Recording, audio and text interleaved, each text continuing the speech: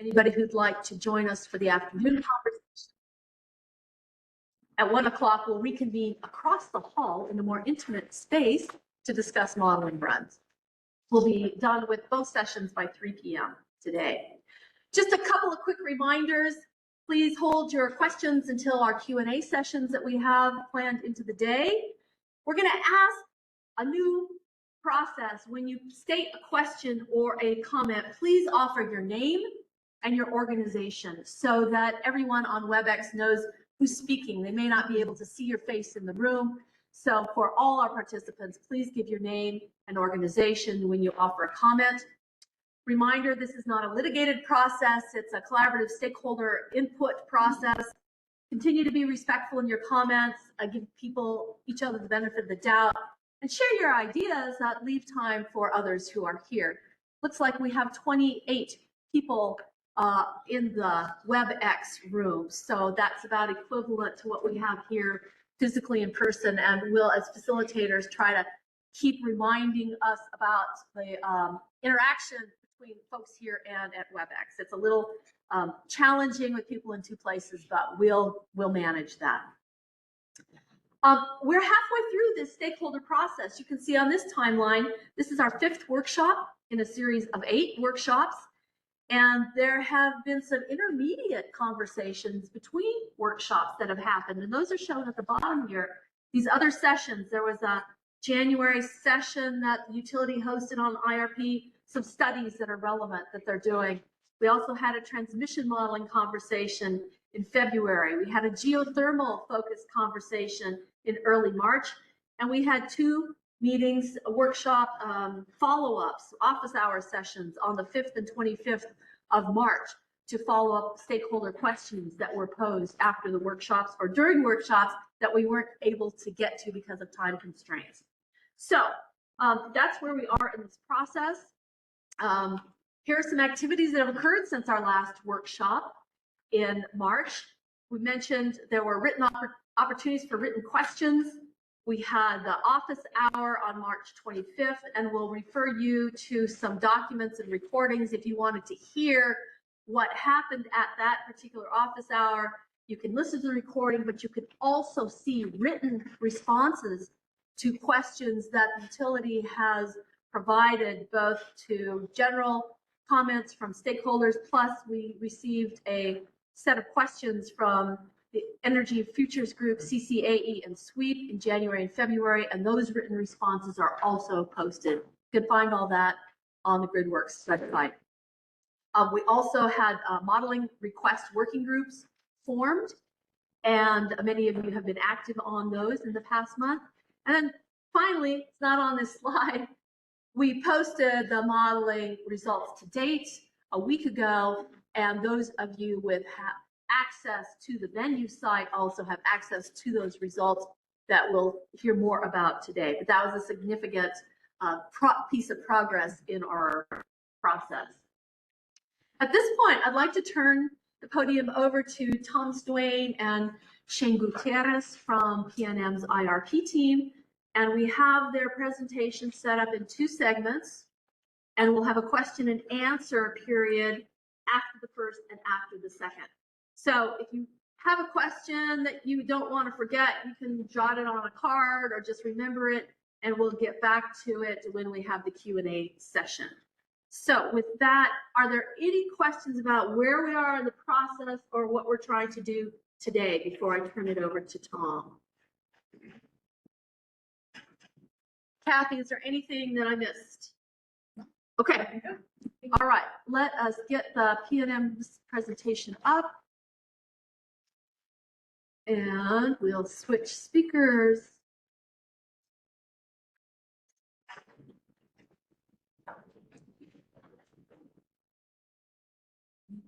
Sure.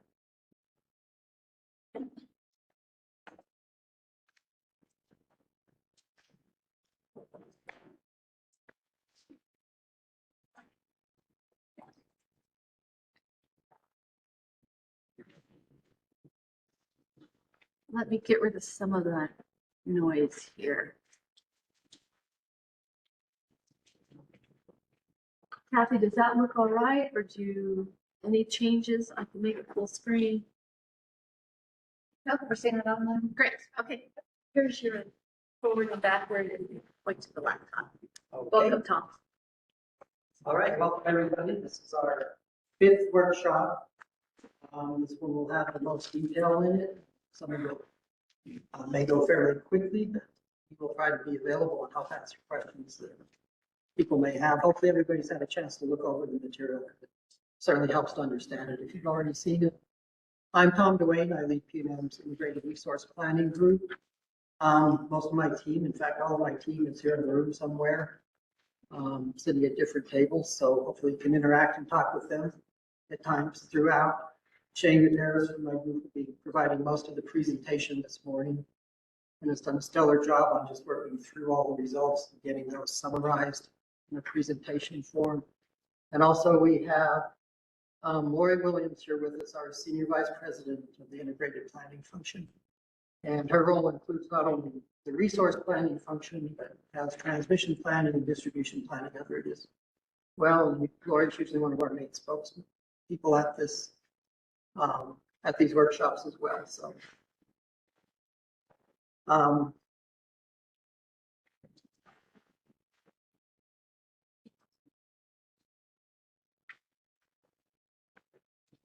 Did it change?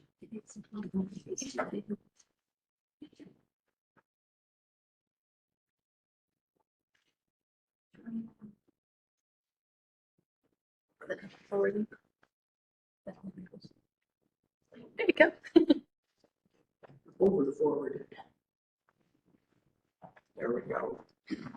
All right, so with this information, we do include a disclaimer. The work in the IRP is forward-looking. It's based on a lot of different assumptions. And so there's a disclaimer for the nature of the information involved in the IRP process. I'll leave you all to read most of that, but the assumption and projections do not represent commitments due to the nature of the world and just the fact that there's risks and uncertainties at all times. These kind of assumptions change frequently. There is a reference to SEC link on the slide for detailed risk factors, which you can review at the link shown there. The information here is based on what is best available for analysis supporting the stakeholder process and creates no obligation to update forward-looking information based on the events outside of the rules defined.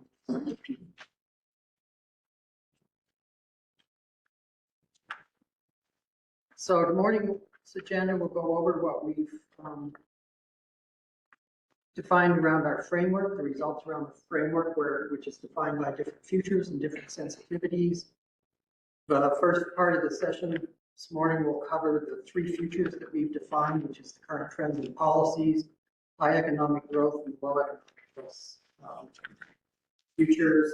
The CTP, current trends and policy future, reflects below the expectations, the best expectations of the forecast and assumptions used in the IRP analysis. The other futures are there to try to find if things deviate and put some bounds around what would our expectations be as we look at things that may deviate significantly from the current trends and policy future. The second part of the session will focus on the sensitivities looked at around the future, and Shane will review those quickly what they are, just to remind people we've gone over those in numerous workshops so far. I will provide a very brief discussion on transmission, and we plan to follow up with more information and then office hours next week on some of the transmission activities going on. And then this afternoon session, we'll be there to discuss potential stakeholder scenarios and help guide where those requests can go. This is basically where we are in the process. So early on, we started our workshops back in December with introductions and just overview of what the IRP process will cover, largely introductions for stakeholders. We've done a lot of data collection, defined the modeling framework, which we continue to repeat in each workshop. We now have modeling results for PNM defined scenarios, and we're getting to the point where the results have been analyzed and presented here. So we're kind of into analyzing those And we'll be moving to get what variations and what scenarios stakeholders might also want to continue to see around those. And the stakeholder input is important for the rest of the process to put perspective around the results that we have.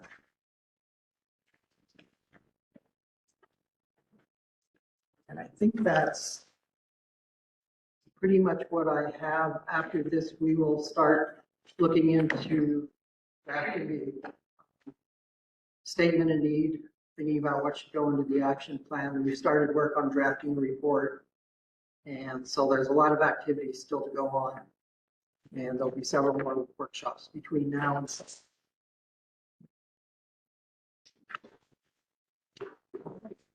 So at this point, I'm going to share the results of the modeling.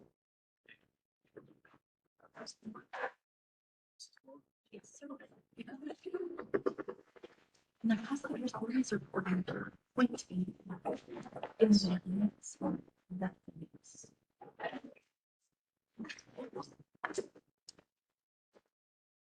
Okay, good morning, everybody.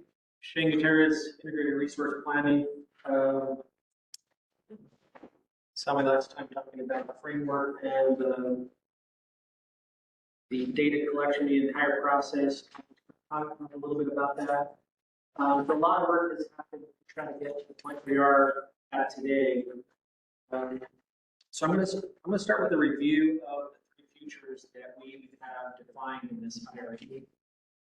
Tom went a little bit over that, but I'll just review real quick. I'm not going to spend too much time on this slide here, but we have three futures: current trends and policies, high economic growth, low economic growth.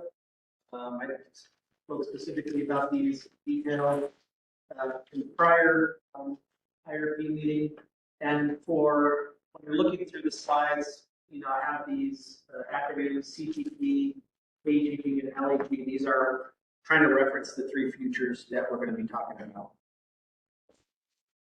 And another quick review is on the candidate resources that we are putting into the modeling for the expansion plans, the plans that we're going to come up with, the portfolios.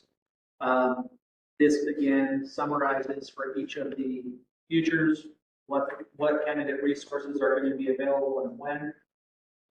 The only thing really here to point out is in the high economic growth, our low forecast is pretty high compared to the current kinds of policies.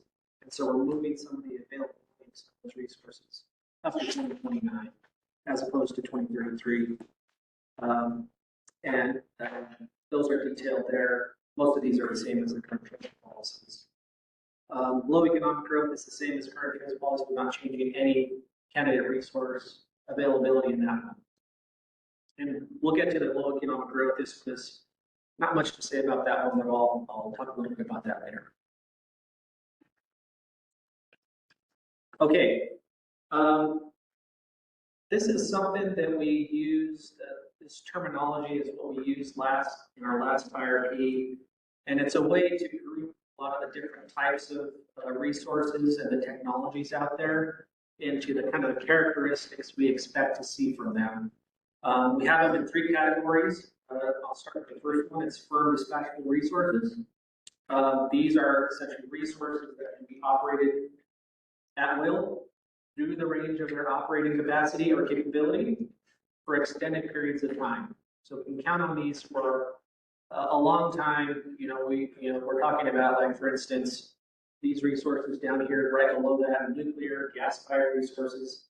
Long duration storage, when we're talking about long duration, we're talking about at least like a day or longer.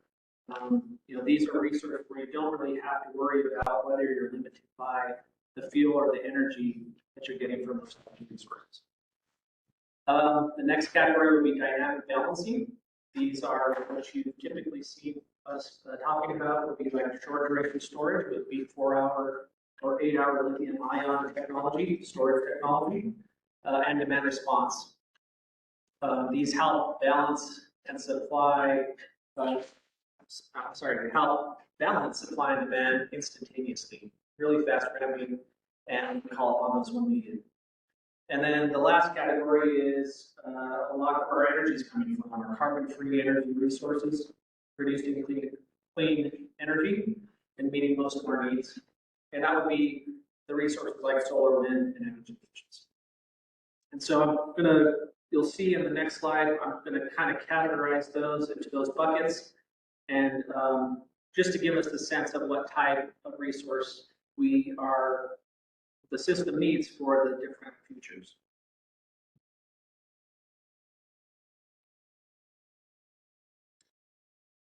So this next slide is just kind of give an idea of where we're at in terms of load and resource position.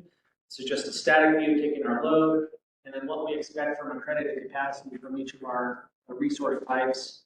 You've kind of seen this already before, but this is showing accredited capacity for current trends and policies and high economic growth. You can see that we are set pretty much in the current trends and policies by the time through about 2035, 2036. We have really small needs at that point. The high economic growth is showing significant requirements for accredited capacity and energy starting in 2029. So this is just showing you the position that we're in. If we're in a high economic growth future, we're talking about 500, almost 600 megawatts by the time we get to 2036.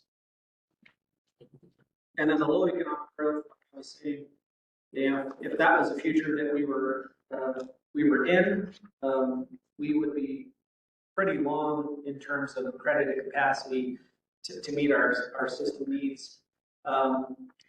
Now, if an LEG forecast or low economic growth forecast was our best projection today, which is not, we would need to make adjustments to resources procured in the 29 to 2032 timeframe. This is kind of just giving you a sense on the right-hand table. You adjusted some of those resources on the front end. You get back to something closer to where we would actually be finding our system we'd be comfortable with in terms of reserve.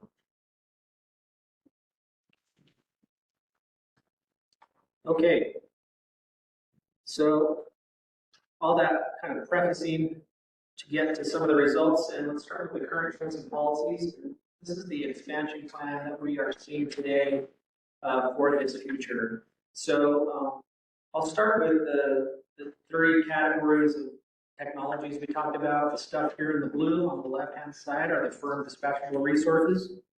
The stuff in the middle in orange are the dynamic balancing. And then the stuff on the right in the green highlights at the top that's the carbon-free energy resources. New additions, or what the capacity expansion is coming up with, is highlighted in orange, the orange cells. You can see them. If not, you can probably pull that up from the postings that we have out on the venue and on the website. And then the key here going forward is really the focus period. So this red rectangle is focusing on years 23 through 36. This is really what we're trying to focus on. This is the time frame that we are trying to understand what we need to do, what resources are needed to serve the requirements of the system. So that's really the focus of why we're here today. So what are we seeing here? Well, some of the observations are that solar and energy efficiency are added consistently through 2036. You can see those on the right-hand side in the highlighted cells. Demand response is being added in 2030. This is extending our existing peak saver program. It's also adding some smaller demand response programs. One is an EVTOD, which is an electric vehicle time of use program that we modeled.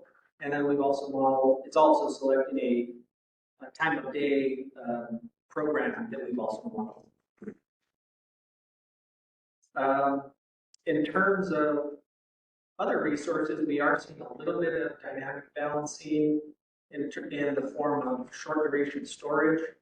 That is being added essentially as an economic play. We have ITC in there that's expiring, I believe, actually rolling off by the end of 2035, and 2033 are still getting a 30% ITC. So we think that it's probably trying to maximize that incentive that it's getting in 2033, and it's not really adding much. Much of it's really speaking out there, 60 megawatts worth of storage.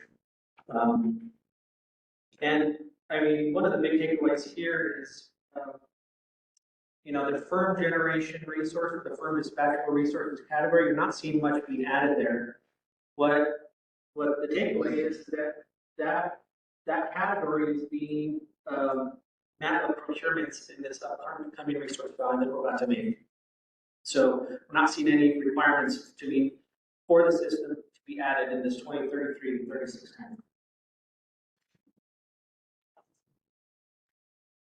So that's the current transit policies expansion plan. Let's go to the high economic growth expansion plan.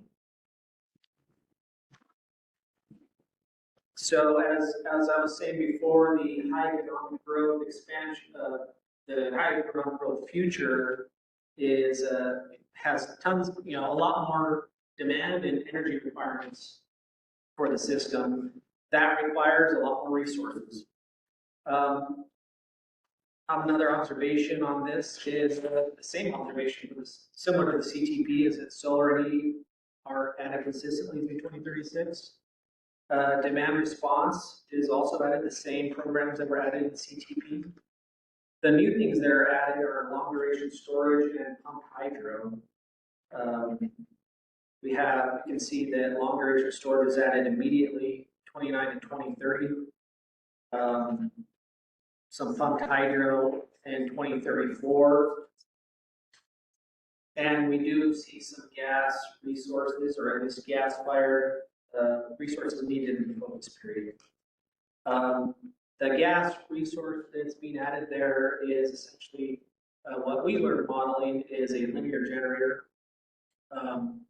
which is it's a technology that uses compresses fuel to create chemical reactions that in turn pushes these oscillators through copper coils to create electricity. The interesting thing about that technology is that it's low heat rate. You can use different types of fuels, natural gas, propane, hydrogen, various conversion costs for that. So we believe that that's why it's probably adding something like that as opposed to gas resources where you actually have to pay for a hydrogen conversion cost later on.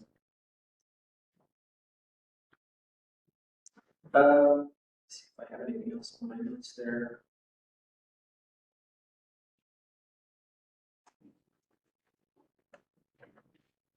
I think that's it. The main takeaway is it's really, you really have to shift these resources up in time when you have high and low growths that what we're seeing in the high economic growth case. And then the low economic growth expansion plan, you're not seeing much at all. It's a pretty quiet future. I don't know what else other word to explain on what this is, but you know, you're not getting a lot of load growth, right? So you would not expect to see a lot of resources being added.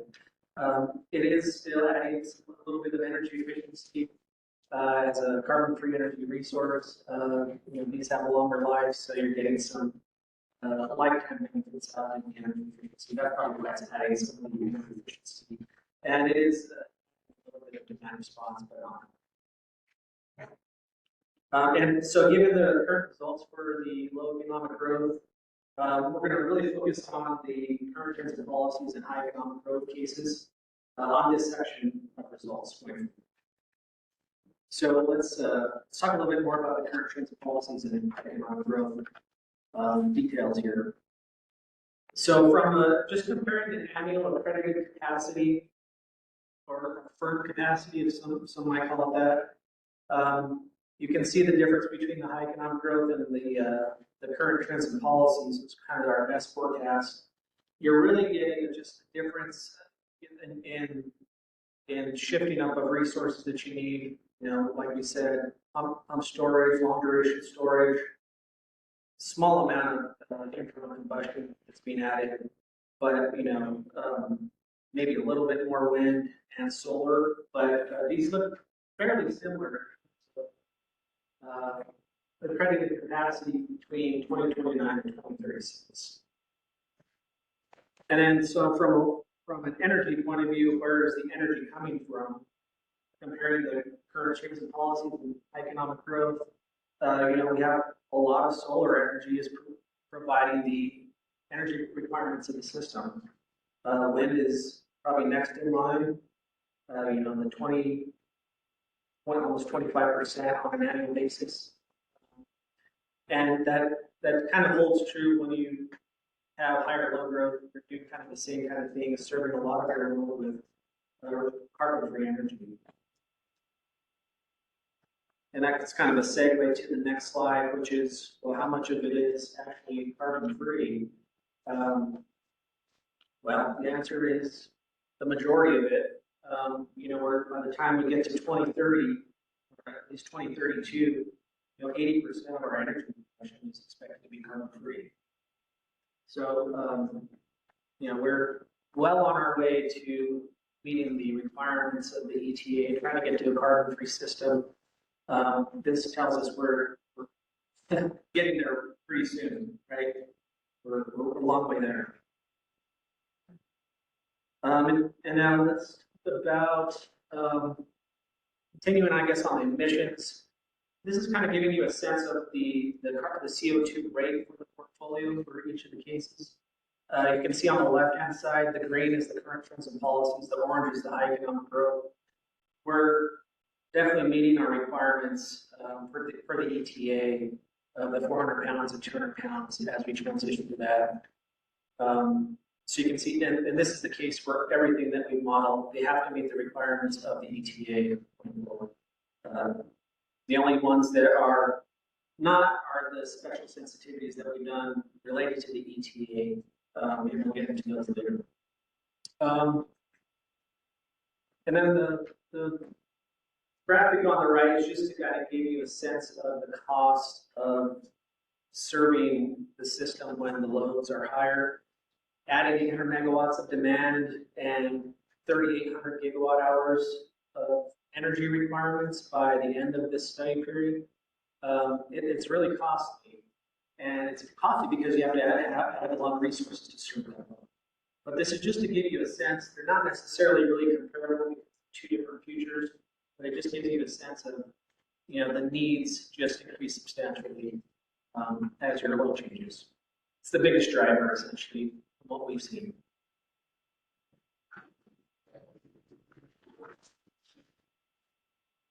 And so to conclude, current trends and policies, high economic growth, low economic growth. All portfolios are meeting the projected RPS and CO2 emission standards. We're seeing energy efficiency bottles consistently included in the expansion plans. Demand response programs are added as part of these cost programs coming in 2030. Under a high economic growth future, it's accelerating solar and gas additions along with long duration storage.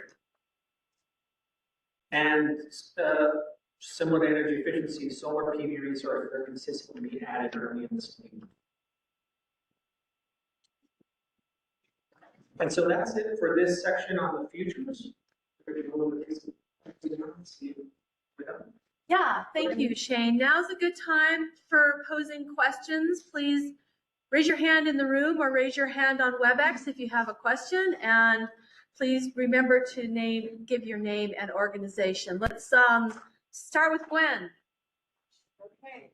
I was just wondering about the slide that you showed with the CO2 emissions progression over time. And, you can see the shape of that. You see the decline in those earlier years, and then it's flat, and then it's a sharp decline again. And I'm wondering if you tested any alternative modeling constraints to identify, comparisons of resources or costs, if you kind of smooth out that line a little bit and avoid the sharp drop later by having more of a consistent progressive reduction. So that might be, more of an interim reduction in 2035 or 2040, or at a different year in that time frame. So to answer the question, we have not. We're just trying to go by the law of the land, which is, we need to be at that 200 pounds from now until we go carbon free, until the law says. We have not tried to see if we can decrease that requirement over time. That's an actual physical constraint in the model. So we have not looked at that. So if that's something that's a possible stakeholder requested run idea, please hold that till this afternoon. What we're really trying to do today is this morning, understand the results and guide what your suggestions might be for an alternative stakeholder run. So that's really relevant. I have some additional follow-up thoughts, but I will let other people ask questions and see if those other thoughts come up. Okay. Thank you, Gwen. I think Anna Linden and then Tom next. Go around. Please give your name and organization. I'm sorry. I'm Madeline Weller. I work with WRA. I work with Gwen and Cindy over there. Gwen basically asked the question that I was going to begin with. And your answer is helpful in guiding further questions. I continue to have, and this is unrelated to that, since we can go back to that later. I continue to have a sort of baseline puzzlement about the choice of modeling the high economic growth scenario with a low behind the meter solar factor, I guess. And I understand that that produces the future that requires PNM to deal with the most difficulty of high economic growth. And I get why you built that. But I don't think it's true in terms of how the world would work. It is likely in a situation of high economic growth, people have more disposable income and therefore are more likely to build behind the meter solar. It would be interesting to understand more about how you made that decision and why you've set up the whole future to have this sort of artificial constraint. So I think we talked about that in the last session. I may not have been there. Maybe before. And you hit it on the head. It was really just to get a higher load forecast in the HEG. Now, we can go back and take a look at what the requirements are. Maybe it'd be helpful for me to try to show you what that delta would be in terms of demand and energy. So to see if you think it's a big enough impact, because really at the end of the day, I want to try to set some boundaries on what these futures look like, right?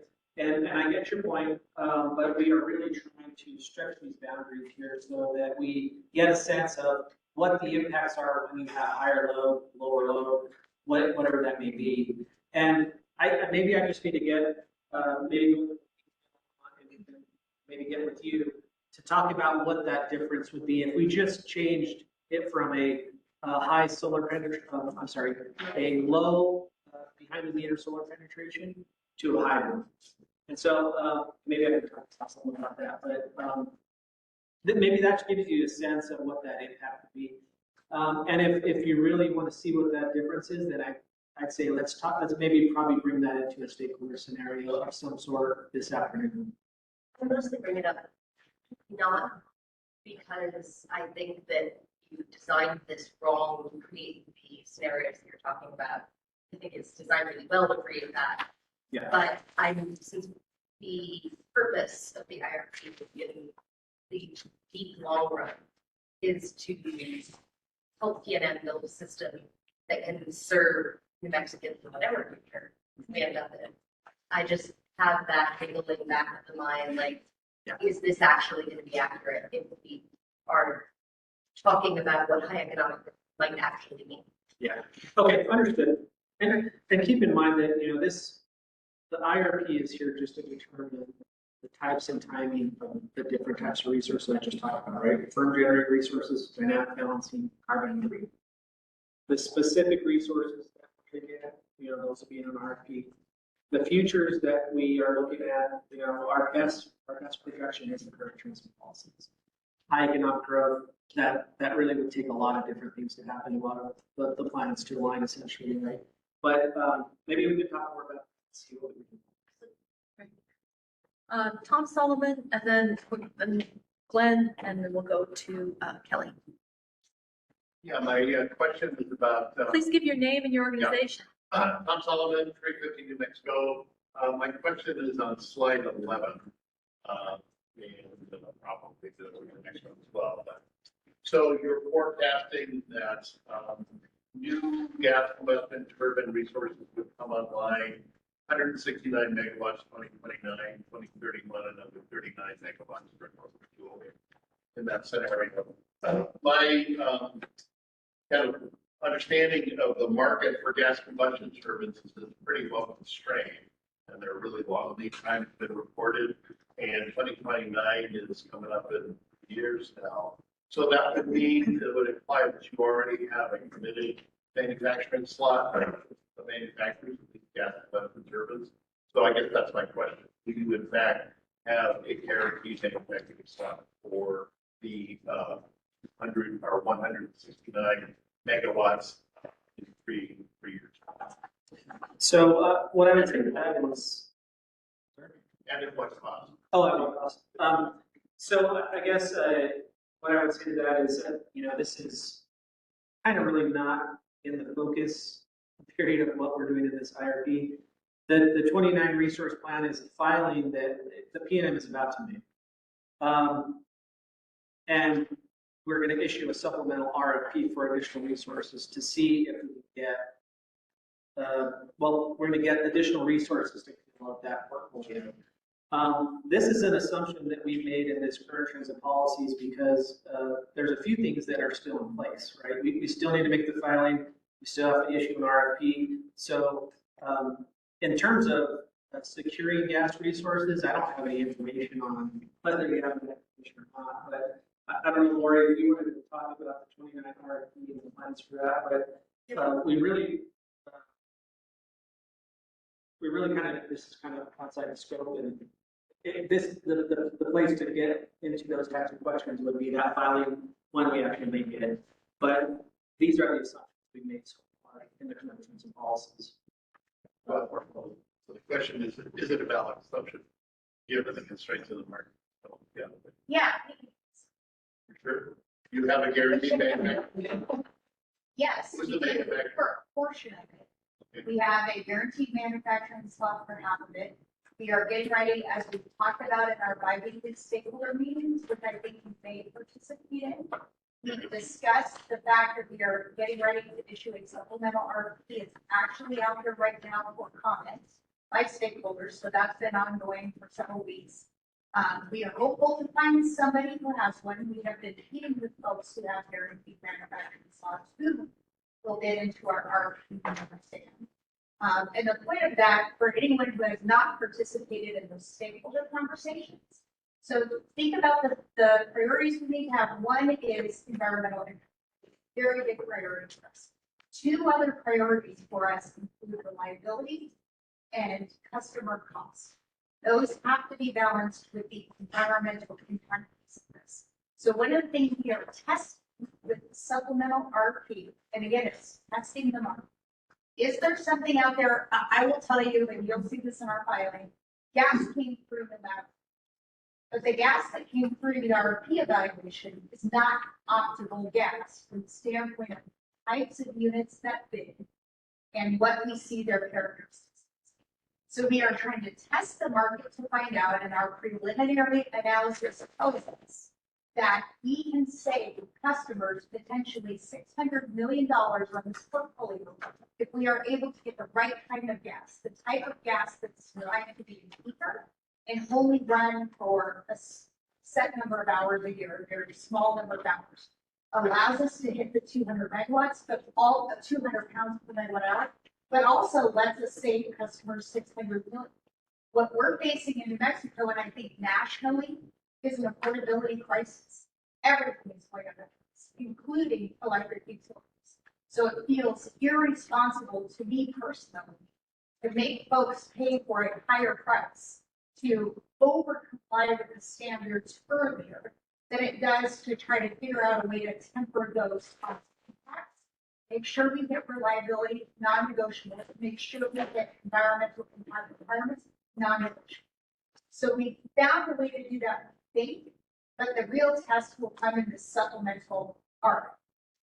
Does that answer your question? Partially, yeah. So, What portion's not answered? I guess like, the question is about athletic costs, so maybe you'll find out when you actually get. And again, I will say to you, and we've shown this repeatedly, but at the cost of $600 million less on a 20-year NPV to customers. That's the cost. Because what's been reported is that, because of the constraints in the market, the actual delivered cost is per. Yeah, and we haven't made up costs. We've pulled costs from bids. We've pulled costs from meeting directly with vendors. So those are folks we deal with every day. We deal with GE, we deal with Siemens, we deal with all kinds of manufacturers directly.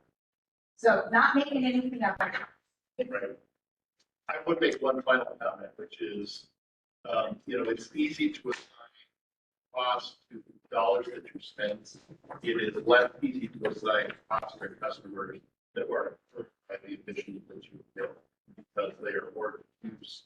They show up in home insurance costs. They show up in disastrous wildfires and impacts of public health. Those are not things that are in your property system.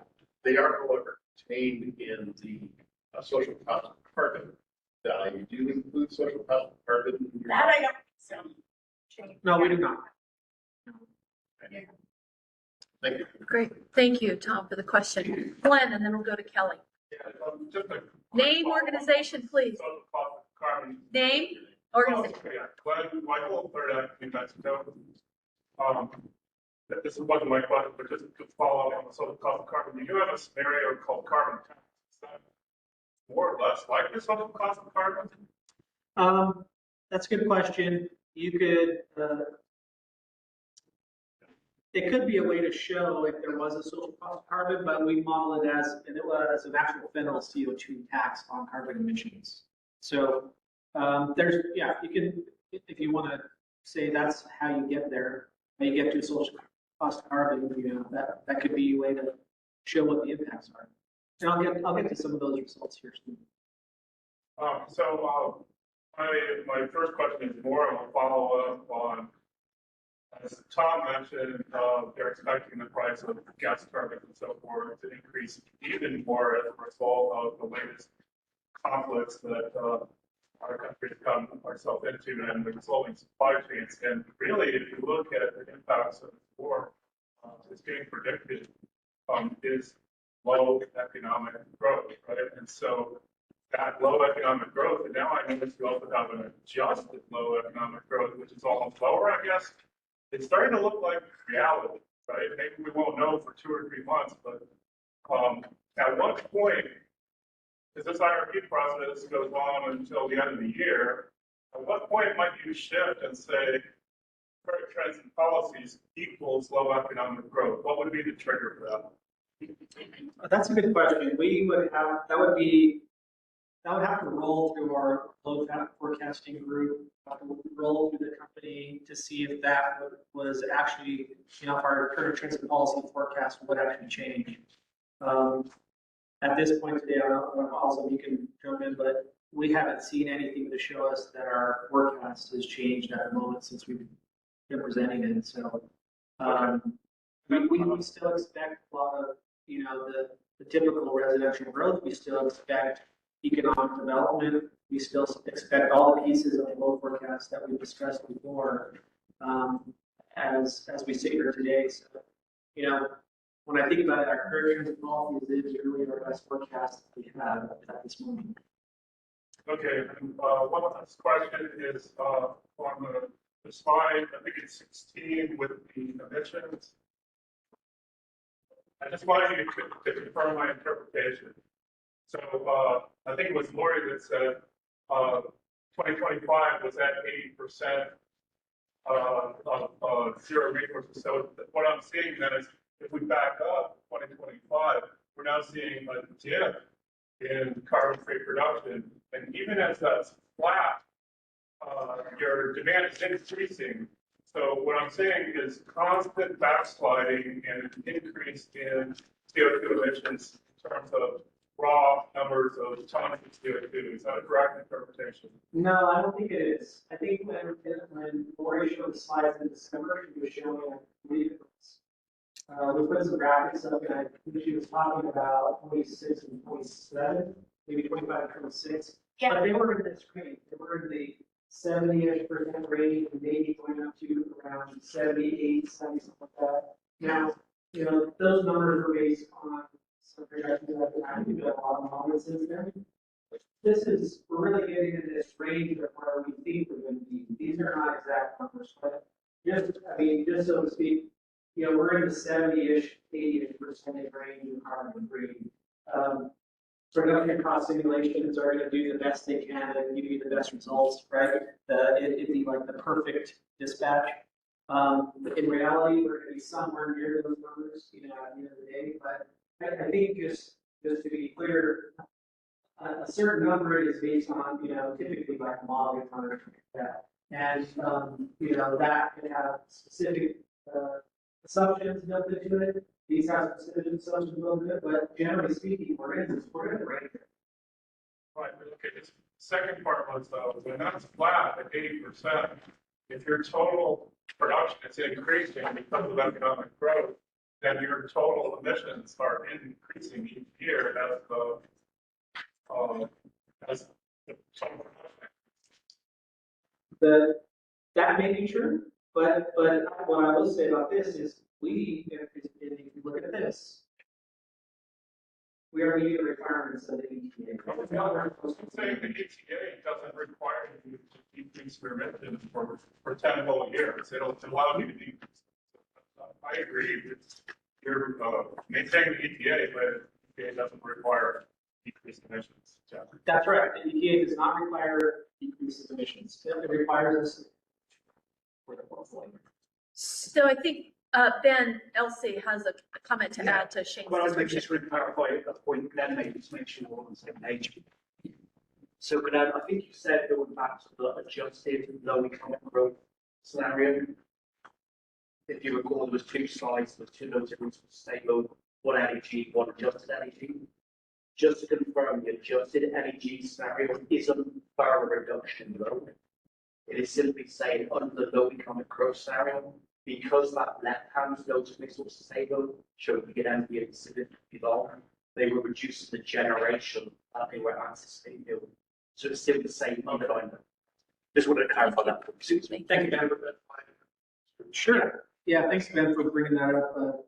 It's a good clarification. Let's see. It's on the other one. Yeah, so what Ben was saying is, we're still using the same load forecast in both of these tables. We just made some adjustments to resources on the front end on this right hand side table.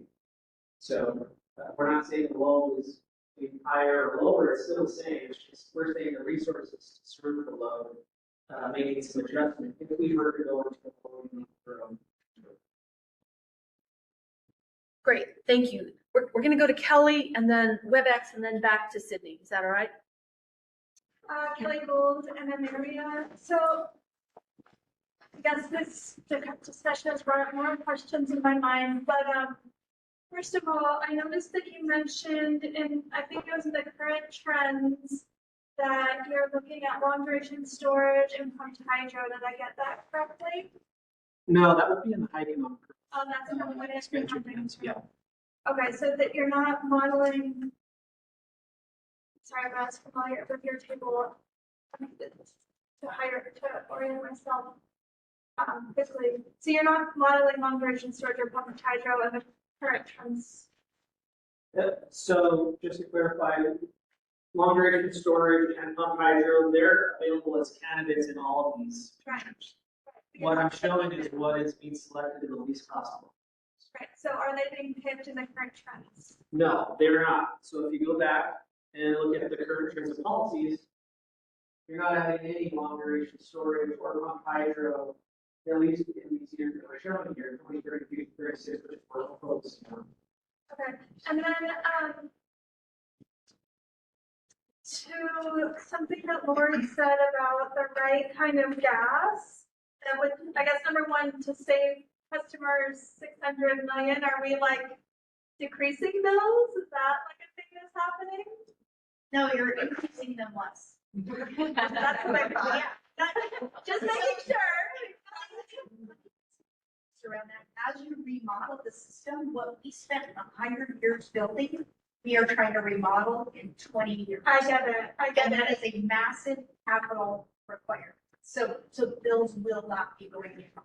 It's just a way to, I'm just wanting to understand when we talk about $600 million of savings, it's not a bill reduction. It's against what could be, right, picked only from what bid and yard. So then Safety, reliability, environmental.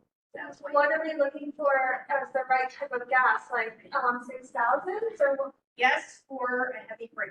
Those are what we are hoping will bid in. We'll see what comes. And what did you get? Well, we haven't put the RFP out. 6,000 Or a heavy freight. And what, and then, The RFP is also the state for review. yeah, but I haven't We seen it. issue the RFP once the stakeholder review and comments are back. We're following that IRP process. No, I understand that, but if you're saying like the right gas didn't come in, I'm sure. Reciprocating engines. And then, I'm just still struggling, and maybe this isn't for the larger group, and I just need to talk with somebody individually, but I'm still struggling in the time frames of what the last IRP covers and the statement of needs. And I understand what this one covers, which is starting in 33, but is that like per statute? Did PNM choose those dates? Did the commission order those dates? Like, I'm struggling with why these resources that are coming in on 2029 are part of the last IRP. Is there any questions? Yeah, I'll answer that and then you guys can fill in as you see. So it was in our action plan. So when we went through the stakeholder process last time, the stakeholder process, that was the determined action plan. What was the years of the last action plan? It's the years of the last action plan go through the couple of years that the IRP requires. So you have an action plan period, but in that we said we would issue an RFP for resources between 29 and 32. And the reason for that is that in every single one of our last sets of resource replacements, not a single one of those folks have been able to come in on time. If you recall the several years of San Juan shutdown replacements, Palo Verde replacements, we were years past the shutdown before the replacement resources came in. The driver there is supply chain constraints on labor, those kinds of things. So we know two things. Number one, to overcome supply chain constraints and not put reliability at risk, and hopefully not have to go out to the market to make long-term purchases on top of all the investments. We need to go out far sooner than we've been going out. That's the reality of the marketplace today. The second reason that I will give you is we know that the next set of technologies, what we can't continue to do is just put solar in front of them. We will not make Solar.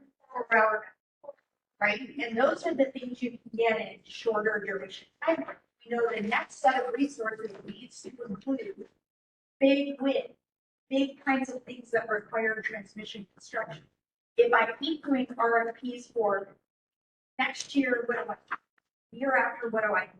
You will never ever get the real long-term optimized additions that you need, which includes transmission construction, which we know in this state will take us at least 4 years, I would say, 3, 4, 5 years, up to what Sunzia took was 17 years to get permitted.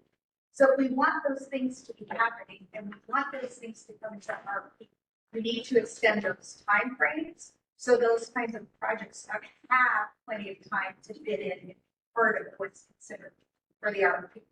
I will argue the same will be true for geothermal, same will be true for long duration of hydro will not get built if I issue an RFP today for next year or 3 years from now. It needs a much longer time frame for it. So if we continue to do this just in time planning like we had been doing, we not only risk reliability, which is what happened with San Juan replacement, but we also limit the number and types of resources that can come into play. So let me, I think we're gonna, the answer to your question on time, though, the 2023 IRP action plan period was 24, 25, 26. That was a 2023 filing, and so the action plan was 3 years post that. That would be 24, 25, 26. Yeah, that's what I'm.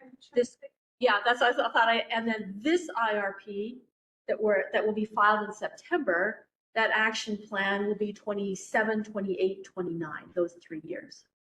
Yeah, so that is like a weird, That's by hurts my rule. brain.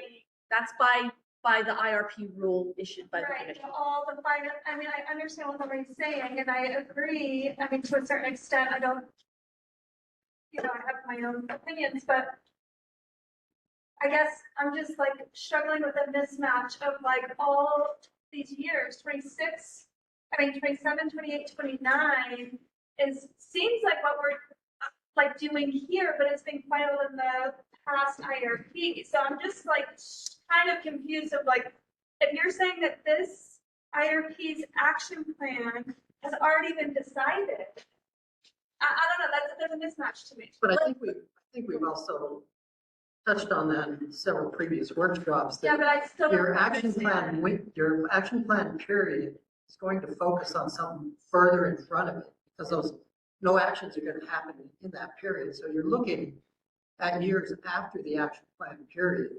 And for the 23 IRP, that was the 29 to 32. The action plan focus period was 29 to 32.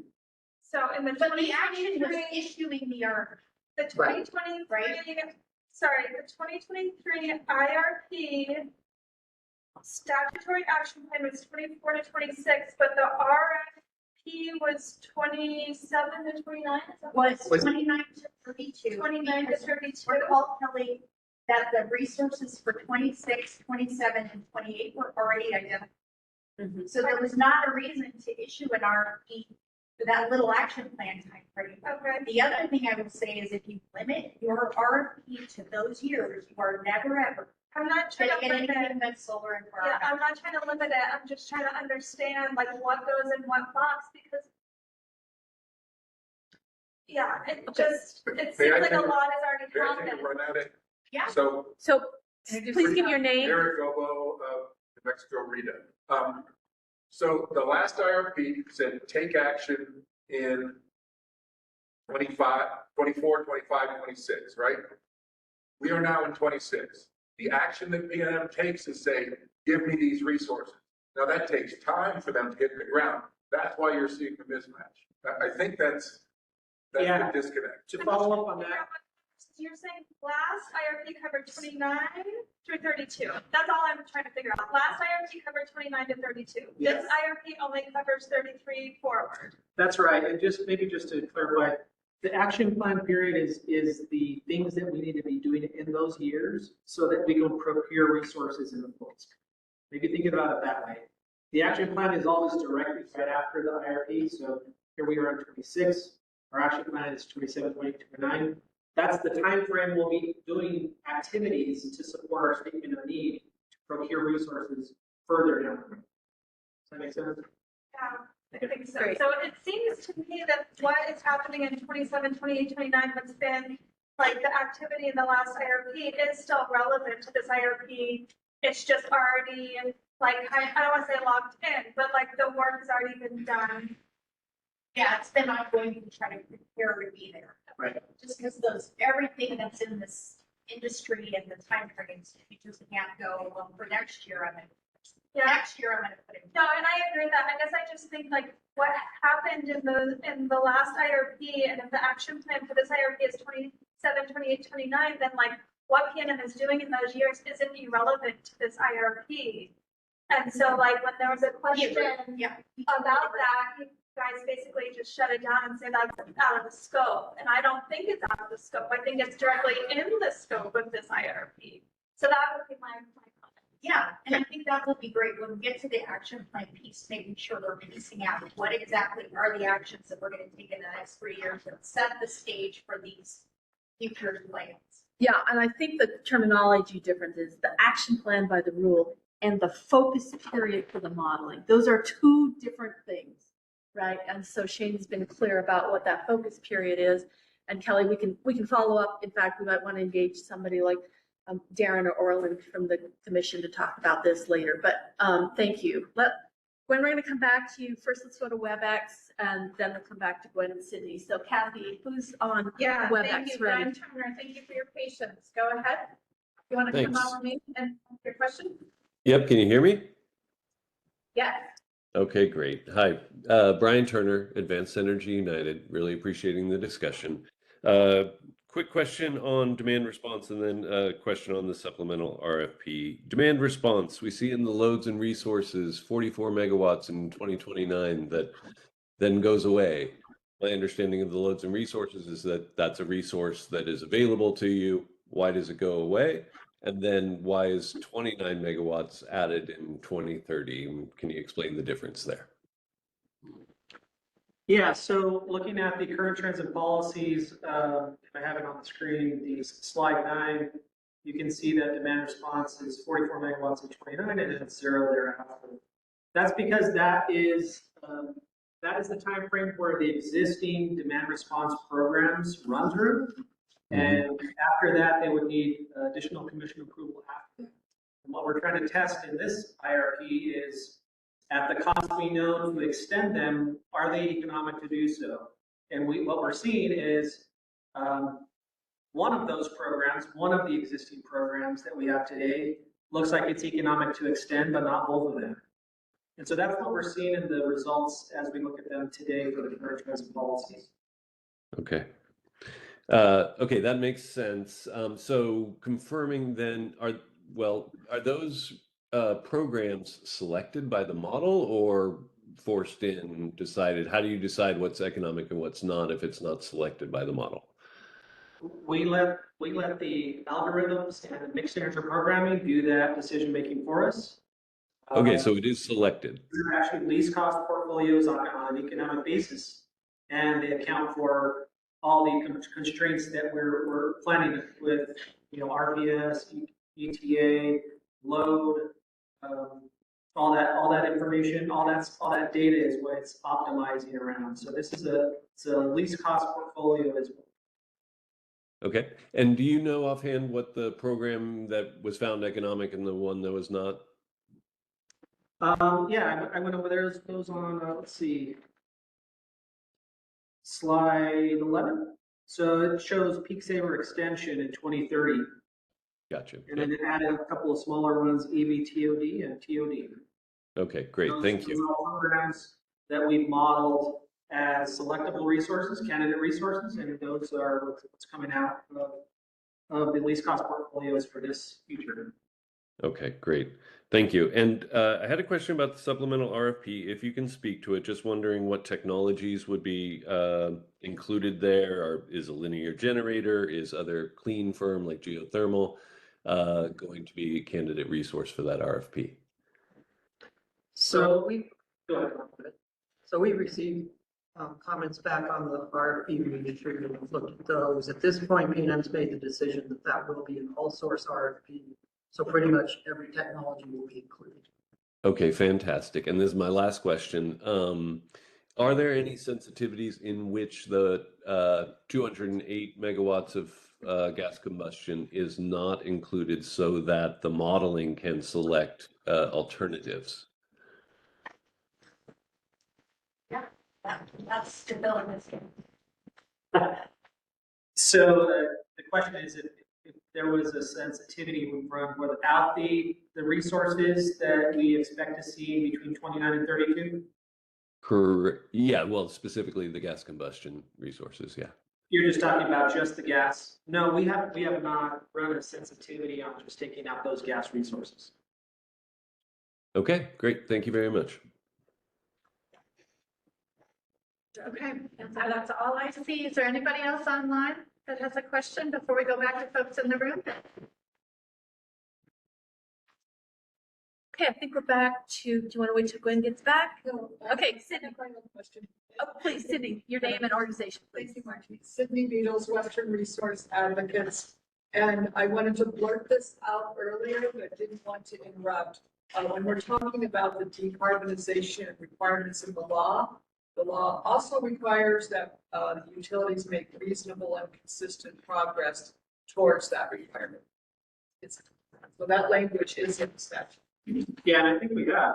I mean, if you look at what our energy production profile looks like, at least between 29 and 36, I mean, we are pretty far down the road in terms of decarbonization. Yeah, I wasn't necessarily saying that you weren't, I just, Okay. just in the context of that discussion, people were referring to the legal requirements, I just wanted to Okay, point that out. thank you. Thank you, Cindy. Let's go to Darren, please. Here, Ziggy, next one, PRC. Darren, speak up. Much louder. Yeah, if you go to that slide, the CO2 slide.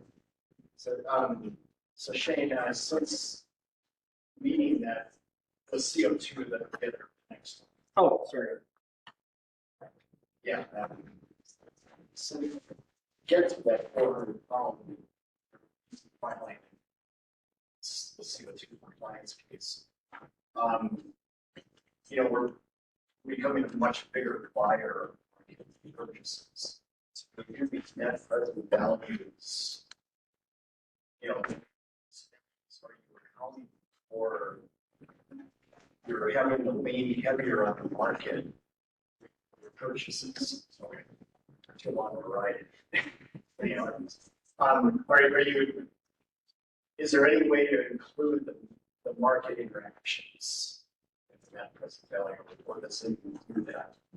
So to answer your question, all these simulations and results do include market that we can purchase and sell from. We've essentially limited the market interaction to something we think is reasonable on this. I think it's about 400 megawatts in every hour.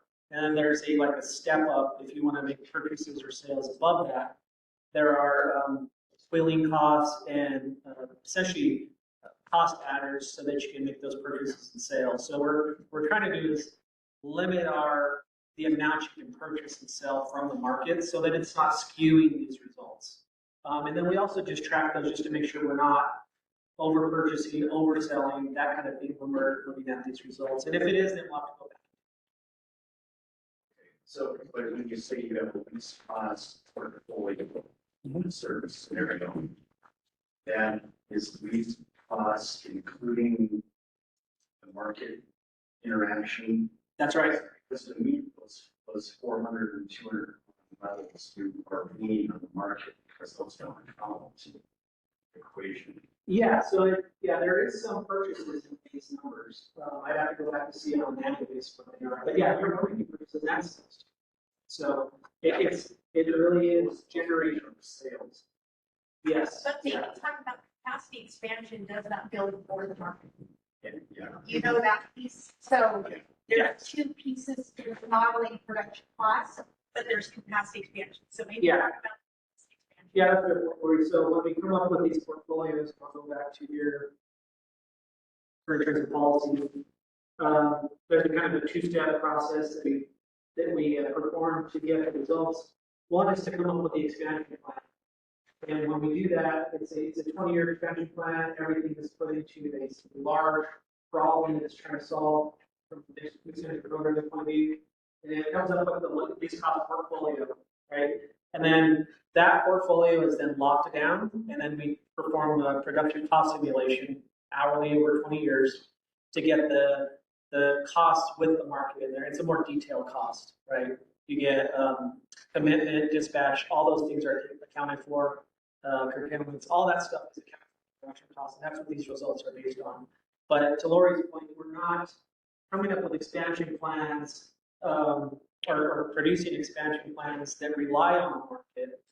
It's only when we come up with those plans, then we do a more detailed production cost or cost simulation to get to what those that cost of that portfolio really would be.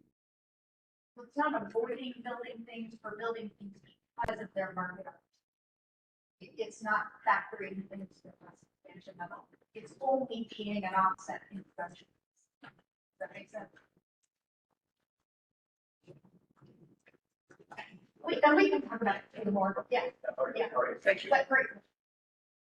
Let's go back to Gwen. Did you still have a question? And we'll let you go ahead and Yeah. ask that. Yeah, I have a few questions sort of circulating because as more comments are made. I just to reframe what you were saying about like the capacity expansion, selecting actual, types of generation resources that PNM would part of their system. The market is not offsetting that, but also you're saying that PNM is not acquiring capacity so that it can sell on the market. That's correct. Both of Yeah. those things. Right, it's trying to keep that market totally out of that decision making. It's only then, once you've made the decision making, can the market offset costs for customers. That's really all it's. And are you including a generic assumption for the carbon emissions for each megawatt hour of energy that you purchase from the market? Not that I know.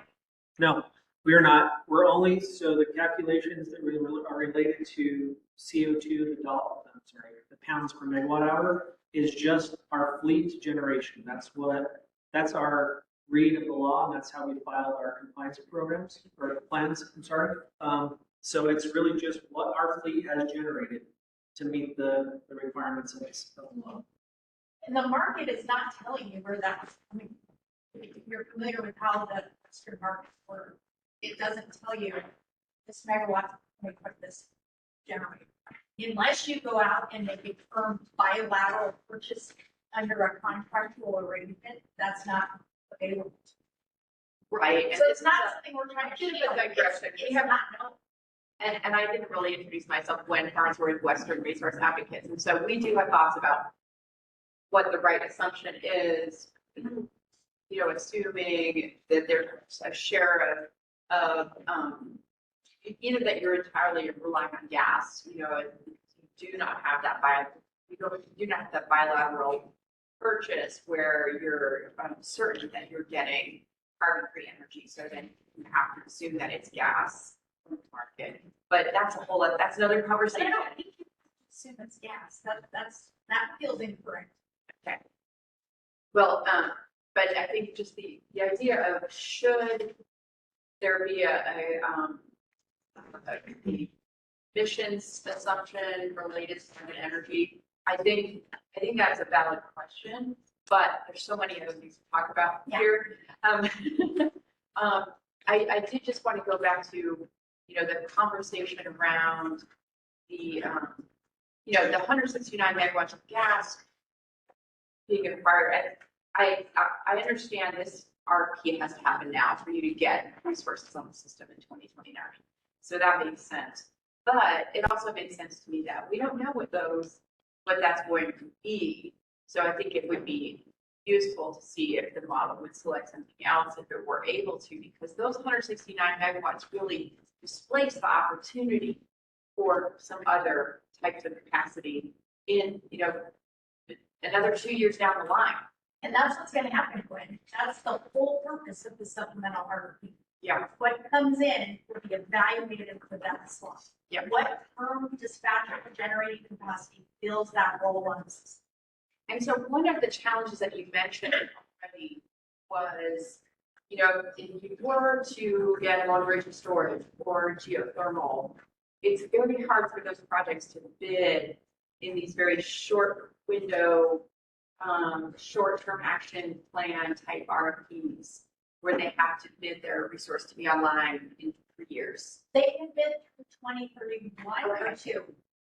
We 31. made it extended for that So they can bid to come exactly why online. we're doing this. And I will tell you, none of that came in, unfortunately. So we issued an RFP in 2024, and this RFP was issued in 2024 for resources to come between 29 and 32 in the hopes that we would see geothermal, in hopes that we would see wind with transmission expansion, in hopes that we would see some of the other technology for long duration storage, other things. We cannot keep adding solar for our battery. The lights will go. I promise. So that is exactly by design what we were trying to do. It didn't come. And we need that market to come and to bid. That is the key that I will continue to emphasize. In fact, I met Gio just this week about what can we do in New Mexico, and I'm like, can you bid in the summer? No. Oh, hurry! Please, begging them. So anybody that's got lines into, and that was a promo, anybody that's got lines into these companies, we are desperate for those technologies to support, because I need something firm and dispatching to fill that role on the project. So when, do you have another question? Can Tom to respond to that? Or add some color? We're good. We have till 10:30 for this segment, so we're good, Lori. And then we'll take a quick break before we go to number 2. There's a button on it. What does the button say? Is it red or green? The line. Tom, you're loud enough. Go ahead. You're probably okay. I probably am. Yeah. So Tom Solomon, 350 New Mexico, also geothermal working group. So here is kind of the state of play for geothermal energy in the nation and in New Mexico. The first of a kind geothermal plant is being built right now in Utah called Cape Station. Its first 100 megawatt module will come online this summer, so they say, and it is clearly nearly done. And so we will see this, we believe, an operating EPF power plant this year. And we are, the industry is basically waiting for existence proof that our plant running. And, no developer is going to bid into an RFP and commit to pricing until we can see something operating on the ground, right? That's just business reality. So that is why you're not seeing our bids into RFPs, and you probably won't for clearly this year.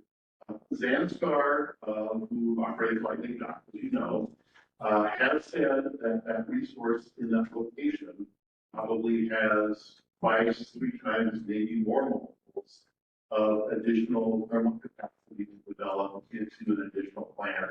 They are limited by, if they can't get the power out of that location with any little distribution line that they get below us.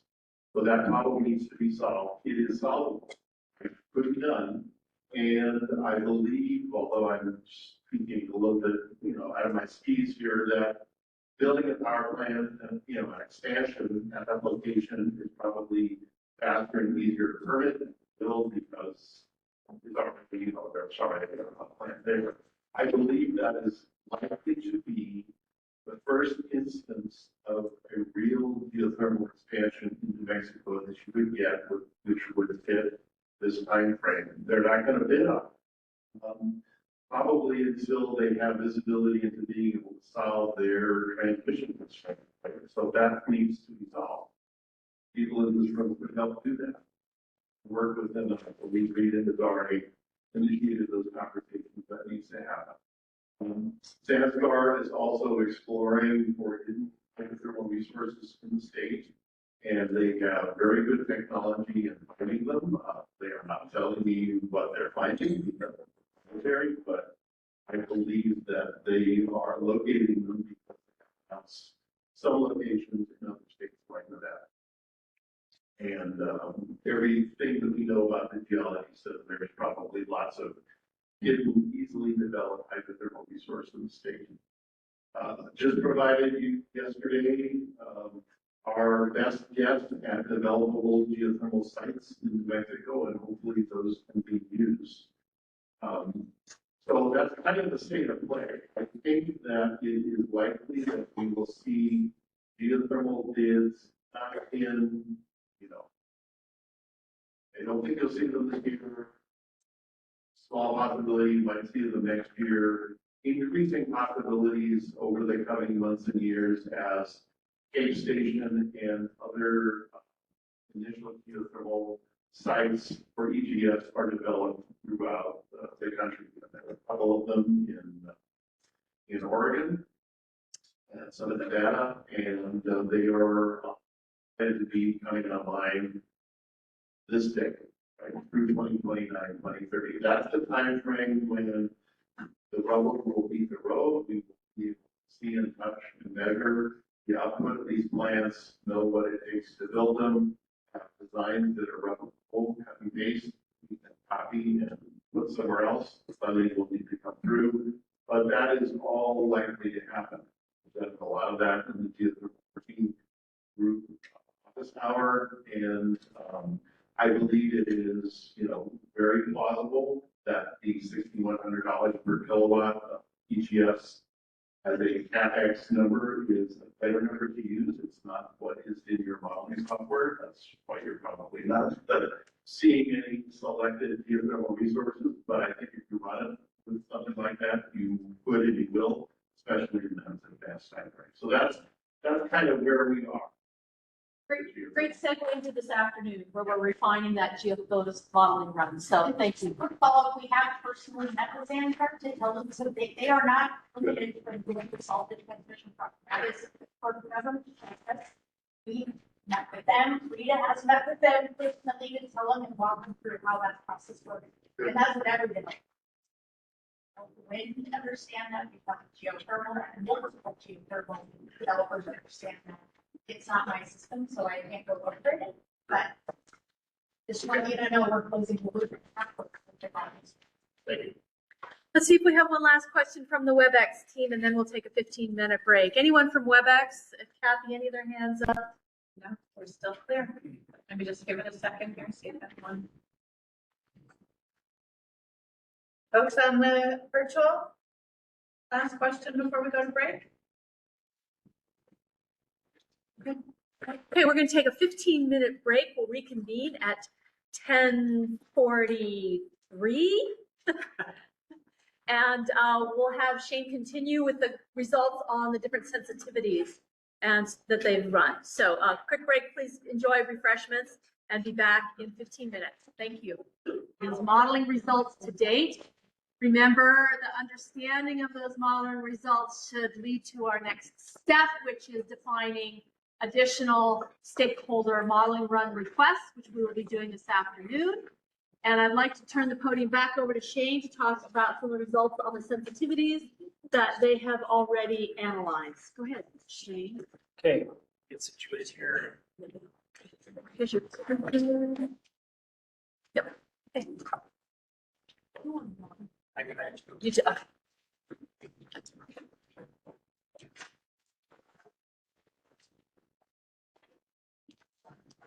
Okay. So now that we've kind of gone over the three futures, we're kind of think of them as base cases essentially. And now we're going to be talking about the results from doing sensitivity analysis on each of those futures. Basically changing one or few small items from each future to see how that impacts the costs, the builds, and CO2 emissions from the baseline CTP, HEG, and LEG. Okay. So just real quick, let's review the sensitivities that we performed. This table, you've seen it before. We have the three futures on the top and the sensitivities for each future that we performed. Again, CTP is current trends and policies. HEG is high economic growth. The low economic growth is LEG. Okay. So let's start with the CTP sensitivities. This is just comparing net present value of revenue requirements over the 20-year study horizon. So you can see the CTP there in the middle. It's in the darker green box, 14 billion essentially, cost over 20 years. And then they are sorted by the 20-year NPV in relation to the CTP. So everything above that in yellow is higher cost NPV, anything below that in green is lower cost. So what does this bar chart mean? So let's kind of go through it step by step. What are we seeing here? So one of the first observations is you can see the CTP there in the dark green. And then we do a sensitivity for late long duration storage. Any kind of delays in long duration storage viability results in a minimal cost increase. You can see there's only an $11 million MPV cost delta there. Why is that? It's because really the long duration storage is not being added in the current transit policies case anyway. It's probably being added on the back end, if any, and on small amounts. That's why you're seeing a minimal impact. What about no new natural gas sensitivity? So not allowing new natural gas resource additions after 2032. That has a moderate cost increase to the MPV. So that's about a $60 million cost adder. If you had a federal CO2 tax, that's the CO2 tax beginning in 2030. That has a significant cost increase as compared to the CTP, $300 million. Now, if you had the sensitivity where we performed a high electrical vehicle sensitivity, if that were to materialize, that penetration, that would require significant resource needs and associated costs. We'll get into the resources next slide. But that is a significant cost increase compared to the CTP. Really, that is because you're adding lots of load to the system. Electric vehicle charging, you need more resources to try to serve that additional load. And they buy less gas. I'm sorry? And they buy less gasoline, and that's to the customer they end up with. So let's hold comments till the question and answer session, please. Thank you. And then, so on the bottom side, we have a cost savings to the CTP, implementing a TOE pricing structure. Shows a significant cost decrease as compared to the CTP. And then the two scenarios that we looked at also with a CO2 limitation of 400 pounds through 2044, and then you drop down to 0 by 2045. And then in addition to the CTP no ETA case, so there was no ETA in place. Those are much lower portfolio costs. You can see how they compare to our base case, hundreds of millions of dollars difference. And so that's the CTP, that's comparing the MPVs. On the next slide, you'll see the comparison, the same sorted sensitivities, but by the types of capacity that is installed for each of these sensitivities. These are the installed capacities between 2030 and 2036. I'm just focusing on that period. And I actually went back into 2030 because there are some resources that are being added before 2033. So that's why I want to capture a little bit of 2030 there. Now, like I've discussed before, we have the legend on the bottom of the left-hand side bar graph. You see there by color, firm dispatchable resources are in blue, dynamic balancing in orange, and then carbon-free in green. Let's talk about some of the observations. So the big takeaway here is no firm dispatchable resources. They're needed between 2030 and 2036. With the exception of the high economic vehicle sensitivity. I'm sorry, the high electric vehicle sensitivity. So we're addressing those needs in the upcoming resource application. So you're not seeing a lot of blue here because we don't need a lot of firm dispatchable resources. We're accounting for that already. The sensitivities that we perform, these ones don't include any incremental resources compared to the current transit policies. That would be the late long duration storage, no new natural gas, or the federal CO2 tax. That just telling me that these, there's a couple reasons. Long duration storage is not adding in the current transit policy, so there really isn't a difference there. No new natural gas resources, we're not adding gas, additional gas starting in 2033, so there is no difference between that one. And then the CO2 tax is really just a cost. We're not seeing changes in the expansion plan, but we're seeing costs to the system for every ton of CO2 that you emit. And now in terms of the TOU, it adds, we are seeing a little bit of a difference. It's adding less dynamic balancing resources, basically adding DR and short duration storage. It's adding less of that. as opposed to the current transit policies. And then the no ETA and the ETA at 400 pounds require less short duration storage and solar than the CT. Trying to give you a sense of how these compare when we do the sensitivity analysis as compared to the CT.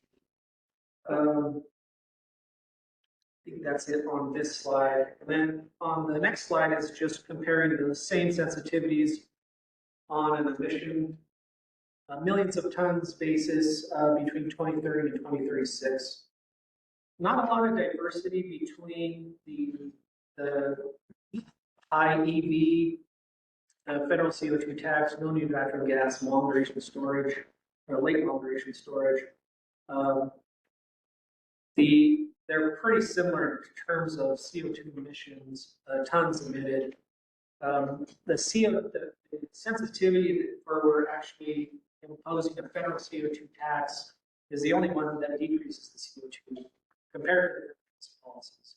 And it's, it's by a moderate amount. It's, we're doing decimals, millions of tons, so 500,000 tons difference. Another observation, materialization of high EV minimally increases CO2. Those are just driven by much higher demands and energy requirements, which just kind of shows you also in that case, we're still trying to meet the requirements of the ETA, still trying to stay under that rate. So we're adding resources, but we're kind of still maintaining a reasonable level of CO2 emissions.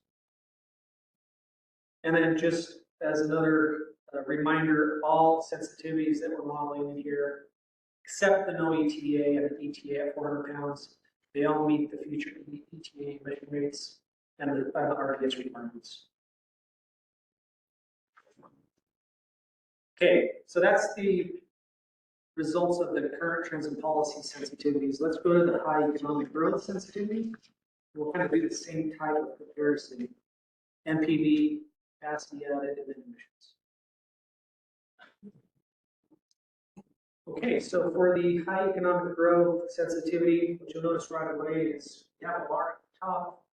It's called extreme economic development. This is going above and beyond the high economic growth, a low forecast, adding additional economic development load on that. This one I'll get into more in a deep dive on this specific sensitivity later, so I'm not going to talk about that one, but I will talk about the others. So the sensitivity and the HEG, where we say there is delays in long duration storage, that results in higher costs as compared to the HEG cost, HEG portfolio, $170 million. That's just telling me that in the HEG we needed long duration storage earlier. In this case where you actually say I can't get it early enough, it's going to cost the system more. I have to put different types of resources, it's less efficient, so the cost will increase. TOU is another one that we're seeing consistently. It's driving the cost of this to operate the system below what it normally would have been. So we see that impact. It's a savings of almost $100 million below the HEG. And then no ETA at 400 shows substantially lower cost over 20 years. We're talking in the hundreds of millions of dollars. Very similar to the current transit policies comparison for costs. In terms of what is it building, we'll talk about extreme economic development here in a little bit. So this one is kind of interesting. So if you're implementing a TOU rate structure in addition to what we're already going to be doing, this minimizes firm dispatchable resources compared to the HEG. Essentially what that means is we're adding less dispatchable resources that, and it comes at a cost savings, essentially what we showed in the previous slide. If you have delays in long duration storage, you need to add more dynamic balancing resources, 4-hour battery, 8-hour battery. And between 2030 and 2036, you can see that on the in the orange bar, on the second one down, lake moderation storage, there's a lot more dynamic balancing resources being added in this time frame. As expected, you can see the ETA 400 pounds per megawatt hour. It requires less for dispatchable resources. And then the no ETA adds more firm generating resources and dynamic balancing, less carbon free. That makes sense. You're not even required to meet those stringent emission requirements. So it can probably just build more dispatchable resources and not have to impose a cost on the system for adding those there.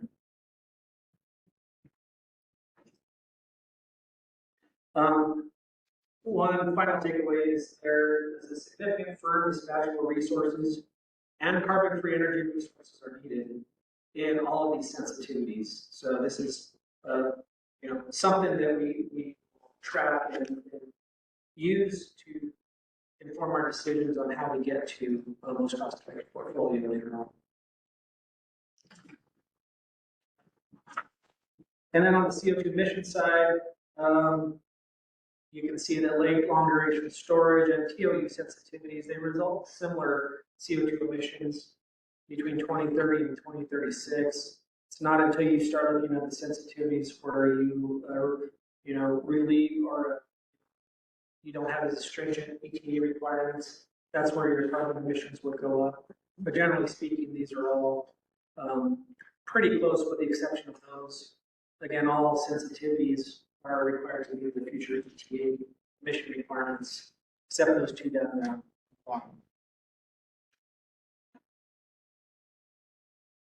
And then, as I discussed earlier, the LEG is it's a low load forecast. We're not really seeing a lot of exciting results from this one.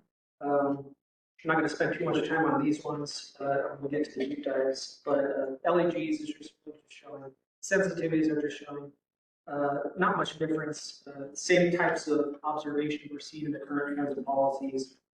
Additional TOU on the system decreases costs. If you didn't have to operate under the current ETA requirements, those would be a lower cost of the system. Those are the same kinds of results we're seeing in the other two features. Installed capacity by type, not really changing much at all. There's really not much to say about this one. There's sensitivities didn't really impact at all the LEG.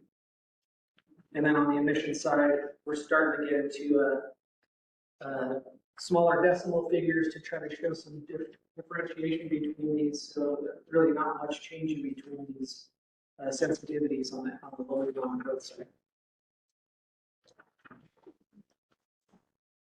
So that's it on the summary of the sensitivities for the three futures. And I wanted to do a couple of deep dives. One would be on the no new gas sensitivity. I thought some of you might be interested in this one, so let's talk a little bit more about this. So here we're comparing the current trends and policies case to a current trends and policies without any new gas resources in the expansion plan. So they're not available to be added. So what is the difference between these two? So as you can see there on the left, the left graphic is install capacity. The one in the middle is firm capacity. We're adding slightly less install capacity, but it's not until post 2042 in that scenario. So we're really not seeing any gas, any new gas being added in the current trends and policies anyway, until we get into the 2040s. We're getting really far out from our focus period. When you look at the firm capacity side, there's slightly more firm capacity in the no new gas sensitivity. We'll get into some of those details on the next slide. And then comparing the cost, those differences between the portfolios are really driven by what's being added at the end of the study period. It's about a $60 million MPV delta if you don't allow new natural gas resources to be added to the system. See that there on the right-hand side of the bar chart there.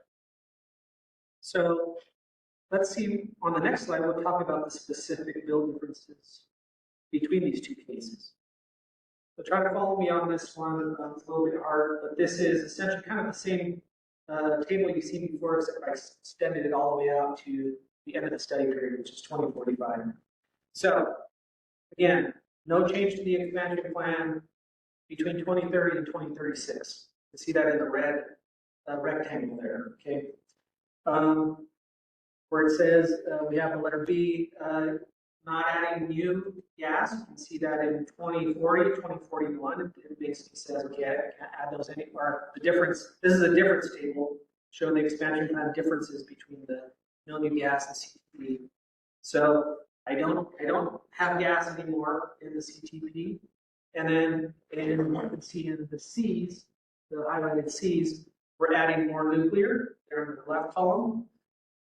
Basically adding, it's shifting them up and adding more. And then also long duration storage instead of gas, it's adding long duration storage also. So it's trading off those two things. Take out gas, what does it build instead? Nuclear and long duration storage. Also, it's adding less short duration storage and in D and solar PV. So totally, so it's you can see the dynamic there. You don't allow to add gas, it does some changes on the expansion plan, and this is the least cost expansion if you didn't allow gas, right? So those are the differences between those two cases. As you go now further to even go deeper, you know, why is the cost differential $60 million? So I kind of put together this waterfall chart to show that. What you're really seeing is the trade-off of gas, short duration storage, solar for nuclear long duration storage is the cost differences in these categories shown here is driven really by, you can see it, capital costs, the increase in capital costs to replace those with gas, your variable costs increase, O&M costs increase. You get lower fuel costs because you're taking gas out of the portfolio. And then you're getting this a small market benefit. We maybe go back and forth on this one, but there's a little bit of a market benefit for purchases and selling off the market when you have gas, or if you don't have gas. So all in all, when you add these numbers up, you get to this $60 million difference. But again, it's at the tail end of the study period, making the MPV impacts really muted. Now, if we did see some gas early in the study period, I would expect this cost delta probably to get larger. I think that's it on this slide. Okay, so that was the no new gas cost comparison deep dive. The next one I wanted to get into, this will be the last deep dive comparison, is really just to show the extreme economic development sensitivity. We're trying to find sensitivities where we can see there's more interest in maybe some larger diversity in the results between each of these. Now we have this extreme economic development sensitivity that we added on top of the high economic growth. It's essentially doubling PNM system requirements by 2045, meaning, you know, you're adding another 2,000 megawatts of demand, another 15 to 18,000 gigawatt hours of energy requirements. Okay? So a lot of load growth. You know, we keep hearing in the newspapers, the articles, all that kind of stuff, that there is economic development, you know, booming everywhere. So this was something we wanted to take a look at, see what those impacts would be. So the blue line on the left side graphic is the HEG. The red line is the HEG with extreme economic development. Significant installed capacity needs with the extreme economic development. Extreme load growth, it's a very fast ramp, you know, 29 through 32. You know, we're talking about 8,000 megawatts. It's quite a bit. And then firm capacity is just showing you from that has been installed, how much can you count of that firm? You know, it's substantially lower, but the significant accredited capacity is needed when you have extreme economic development load growth. And then this last slide here, kind of showing you the differences in installed capacity in those same categories that we talked about. You can see in the HEG on the left-hand side, this is between 2030 and 36 again, just focusing on those years. You know, we're adding quite a bit of firm generated resources and carbon-free resources, much dynamic balancing. But under an extreme economic development scenario, you do need a lot of additional firm dispatchable resources. It's a significant difference. That's triple what you're showing in the HEG. And it's not like it's picking on a certain set of resources. It looks like you're really needing everything, right?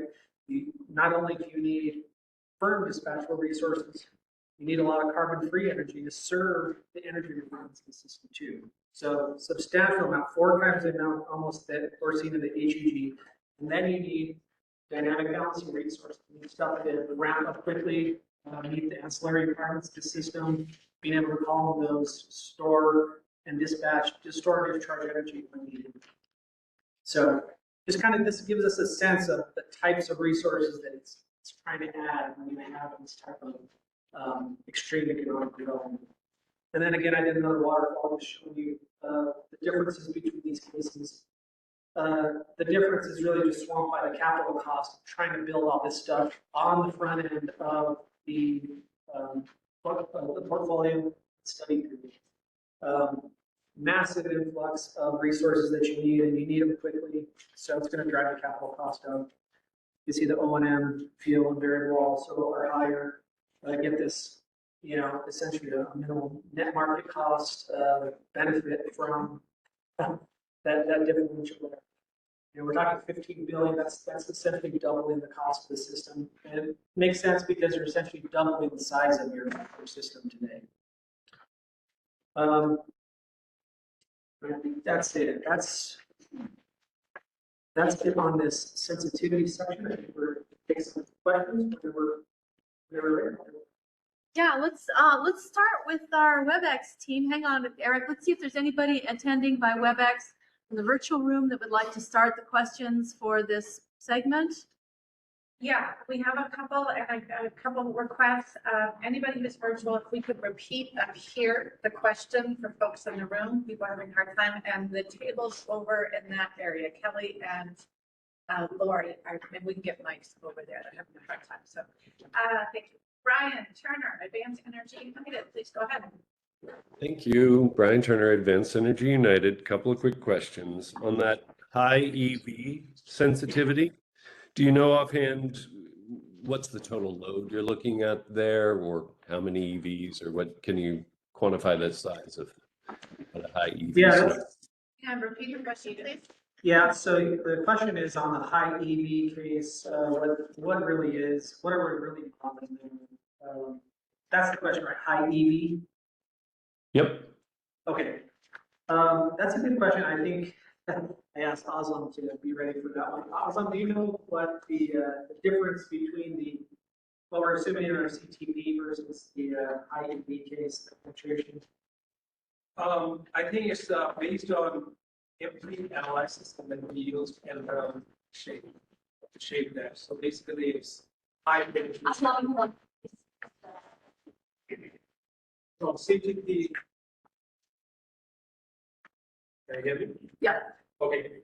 From CTP to high HEV, which is probably 10% penetration in CTP level.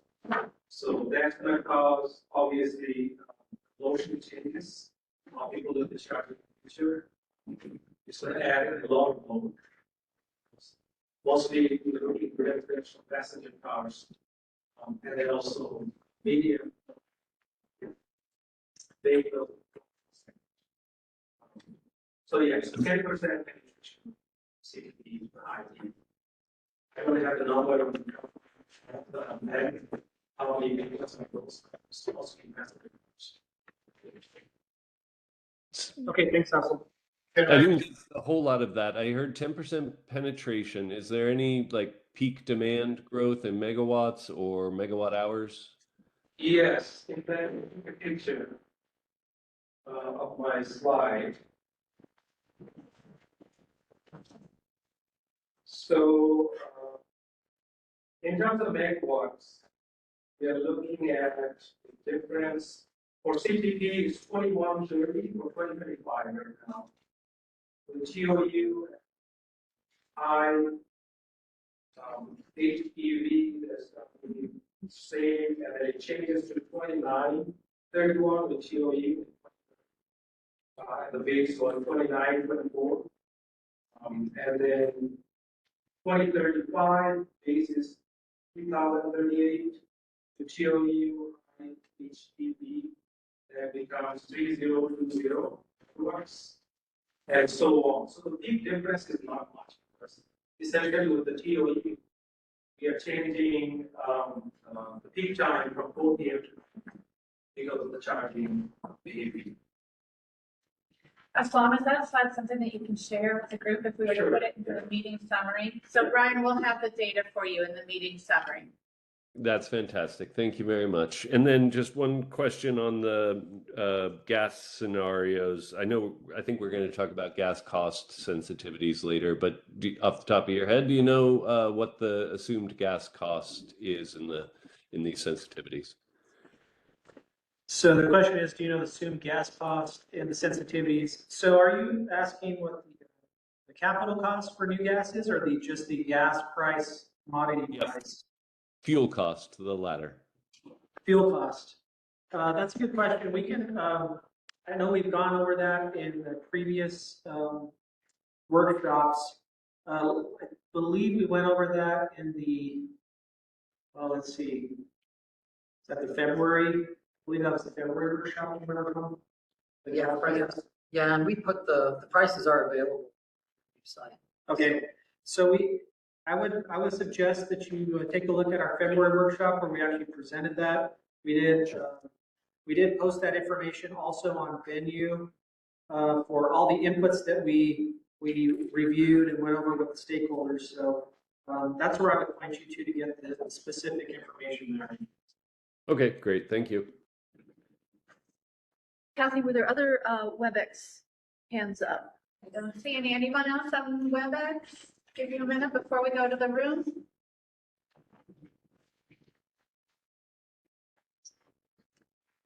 Nikhil, go ahead.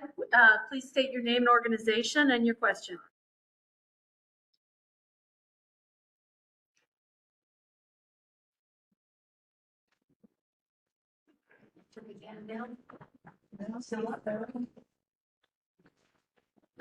Nikhil, we're not hearing you. Are you on mute? Sorry, Nikhil Kumar, Grid Lab. I just want to clarify the time of use sensitivity that you're showing here. I'm just trying to reconcile with the demand response that was shown, prior to the break, where DR did not exist after the 44 megawatts in year one and then beyond. So just trying to reconcile, are they two separate things or are they the same? So that's a good question. So the question is, previously we talked about demand response dropping off as a baseline existing resource, and how is that different from time of use sensitivities that we're talking about now? So let me see if I can clarify that. In all the sensitivities that we are, actually all the futures that we've run, we have a massive set of demand response programs that can be selected in 2030, 2035, 40, and 45. They can be selected in those years, and they're based on the information we got from ICF based on their program potentials. So those are always available to be selected in every expansion plan. So that's for the futures that we talked about before the break. What I'm talking about here is when we're talking about time of use, we wanted to specifically just say let's force in a time of use impact and compare that just to the CTP. I want to see what that cost difference is, and I want to see how that changes the expansion plan. And so that's the difference there. We are using essentially essentially the same type of TOU where we're actually moving the time of use impacts to after the peak, I guess it's like the off-peak hours, or we're trying to move them from like a set of, move your energy usage to after we're seeing our risk hours and our peak hours. So that was the intent on these sensitivities. So hopefully that answers your question. Yes, thank you. So I have one in the chat. Are we ready to? Sure, let's do the one in the chat and then we'll go to Eric after that one. Go ahead, Kathy, you speak. Charlotte, do you want to come on and ask your question, or I can paraphrase it for you?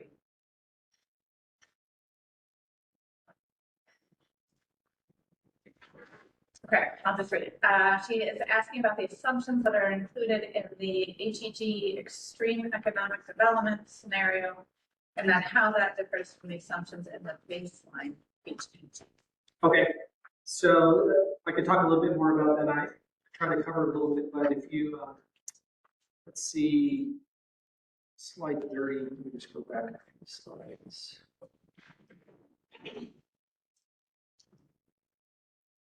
So extreme economic development sensitivity. This is where we're actually taking and we've shown the load forecast for the HEG in our February meeting and actually January meeting as well. But we've essentially taken the forecast from the HEG and then layered on some additional economic development. And these are at levels that are potentially could materialize, I guess. But they are essentially, we wanted to see kind of what the potential is, what at a worst case scenario. I don't know what the better word for it is, but the worst case scenario where we have so much economic development, we're required to serve these customer inquiries and these loads that are coming online. We wanted to see what that is. Like I said before, and maybe I have it written down here, by 2033, this would be like an incremental impact of about 1,500 megawatts of demand, peak demand, and about 13,000 gigawatt hours of energy requirements by 2033. By the time you get out to 2045, it's about 2,100 megawatts of demand and about 18,000, let's call it 19,000 gigawatt hours of energy requirements. So it's a significant addition on top of the HEG case.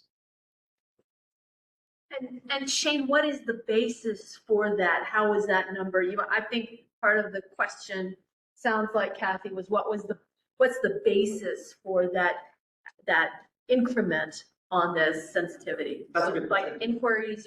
That's a good question. I'll turn it over to Tom. He really helped put together the extreme economic development sensitivity. So on the front end of that, in the 2932, you can see there's a really steep additional climb in there.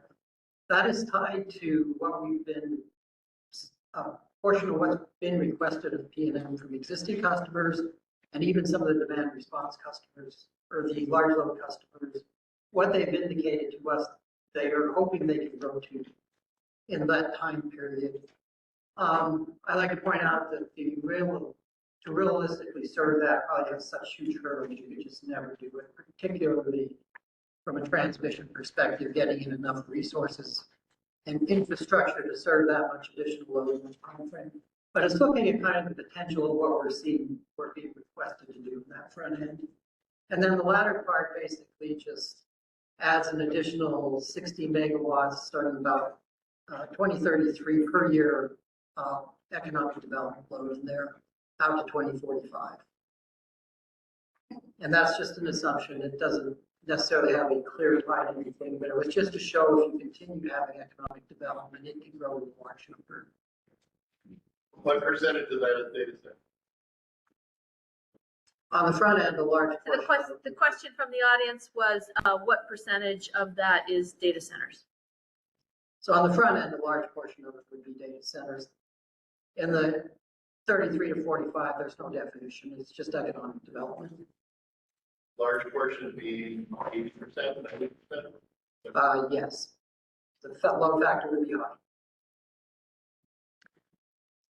Great. And just real quick, I just want to Yes, follow on yes, that. yes. Just the takeaway is what we're showing here on this bar graph on the left. We really wanted to see the types of resources that are needed to serve the types of economic development that we're seeing, provided or maybe inquiries for PNM system to serve them. And it really is a combination of everything. It's not just one or two, it's everything. Great. Thank you. Eric. Eric, I'm from the External Renewable Energy Transmission Authority. My question is to get a little bit of detail on the time of use assumptions that you have. Your current PNU rates go from 5 p.m. to 8 p.m. summer peak and 5 to 8 morning and evening in the winter peak. And so are you assuming that all rate classes will get this incremental bump, or most rate classes? What's the assumption in this mandatory TOU scenario? Does that make sense? Yes. You guys heard it, right? Okay. I think it's, and maybe Aslam or Heidi can jump in on what we're expecting to do, but when we're modeling the TO, sorry, let's move back to 21, I think. Let's get back here. Time of use impact. Yeah, so the time of use impact that we're utilizing here in the modeling is supposed to be reflective of. So let me take a step back. So today in our current trends and policies forecast and in the high economic growth forecast, we are already assuming that we will be moving to a time of day rate structure, and those impacts those are already embedded in the local forecast today. So this would be in addition, if we could get more time of use participation, I think above and beyond what we already have in our forecast, to show what those impacts are from a research, right? I think it's, and maybe you can talk about it, Heidi or Aslam, but I believe it covers residential. I don't know if it covers commercial or industrial, but I think it's mainly residential customer time of use impacts. Do you have anything to add to that, Aslam? I think so. We are just moving. So right now the definition is 5 to 8 p.m. in summertime, winter time. Forgot the timing, but it's 5 to 8 p.m. So what we're doing is 10 p.m. to 5 a.m. By 2030, 80% of the customers will be fully, 20% of them are opt out. So it's just an assumption. There is no educated. It's just a guessing that we're saying 20% opt out and 80% will be fully invested. But it's not mandatory. It's an opt-out program. Exactly. Everybody roll into it. Those who look at their bill might want to opt out. Got it. Thanks. Just clarity, it seems that you all are using time of use and time of day interchangeably. We are. We are My using. understanding is they're not the same thing. Maybe So. Yeah. So the kind of uses our current structure. Right. That is available to everyone time of day for pilot. So the on-peak hours for time of use for all rate schedules are 8 a.m. to 8 p.m. year round. And the time of day pilot for the residential customers is 5 to 8 in the summer, 5 to 8 p.m. in the summer, and then 5 to 8 a.m. and 5 to 8 p.m. in non-summer. And all the commercial classes is 5 to 10 p.m. in the summer, and then 5 to 8, 5 to 8 non-summer. But this is the pilot right now. So is what you're referring to that's embedded is time of day pilot? Yes. It's time of day. Yeah. And it is a little. Clean that up, but we're really trying to get to time of day. So you're talking about Some of the naming residential, conventions, time of use, but it really is time. talking about residential. Yes. Yes. Residential. But, and also, Heidi, though, we are expecting to probably phase out the time of use program that exists today, that's available. For the residential and small power classes, right, there's the time of use and time of day on the fee schedules.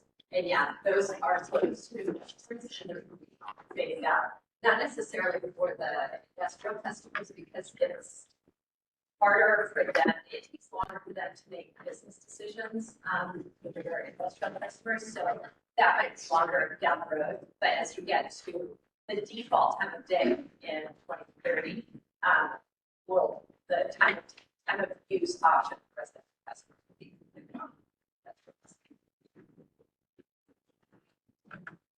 Barbara, did you have a question? Yeah, I have a comment. Let me ask about time of use, because that's what we're talking about right now. We're talking about both residential and commercial being impacted by time of use, whatever the structure is going to be. How is that going to be communicated to the people who you want to respond to time of use? Because if they don't know, they won't do it. And changing your habits may be structurally difficult. So how's that being factored in to all of this planning? And I think I also see that time of use has changed because of your generation. Time of use will change again. Geothermal comes on and hydrogen, whatever comes on in 10 years, we may not even have an issue about time of use. So how is all of that being processed, regardless of what it is that you can put in the model or what data you have to put in the model? So I really like to understand that as part of the conversation and in the modeling. And then I have another question that's separate on this high energy, but let's go to this one. Kathy can advance your slides. You should, Yeah, I'm on. What slide do you mean? you need No, you can just, I guess you can just put it back on, whatever. Barbara. Sorry about that, Barbara. We're having we had a laptop being updated with Windows, so. thank you, Microsoft. So Barbara, to kind of address your question, I think that's something important that the company needs to find a way to talk to customers, maybe some type of interaction with customers on what those types of impacts would be, what the options are for customers. But I think it's a good point, and that's good feedback for us to take back and take back to management and talk about that. Let me just add, I don't know why this is solely PNM's obligation to communicate. It seems to me that other communication sources need to be brought to bear that has to, whatever it is that people actually get their information from. It can't just be you, it can't just be bill stuffers, it can't just be ads. It's got to be something else, and I think we need that conversation. So I think this is maybe an issue that for the action plan, as some sort of a working group or a communications plan that the PNM might work with folks, but just to Barbara sort of bring that back as we start to talk further on the action plan items. I haven't stopped. Good, good. Thank you. Glenn, I think you were next. Okay. Yeah, so a couple of questions on the noted gaps. So maybe start on slide 31. Go ahead. On slide 31, if you look at that period before the red highlight, the 29 to 2032 period. Yeah. There's no delta. Right. What you've shown us earlier, that you plan to add gas during that period. So if I'm understanding this correctly, I might call this the no new gas after 2032 scenario. Is that fair? That's fair. It's totally fair. So any new gas that would be added or at least be a candidate resource would be starting in 2033 and beyond. So the no new gas scenario adds gas, okay. Right. Next one was on slide 30. It has those two bars on the right. And just, you know, the one with the, yeah, there you go. Yeah. So I just want to point out the scale of those two bars right there, right? So the left bar shows, I think, $14 billion. That's right, 14 billion. $14 billion. And then the bar to the right shows adding $60 million to $14 billion. That's less than 0.5%. So those are not the scale. If they were to scale, the difference between those would be a little sliver of red on the right side bar. And the reason that I think that's important is because less than 0.5% of the total net present value of what's being evaluated by the capacity expansion model is, as an engineer and a scientist, I would say that's in the noise, less than 0.5%, right? There's all kinds of assumptions in these models. One little tweak here, one little tweak there, and go the other way. So then let's go to slide 32. I think the one that shows the waterfall, you call it. So the biggest piece of the waterfall, the gray bar on the left, I think is fuel. Right? It's capital. Capital is on the left-hand side, the first one. It's over there, right, just to the right of the middle. So fuel, as I understand it, it's natural gas. So I just looked up, and it looks to me like the price of natural gas at the Waha hub, which is basically where you're buying it, the spot price just doubled in the last 6 weeks. So that was probably modeled on an older price value. And I'm just saying that this is one of those parameters that could easily be way, way off. How long is that price going to be twice as high as it was 2 months ago? The rest of the year, 3 years, we don't know, right? So potentially that could be 2 or 3 times as large, or totally switch around the end decision and what we call the most cost-effective portfolio. So again, I'm just pointing out that we might be making really hard decisions about what we need. And those are good observations, Glenn. They could go the other way. Gas prices, gas capital costs could come down. Gas prices could go lower. We could see something that's larger, but to your point, we're not seeing any gas being added in the CTP in the focus group. So, you know, like I said, it's further in the later ends of the study. So but those are good observations. People might have expected that the no new gas scenario would have pulled out those 2 baked-in gas additions to see what would the model have chosen later on if we didn't have that gas. So feels like there's one scenario missing. And so Glenn, that's, you know, for stakeholder requested modeling runs, you know, you have a thought. So hang on to it, scratch it down, and let's return to it this afternoon. Yes. Gas company,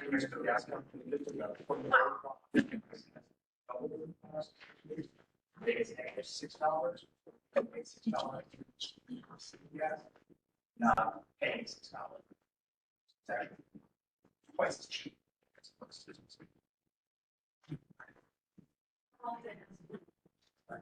Kind of reading this gas company, the price of hot gas and other Korean gas supplies is negative right now. It's been negative for about 2 months.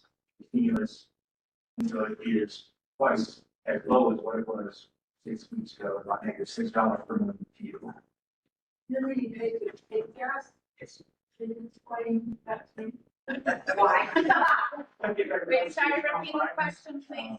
Repeat the question, Sorry, please. so city with WRS, negative gas pricing, how that works, and it's similar to negative electric LNG pricing, where if the market is oversupplied of the commodity for a certain time period, and we have an obligation to deliver that commodity to other commodities, it results in them paying off-takers to receive their energy.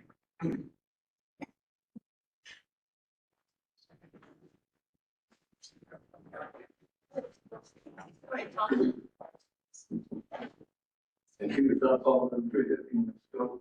I have a few questions kind of piled up. One was going back to the high electric vehicle adoption rate, and I think you said 10% penetration. Does that mean 10% of the road fleet is electric? Is that what you mean? 10% of registered cars. 10% of registered cars in New Mexico. And what time frame was it? That would be, well, CTP starts from 2026 to 2045. It's the same starting. Yeah. But the So you're assuming a flat 10% during that time frame? it ramps up. Okay, then what is it? So it's total 10% more than 60. It's 10% more. Okay, it's not 10% penetration. It's an additional 10%. Okay. And do we have that data out on our menu site? We do, yeah. Yeah. But Yeah, so that's up there. Yeah, I'd like to see that. It's very in there somewhere. If I go pick around. That's cool. Yeah. Okay, next question has to do with how to use program. And I guess my fundamental question is, if you look at when you are currently curtailing solar, how does that align with the primary use program? My understanding is,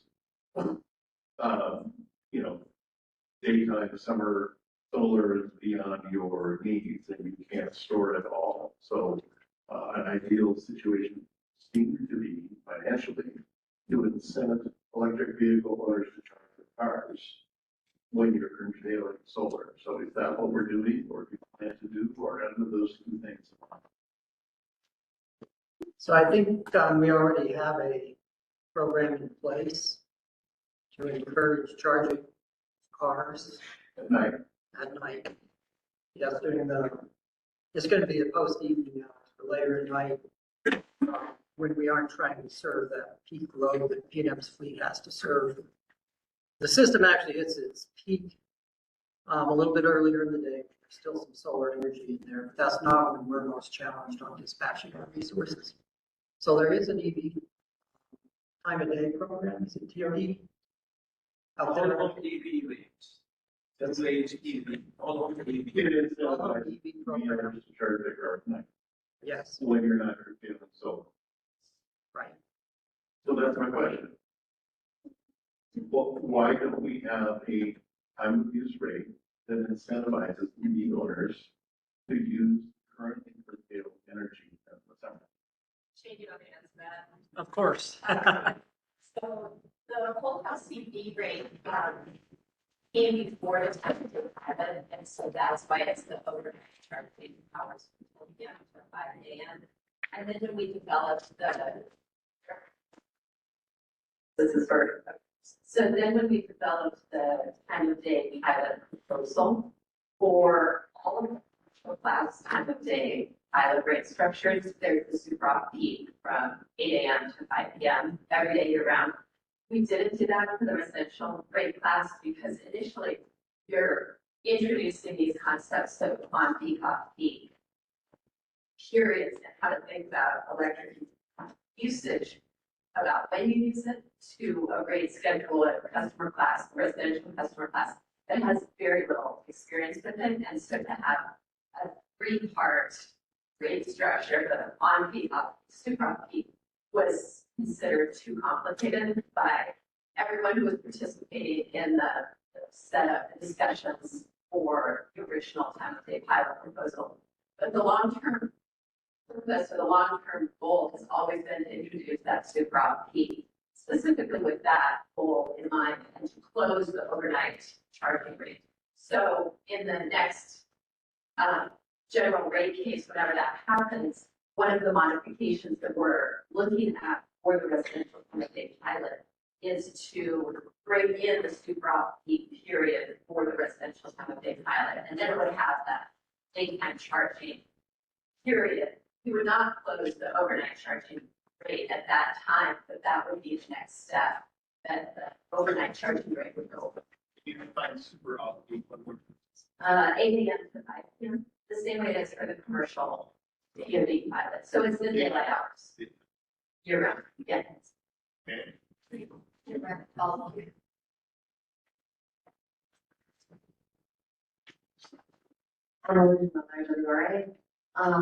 Just very trying to link this discussion back to the way that time of day is modeled here in these scenarios. Like, that sounds like a really interesting idea. We should definitely be pursuing the next rate case. Is that reflected in how you're modeling time of day as a resource in these IRPs? So Does that change then? I would say yes, because we have a demand response program called EVTOD, right? Maybe it's EVTOU, but I think it's EVTOD, where it's doing exactly that, right? Where it's a program where it has cost to market and get everybody to charge during the day, their EVs during the day, and at night, and then you can use those, at your leisure. So that's a selectable resource. Get at though is for changes that you very much expect to see in the current TOD pilot being modeled in the TOD, the standard TOD that is reflected as one of the resources the model can select? Or is it the one you have right now? So I addressed that earlier. So the existing TOD expectation going into the future, that's already embedded in the loads we're using as the baseline of what we're planning to. So that's already accounted for there. Any new programs or in addition to that would be what we're modeling in this IRP. And I think we're talking about each other. Yeah. But what Heidi was describing is that in the base case for all years going out in the planning period. Yes. The TOD impacts are embedded in the load forecast for the CTP and the HEG. Just trying to get it, sorry. There was an earlier discussion with TOD that did not include the super on peak daytime rate that Heidi was just talking about. And so in our earlier conversation about the TOD assumption in the base case, that was not mentioned. And so I'm trying to clarify, is that actually in there? It wasn't mentioned, but does the base case include the super on peak daytime price? That's getting into the weeds. I'll have to actually ask them to That answer that would one. change the load shape. It would no longer be the end rail load shape. It would change the charging load shape of those units. So I'm thinking that it's not because Super off-peak is not. Yes. super off-peak is not included in the base case. We needed to follow up, right? And then we can continue this modeling line sensitivity competition, but I'm feeling this is rich for the definition of another sensitivity of stakeholder requested round. Is there a question or comment about something other than TOD or TOU? I think Bruno had. Margie, just to do a time check too, we've got some transmission slides yet that we want to get to before lunch. Right. So let's see, let's see to Bruno, and then Barbara, and then we'll go to transmission, and we'll have time for additional questions. We don't need more training.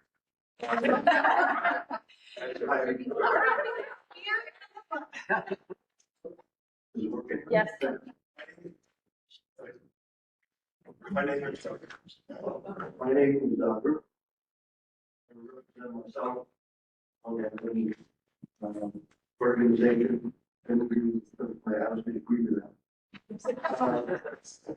I have a question, difference with that. In your network, what are you using for just having the basis of them, and how are they defined? And So we are using the last approved weighted average cost of capital in our MPV to come up with our MPVs for the portfolios. It's 6.9%, I believe, is what was the last approved rate. So that's what we're using to come up with the costs. 6.9% over 20 years. It's discounted, yes, over 20 years, 20 years study window. Well, we take the cost over the 20 years and we discount that using the weighted average cost of capital. So, yeah. I'm not following you.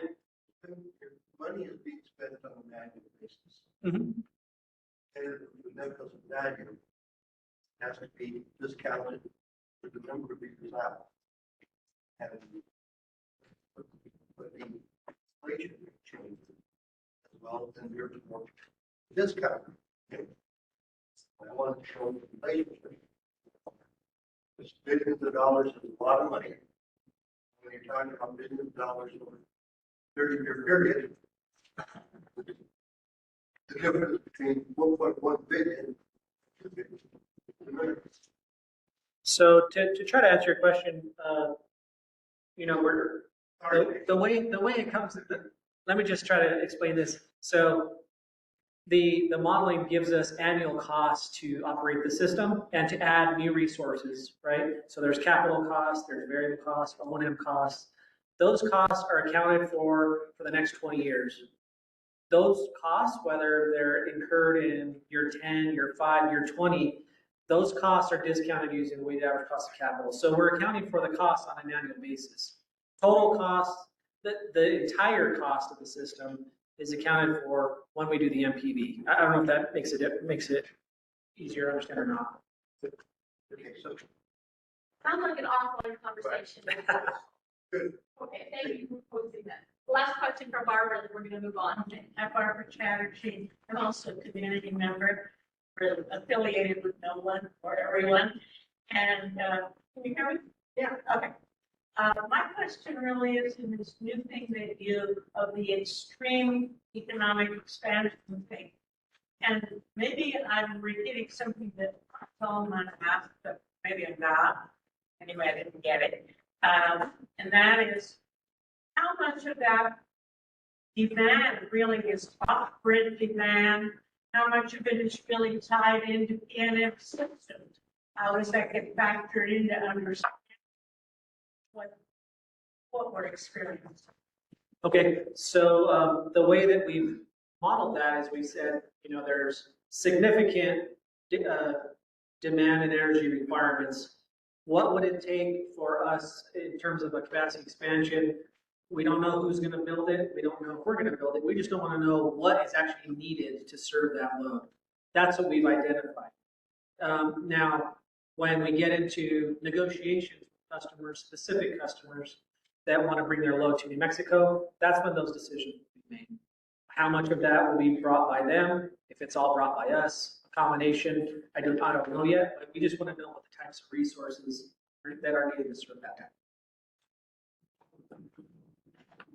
Great, thank you. I think Tom will present a little bit about the update on transmission and considerations for transmission.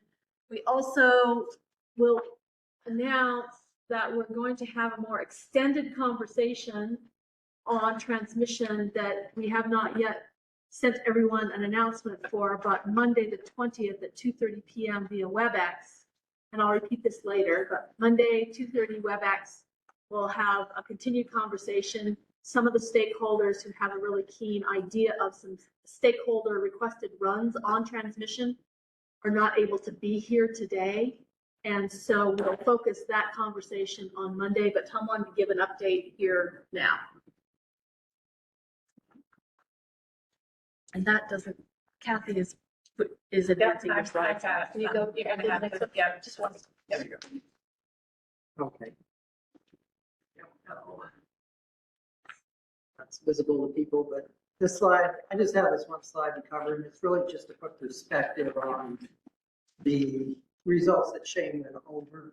So far, none of the resource alternatives are including really a transmission adder in the results he has shown. So we just want that to be clear that with some of the alternatives, in fact, the majority of the stuff we're seeing picked, especially in the early days where there's EE and DR being selected, and where it's largely solar and storage, the transmission is pretty neutral between those different technologies. And transmission adders are not clear what you need. It would make much difference. So we're not really including them on those. We don't really see a reason to. You can move some of those to locations that might require transmission adders, but I'm not sure why you would do that, because it would kind of penalize the cost of the resource. So in this stuff that Shane has shown so far, there's a couple of resources that do stand out as not likely to be located near the well sites. And that is the pump hydro that showed up in the high economic growth scenario. And then as you get out there further, there was nuclear, small modular reactor type technology being selected that we would also assume is not really going to be located near the center.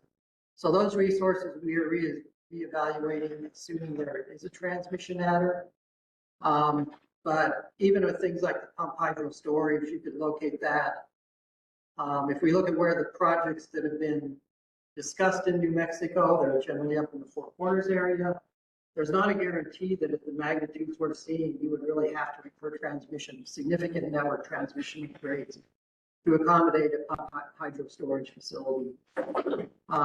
Nuclear is probably a little bit different. It's going to have a much higher load factor, and it's not going to be shaped around the renewables by any means to the same degree. So it's potentially on top of the renewables, where a storage facility can utilize the transmission when the renewables are not utilizing. So we feel there's a portion of pump hydro storage that you really shouldn't penalize relative to other options on transmission beyond a certain point. That probably changes nuclear. Darren did provide some insight from a study a few years ago on possible locations in New Mexico. All of them would have transmission implications potentially with them if there was a significant amount of that selected. So we are looking at that. We did do a scenario where we put in a transmission adder on the pumped hydro storage. The cost was tied to a project that increased capacity between Albuquerque and the Four Corners area, about 700 megawatts. When you put that cost in there, we see that the pump hydro storage gets replaced more by iron air technology. So there are implications of putting the transmission costs on those. And then nuclear actually didn't drop out of the picture by putting a transmission cost on it, but it did reduce the amount that was selected over other alternatives. And we'll have more to present on some of that next week. Thank you for that. I didn't hear one thing that you said about, you mentioned that you adjusted the sensitivity for hydro to, or for pump storage to include transmission costs. I didn't hear what you said the result of that was. We're saying that if we assume we had to build transmission, we base that on a project between a 345 kV project between Four Corners and Albuquerque, and the cost addition results in the pumped hydro not being selected in that scenario any longer. Okay, as soon as you add on transmission costs to the pumped hydro, it's the model doesn't pay it. Right. Okay. And so when you modeled the nuclear, when you allowed the base case, the CTP to select nuclear out in the future, that generic assumption did not include any transmission costs, and you're just gonna, and it's a sensitivity? It did not include generic transmission costs, and we're just saying that that's going to have to be factored in. Yeah, I agree, that could be. And then, but with, I'm curious, with like geothermal, is there an adder for transmission cost to your generic geothermal assumption? At the moment, no, nothing, every alternative was selected without that. We're just trying to, it gives us a sense of what is the technology going to be without the locational consideration in there. So, and we recognize geothermal is going to be a challenging one potentially on transmission, especially when you look at certain PNM load, because most of the geothermal potential right now is away from our load centers, right? Which is largely between Santa Fe and Belen, New Mexico. And where? It's largely between Santa Fe and Belen, New Mexico. And so when you say like the pump storage, this will be covered in additional analysis, then that means that you'd add a cost adder and then rerun the modeling? Yes. Okay. And the cost adder we put in was converted to a dollar per megawatt year added to the resource cost, basically.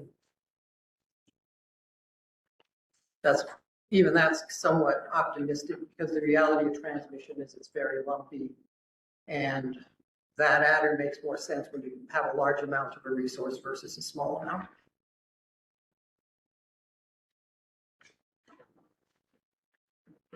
So there'll be more conversation about transmission a little bit this afternoon if people have an idea of a modeling run request that you'd like to add to the conversation. And then quite a bit more on Monday, this office hour. Kathy put that in the chat. It's 2:30 to 3:30 Mountain Daylight Time. And we'll get an announcement out today about that. We have some folks that are working on some transmission related model run requests. And we'll ask them to describe that when we get together on Monday. So thank you for your interest in that. We knew we couldn't tackle that all today. So before we break for lunch, and I know that the PNM team also has a copy of a venue spreadsheet if anybody wants to dig into that, perhaps during your lunch. That's good conversation if you don't get nauseated by numbers. Wanted to, before we close for lunch, first of all, we will reconvene at 1 o'clock for the stakeholder modeling request working session. You'll see materials from this morning posted on the GridWorks website. An update, an important update, and I'll mention this twice. There is a link on the GridWorks website to the model run request form that PNM has put together. It's an electronic form. We have asked people to fill that out and turn it in by April 24th by 5 p.m. Mountain Daylight Time. We understand there's some people that would like a little more time to digest results before finalizing your stakeholder requested run. So what we'd like to ask is if you're ready to put in your request on the 24th, please do so. If you have an idea of a request, but you're not sure the parameters for that, put it on a form and submit it as well on the 24th. This will give the utility team an opportunity to see what ideas are coming in and talk with you all about maybe there's two interests in one particular topic, or maybe one run needs some different parameterization. But we'd really like to know what you're thinking of for modeling run requests by the 24th at 5 p.m. An additional deadline then by May the 6th at 5 p.m. We'd like to ask that all finalized modeling run request forms have been submitted. So May 6th is the deadline for the complete forms.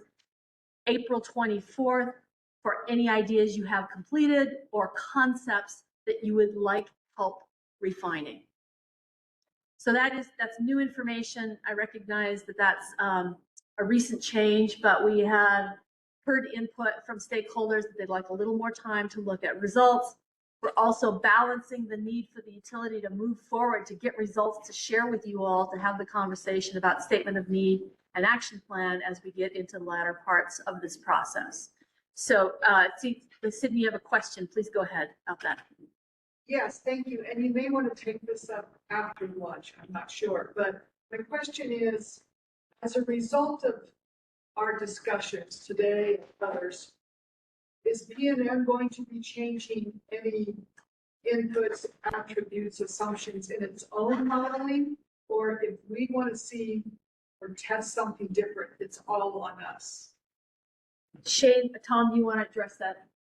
So I think the one thing that may change some of our results, we'll try to make it clear, is how the transmission ultimately is put in there. And that'll just to be put perspective on the fact that some of these technologies are not going to be near the load setters, probably require transmission to be built.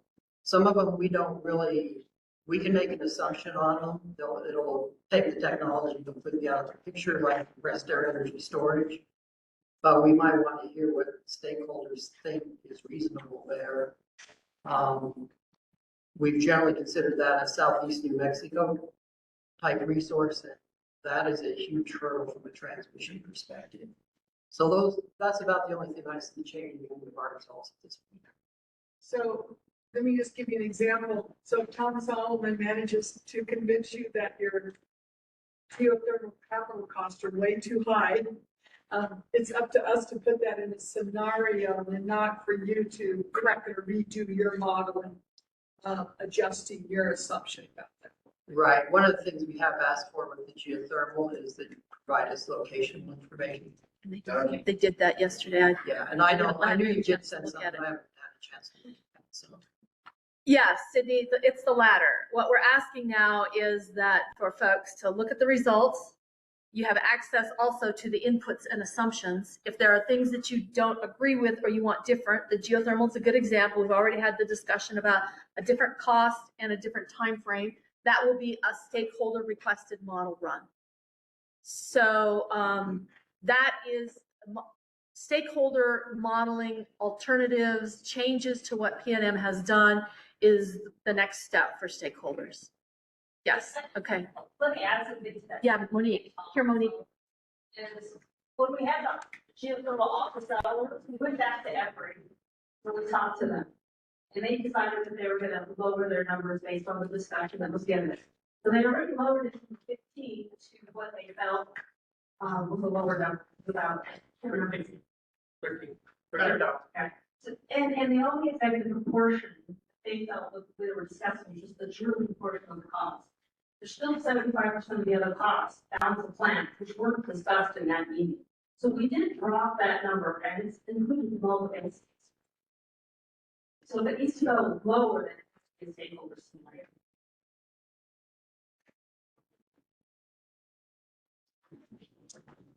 Okay, Sydney, does that help? Yes. Tom, is there anything else you need to add about the requests? I don't believe so at the moment. Yeah, again, encourage people to submit whatever you have by the 24th. We're hoping this afternoon, I'll come back to you, this afternoon, that we can get some clear definition on the 6 topics that were identified by stakeholders at the last workshop.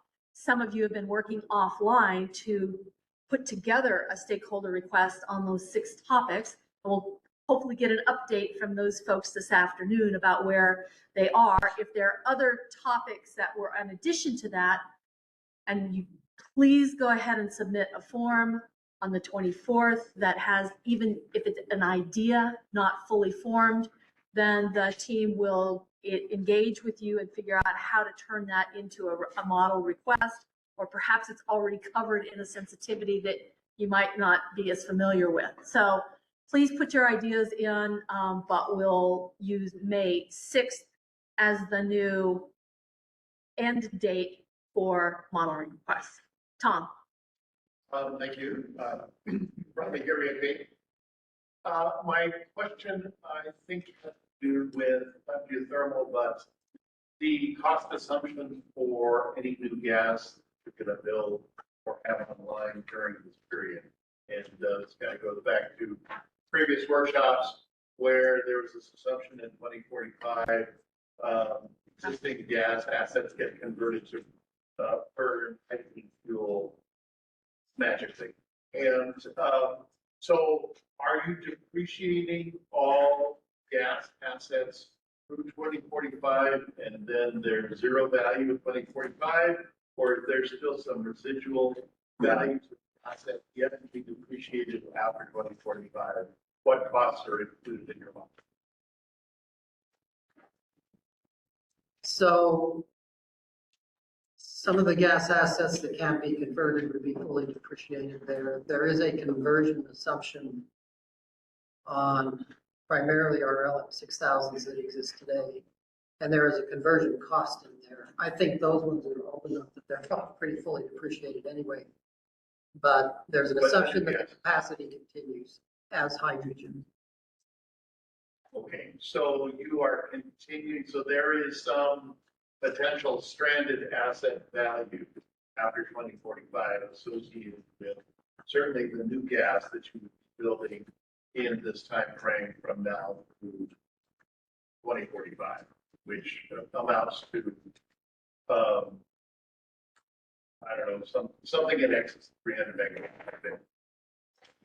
Yeah, I don't know. That sounds about right. Yeah, any new gas not in service today is assumed that it would get converted to hydrogen and has a conversion cost factored in to do that. Okay. It has a conversion cost factor and it has an assumption that hydrogen will be available in the open market to purchase as a fuel with no cost, with just a, $2.44 per kilogram cost associated with it. And I challenge that is feasible under any scenario. And I looked at it in detail, and it is billions and billions of dollars of infrastructure investment that either PNM will have to incur or any vendor that you presume to purchase hydrogen from would have to incur, and investments that is not recoverable in any feasible manner. And Tom, I guess the way that we try to address that is by doing the no new gas sensitivity. So in that case, we're not building any new gas. No, you're not. Yes, you There are. isn't any new gas. There is no new gas scenario, there's no new gas after 2029. You're building a bunch of new gas between now and then. So it doesn't, that's not a no new gas scenario. It's a no new gas after 2031. That's right, and that's needs to be a real no new gas. So you can define a stakeholder requested run on this topic. I guess we need to be very careful about what we mean when we say no new gas. So, okay, right, all right. So, but the stakeholder input on this topic is via the requested runs. Now that you understand what PNM has used for their assumptions and inputs, we're not taking the whole group back to redo assumptions and inputs. We're asking that you suggest an alternative run to consider your perspectives. Thank you. Okay, so that's what we'll do. I'd like to do a quick show of hands if you anticipate staying for the afternoon session. Please raise your hand. Okay, Kathy, I think we'll stay in this room. We thought it'd be a small subset, but we will stay in this room for the discussion. And so one thing stands between yourselves and lunch, and that is to please, Kathy, if you show the next slide, I'll come back. There are some workshops ahead, and we can talk about those later this afternoon since everybody's going to be here. This is the schedule of what's coming up. And then the next slide, we're halfway through the process, and we'd really like you to pick out your phones and go to the survey with 4 questions. How do you rate the workshops and office hours so far? Are your perspectives being heard? And what could we do to improve the process for the remainder of this project? So, And you send a link in email. I think an email. There's a link right there. Yeah.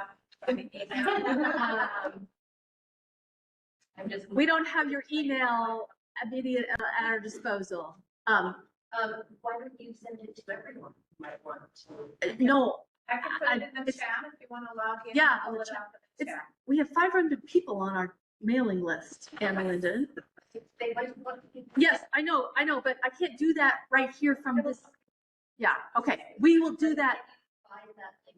Yeah, I'll put it in the chat for you.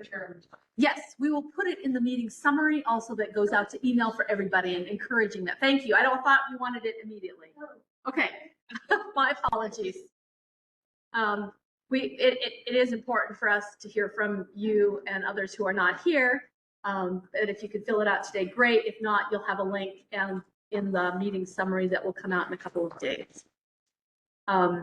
So with that, I think we're ready to. Actually, hang on, we have a question in the chat just before we break for lunch.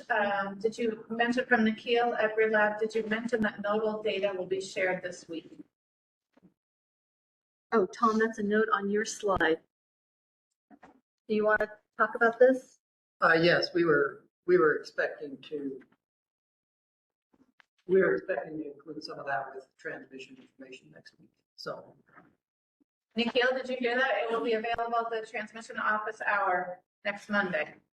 Yes, thank you. Yes, yeah. So next week. Okay, understood. Thank you. Okay. Okay, Kara, I see you have a hand. Is it a quick question or if it's more involved, we may need to wait until after lunch? I think it's quick. I just wanted to follow up on what was stated now. What do you mean by some of the nodal data? Is it most of it, all of it, just a little bit? We'll look at the transmission sensitivities, which were really more of a nodal exercise. But because they're interconnections to other utilities, they don't directly affect the results today. And then we will have some things on look at why we think pump storage can probably be accommodated without transmission, even if it's located up in the Four Corners area, provided you're within a size range that's being selected by the models. So it's pretty much that nature. There's not a lot of scope to it. I can tell you the results we looked at today really aren't that interesting. They just try to add a little more perspective on the transmission implications. And I don't think they're going to influence much of anything at this point. So Okay, for those thank of you. you on chat, thank you for sticking with us for the last several hours. We'll give you a break until 1 o'clock. If you would rejoin us at 1, and we will do our best to incorporate you on the working session. Great. With that, please enjoy lunch and conversation, and we'll see you back at 1.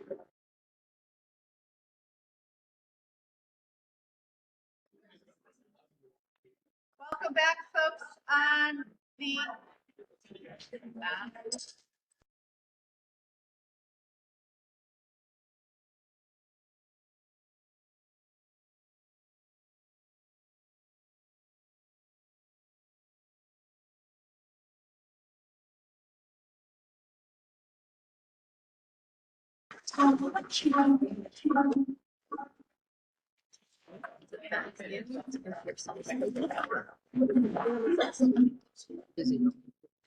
Margie, are you muted? Are you muted?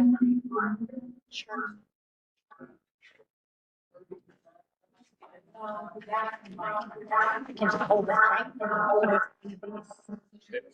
No, it's not one of those. It'll be This one.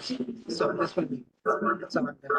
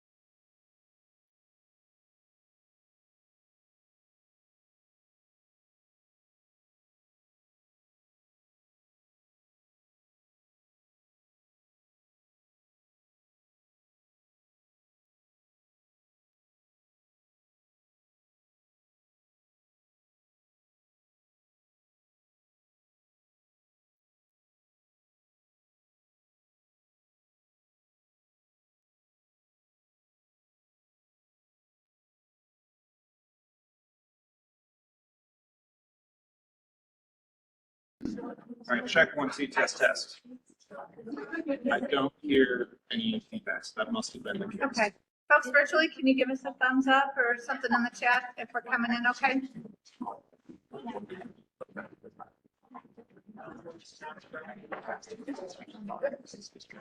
There you go. Thank you, Eric. Okay, so then I need to get oh, yeah. Or share the charging. Yeah. You want to see Philip?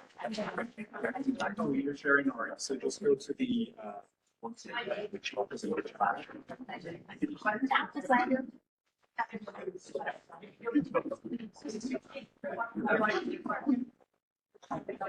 Okay, thank you. Slight delay, folks. Sorry for the pause. We're going to get started on our afternoon session from 1 to 3 o'clock. And before I jump in, I'm going to If I could have attention up here, please. We are ready to get going. Thank you for your patience. I'm going to hand it to Lori here for a few words before we jump in for the afternoon. All right, good afternoon, everybody. Can you hear me okay? Yeah, okay. Okay, I just wanted to get up really quick and talk a little bit about the focus period versus the 20-year study period. Somebody at lunchtime come and raise kind of a concern to me like, man, we're really concerned about what's happening in 2043 and 2045 and what's getting added. And kind of giving some context for how long-term modeling works and how the IRP process works.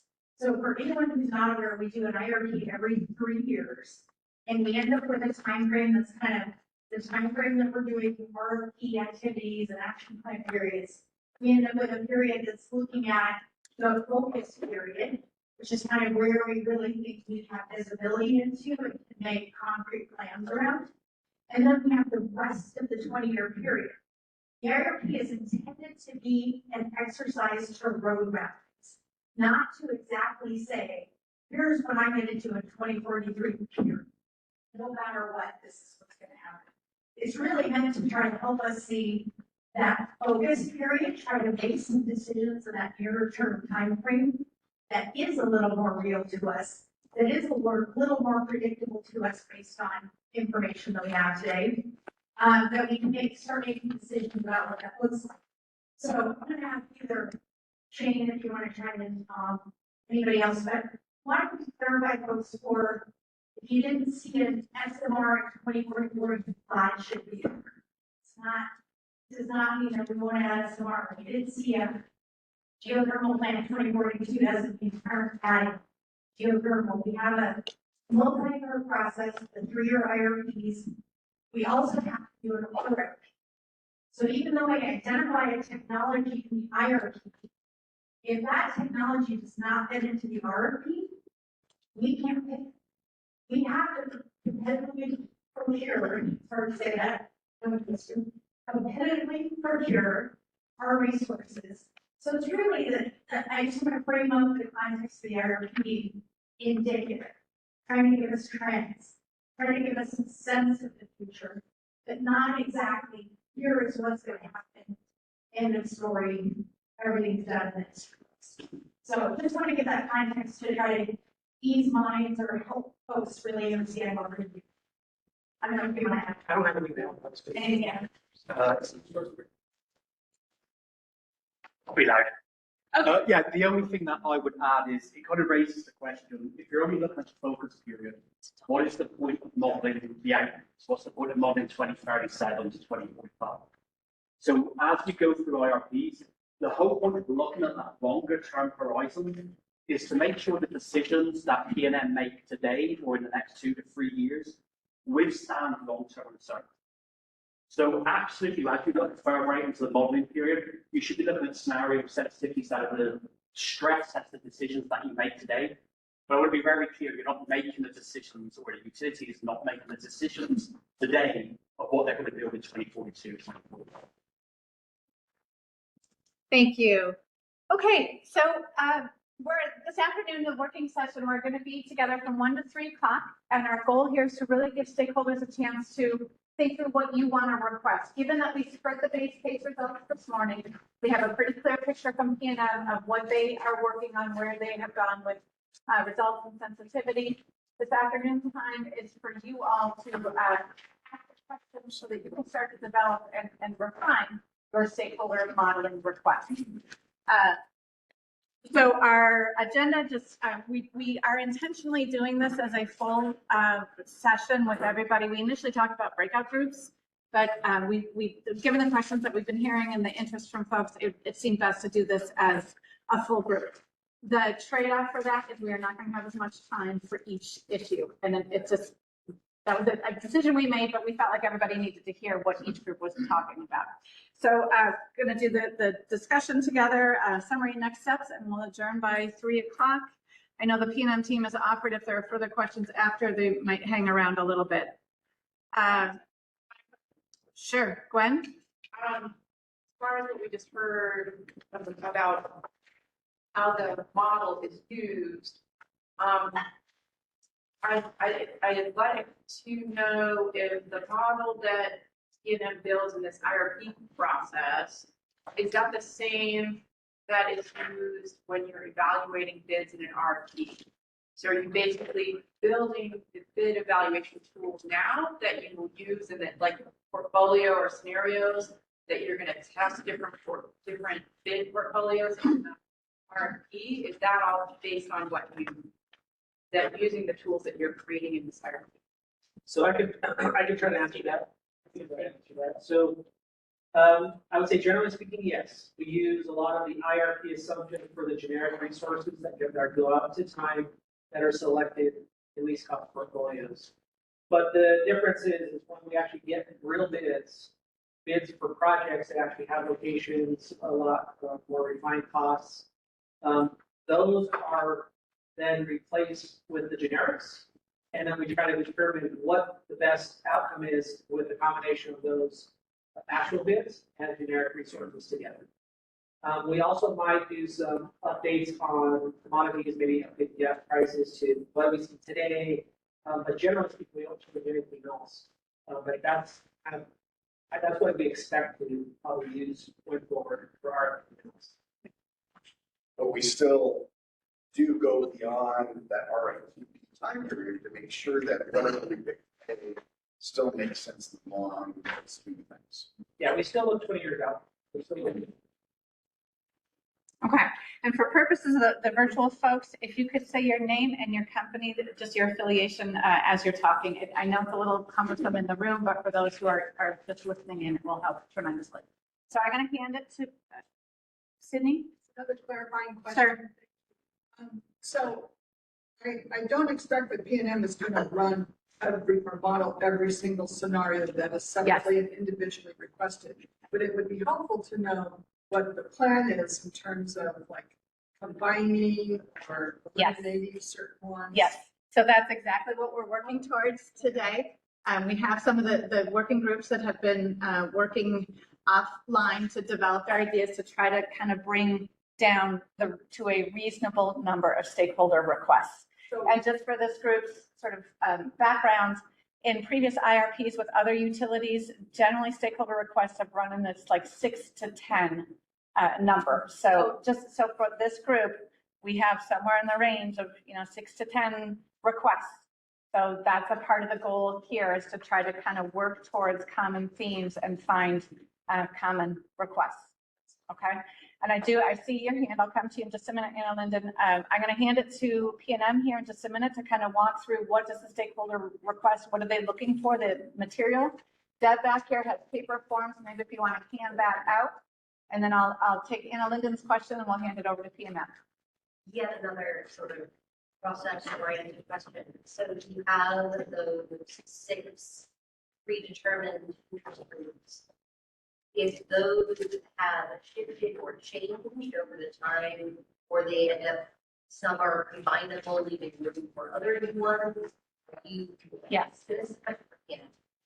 Is that all you're interested in doing for stakeholder requests, or can we get different than that? If what we've heard today, what our discussions lead to, really a different next. Yeah, I would say I think we're still hoping to see what you guys want to put together. We'd like to remind as many as we can to try to get birds, four birds with one stone, so to speak. But yeah, depending on what it is, I guess what exactly we think about. But generally speaking, these are all the main topics. They're kind of the type of topics. Some of my question about that is, those make perfect sense before I saw what you had produced. Now, some of my interests are, especially in those groups, they're different than they were before. Based on, so I want to know if you're flexible. Yes, yes, and that winnowing process that is all about today and the next couple of weeks to get us to April 24th and then May 6th. So, yep. Glenn. So it's not clear to me if you end up with 20 requests. Okay, so I understand, it's going to try to find some things, but something's going to get eliminated. Yes. So are we going to get a session where that process is described, and we get a chance to get some feedback on, some process of what was given to them? Yeah.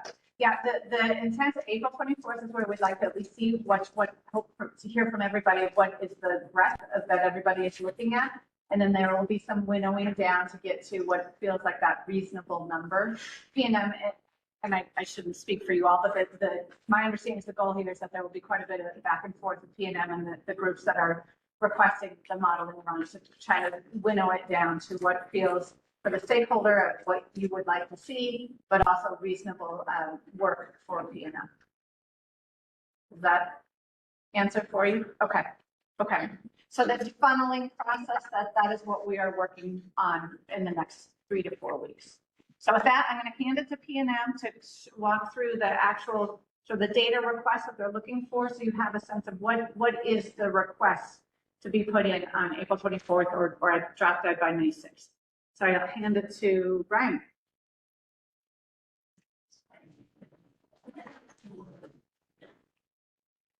So, yeah. I don't think you may not need it. Okay. Yeah, and the buttons, the buttons too. And this is so yourselves.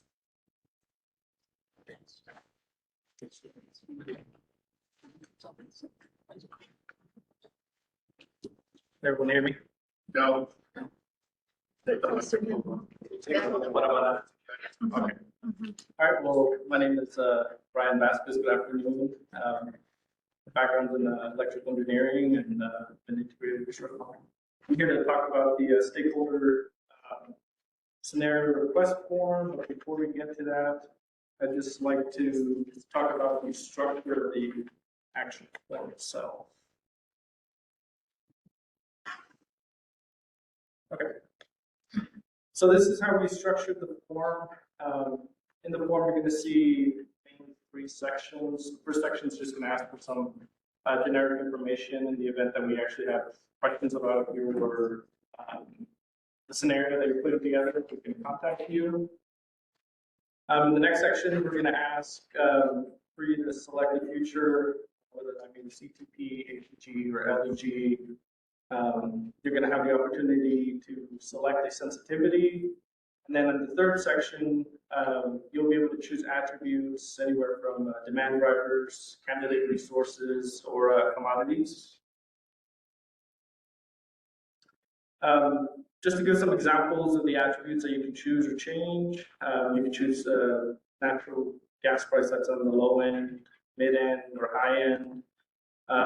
You can choose to exclude certain technologies, include new technology, or change availability dates. We just want to make you aware that if you are changing EE bundles or energy efficiency bundles or demand response potential programs along with load forecasting, that will take some time to do. Some of these static inputs that we have are weighted average cost of capital, our study period, or our planning reserve margin. So we can okay, so I want to go ahead and just share my screen so that people can see. You are sharing. This is what the folks are saying. Great, so let's go ahead and fill out the form.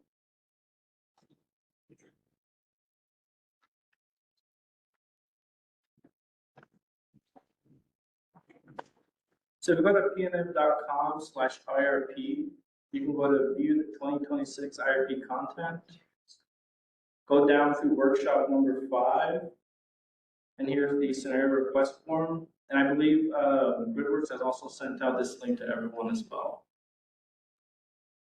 Okay, so here is where you can start the form. Just go ahead and hit start now. Here it's going to ask you, so I'm just going to go ahead and fill out the form as if I wanted to fill out the stakeholder scenario request.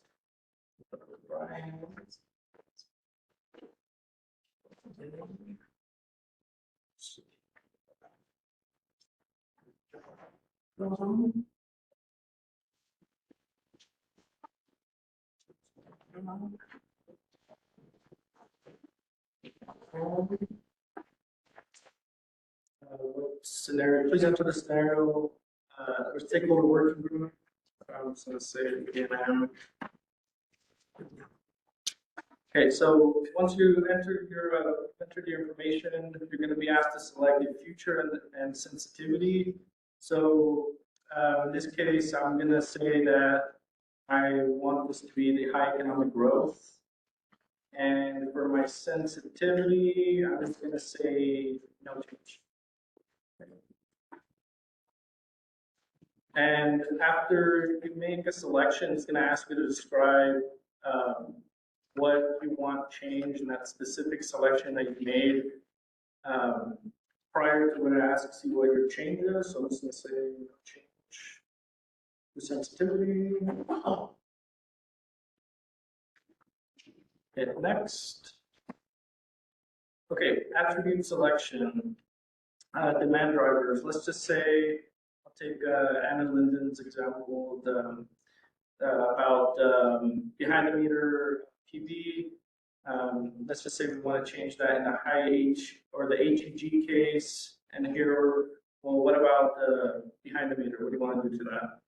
I want to use high EV or high PV penetration.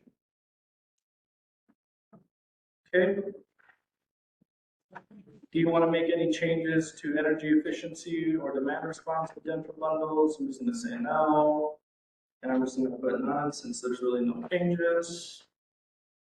Are there any changes to technologies you want to make? Here you can select multiple if you did have multiple. Okay. And you can describe what you want changed for those technologies.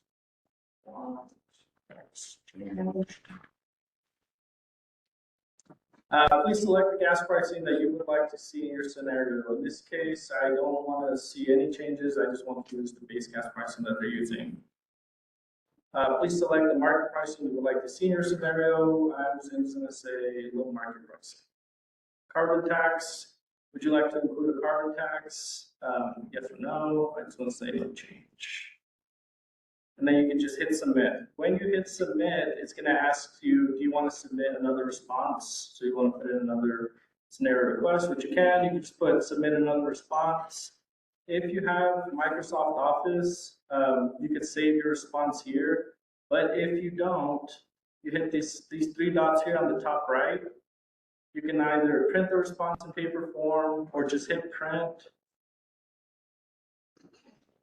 And then here you can change your destination to be save as PDF, so you can have it as a PDF on your computer. You can also do this on your phone and save it on your phone. Yes? So what if you wanted to change a different commodity price? But right now it seems like you ask for changes to one commodity. There are several commodities that change the prices of different regions. So there's no option to do that. To change to which specific commodity? Say that I can give two examples. So you wanted to change commodity price of people were discussing this morning of acquiring gas turbines. How would you ask Of acquiring gas turbines? Yes, if you wanted to change, would that be something you'd request through? Thank you. Would you request that through ask to change the assumptions of technology?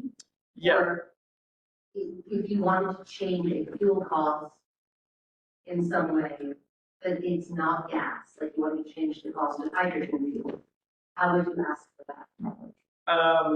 Within the technology section, you could put none, and in the description you could say change hydrogen costs, or if you know, which we put out there, the technologies that are supposed to go to hydrogen hydrogen after 2044, you can select those technologies and say use X price, increase by 10%, or just describe it. So you prefer this to go through the technology section, not the commodity section? Shane, do you have a preference? I think we have a preference. You're talking about like technology costs, like capital costs, and I would do the technology section. If it's commodities like natural gas prices, market prices, hydrogen prices, I would put that in the notes in the commodity saying, don't make some changes and then make your actual request in the items below. First thing I want to identify for you is that is the section in the commodity section. Okay. Then you can put it in the technology section. Okay. Yeah. We can, that's fine, for your candidates. Well, and that would take it there. I would have weapons. Yeah, I don't know if you can add another. I can add it. I think we can add it. Because people think about commodities as being For sure. commodities. I can add that today. Right, did I see another hands? I think we should. Okay. Yeah, do I have it in the format when you come back? It's like, what's the next step? They got handed back to me. So the other questions for Brian. Oh, okay. I'm not sure if this is actually for Brian, but it's kind of thinking about the scenarios themselves. Okay, I will formulate one as a question for Brian. If we want to, run a scenario that has a lower discount rate for fuel costs, is that feasible to run in the model? So since fuel is not a capital cost, and if we were to think, well, we should be discounting the future cost of gas as a fuel at a capital rate, but at a lower discount rate. Without saying there could be. Is that something you think that we could change in the commodities for gas, for low, mid and high? Yeah, so, maybe we're thinking about it differently, but when the modeling is coming up with its costs by year, it's taking into account whatever the future costs of commodities are, right? And so those are escalating at whatever rate they are based on the information provided, right? So you have capital costs inflating over different rates, commodities over different rates, load forecasts over different rates. What we're trying to get to is what are the annual costs for each of those every year going forward for each portfolio. The only thing that's discounted essentially are those annual costs over the 20 years. And so I don't even know if it's possible to discount a certain portion of your costs versus another set of costs. So I would say I don't even know if there's a capability to do that.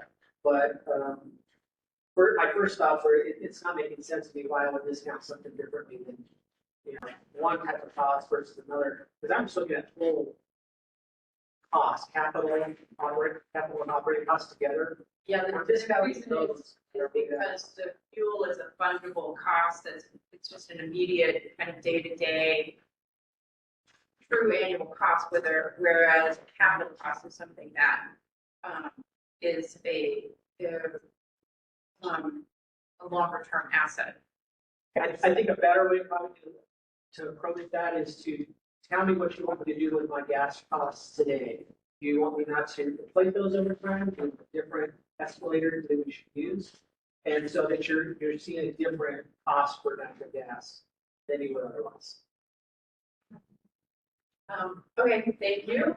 I do know that there's at least one utility that I know that differentiates the fuel cost with a different discount rate.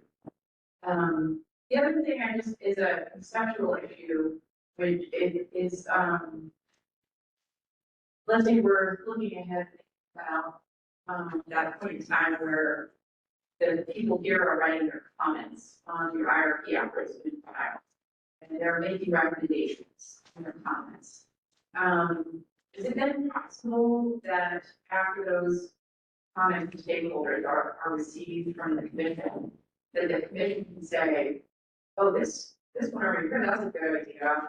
We're going to require that in PNM's modeling of resources in the RFP, that they change this assumption for resource, for any of these changes that we're requesting, these sensitivities. Is it possible that the commission can require that be used?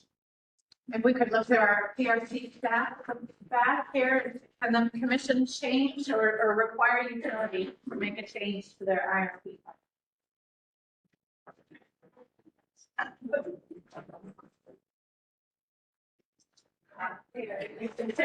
Declare.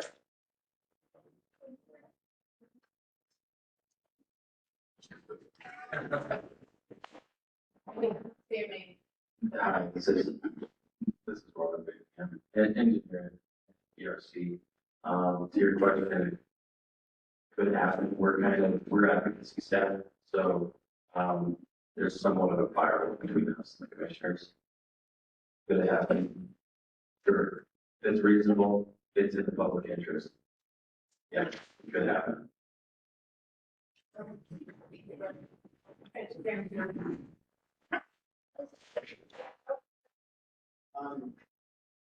have a question, kind of Darren's issue first. Looking at your commodities and market pricing, I just wanted to get a better feel on how those impact selection. It's been talking to Lori about this for earlier, saying your first slide. Like in my shooting at your covered everything. They were not capacity through the night.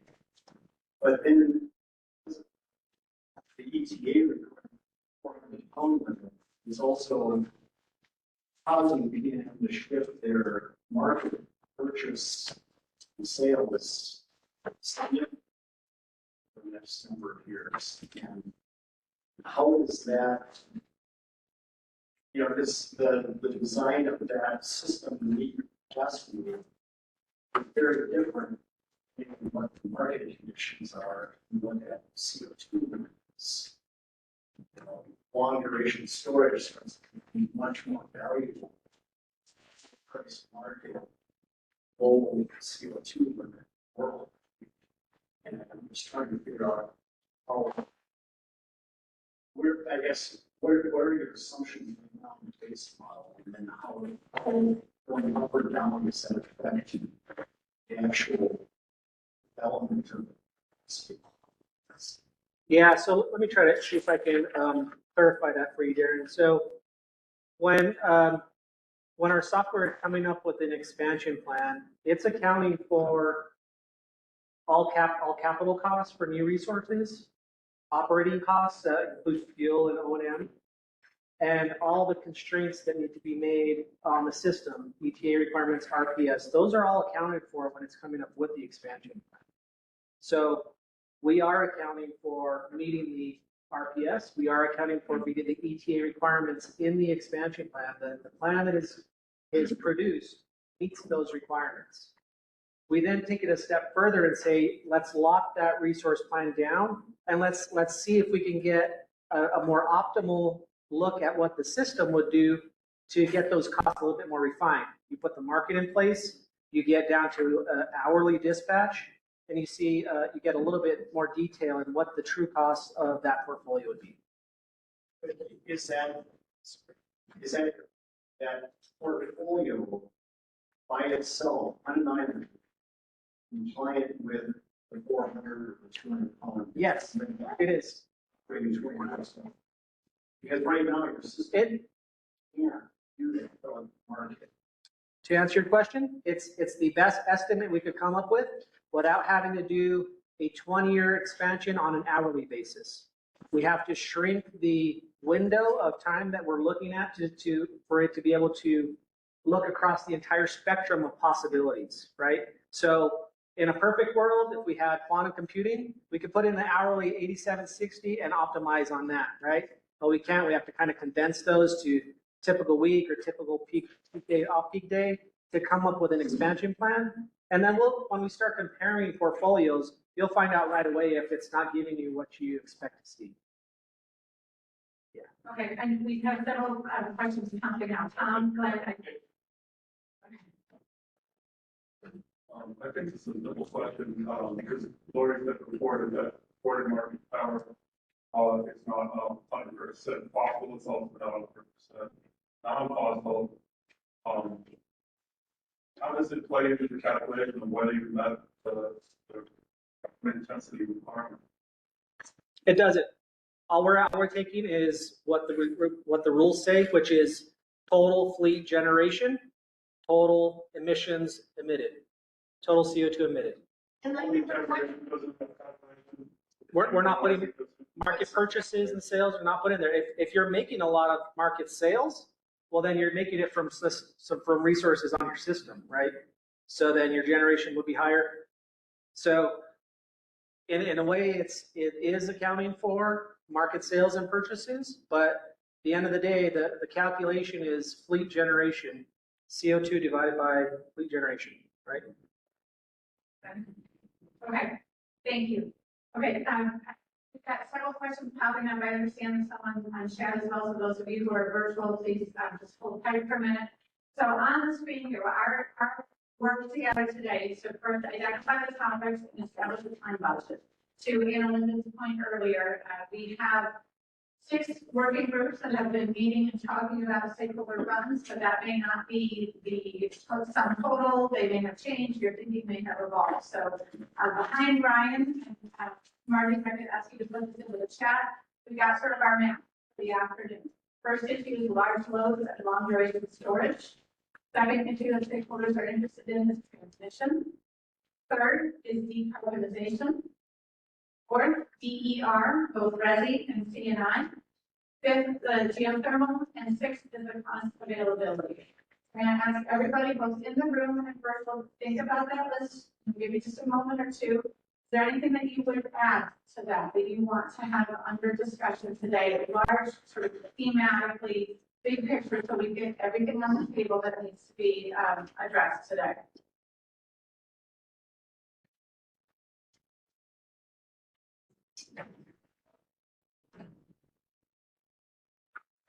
So I would just say that of those 6, I don't see like adjustment to the hydrogen fuel consumptions or the capital, cost that would be needed to operate hydrogen.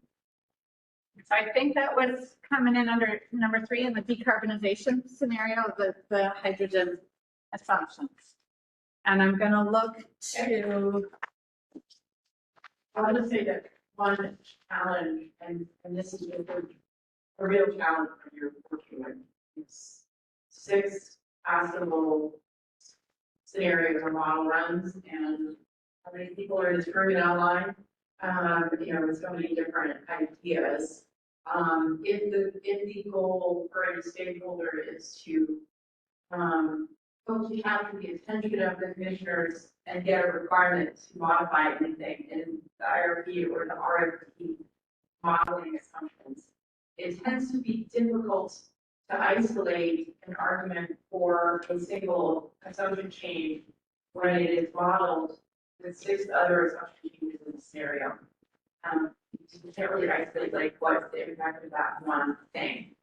That's where so if there's something that is really high value in terms of this really does modeling, having something to think about as really just isolating as a single scenario. And that's a challenge for many of the stakeholders to figure out. Yeah. Yeah, Ben? Yeah, sorry, when just one second, like, maybe so they don't think that statement. So we can talk about what's a good stakeholder scenario is giving documents, right, multiple merits, right? But you want to think about what's going to be the stakeholder request. So if you go through and you change gas knowledge, you change load forecast, you change hydrogen assumptions, behind generation, you end up with a result, but you can't identify what changed the result. So I'm sorry, not suggesting you can only make a change, but a good stakeholder scenario usually isolates a single input, so you can see how that impacts. Thank you, Ben. Anna Linden? So that seems to directly, this is running out of batteries. It's doing the flashing thing that says it has no batteries. I will reject. Yeah, just loud if you could, please. What we just heard directly contradicts the idea that we get 6 buckets. So I see a fundamental problem in getting effective stakeholder scenarios. And I understand that PNM cannot run a scenario for every person in here. That is unrealistic and is not possible with time and resources. But there has got to be a way to thread the needle so that we get information that is in any way useful, either the company or any stakeholder, that does not collapse. I'm still not sure how we ended up with bucket number one being both large loads and long duration storage. Like that, I don't get it. I've never gotten it. And I'm very much worried about a forced collapse of many different inputs into one request that will mean that none of those inputs are clearly visualized. Thank you. Yeah, and I will say this is not cast in stone. This is merely for discussion purposes for today. So these are not firm guardrails. It is to give us a little bit of structure to have the conversation. So recognize, we know that there are going to be a lot of requests coming in. It is going to be a difficult job to winnow that down to what is a reasonable number of runs. That is our task that we are all working on today. Before I know there are hands, Anna Linden and Tom Sullivan, you were the two that were kind of leads on the decarbonization. Is the H2 cost assumptions and hydrogen, would you put that into that bucket or would you put it elsewhere? I think we have fundamental disagreements about what would be the best way to model that. Like, Yeah, I think my preference and for mine are hydrogen very costs would go into gas. Okay, It is definitely gas. fundamentally an argument that we should not be building gas plants because the presumption that we can run them on hydrogen after 2045 is fatally flawed. Okay. Okay. my interest in the enormous bucket of decarbonization, and you could make a decarbonization scenario in so many different ways, based on what PNM, what PNM has shown us so far. I think that at least WRA's interests are somewhat coalescing around questions of why, and I know that you're looking at focus years, but getting the model to understand that it can build things in between the focus years and 2045 that might prevent spikiness in costs of getting full decarbonization. And how exactly we want to do that, we still need to talk about. And then hopefully you can hear some suggestions from other people too. But it's not single technology oriented. I wonder if your scenario that you're describing is moving up the RPS milestone or step changing the carbon intensity. Right. It's probably that. It's probably something like that. It's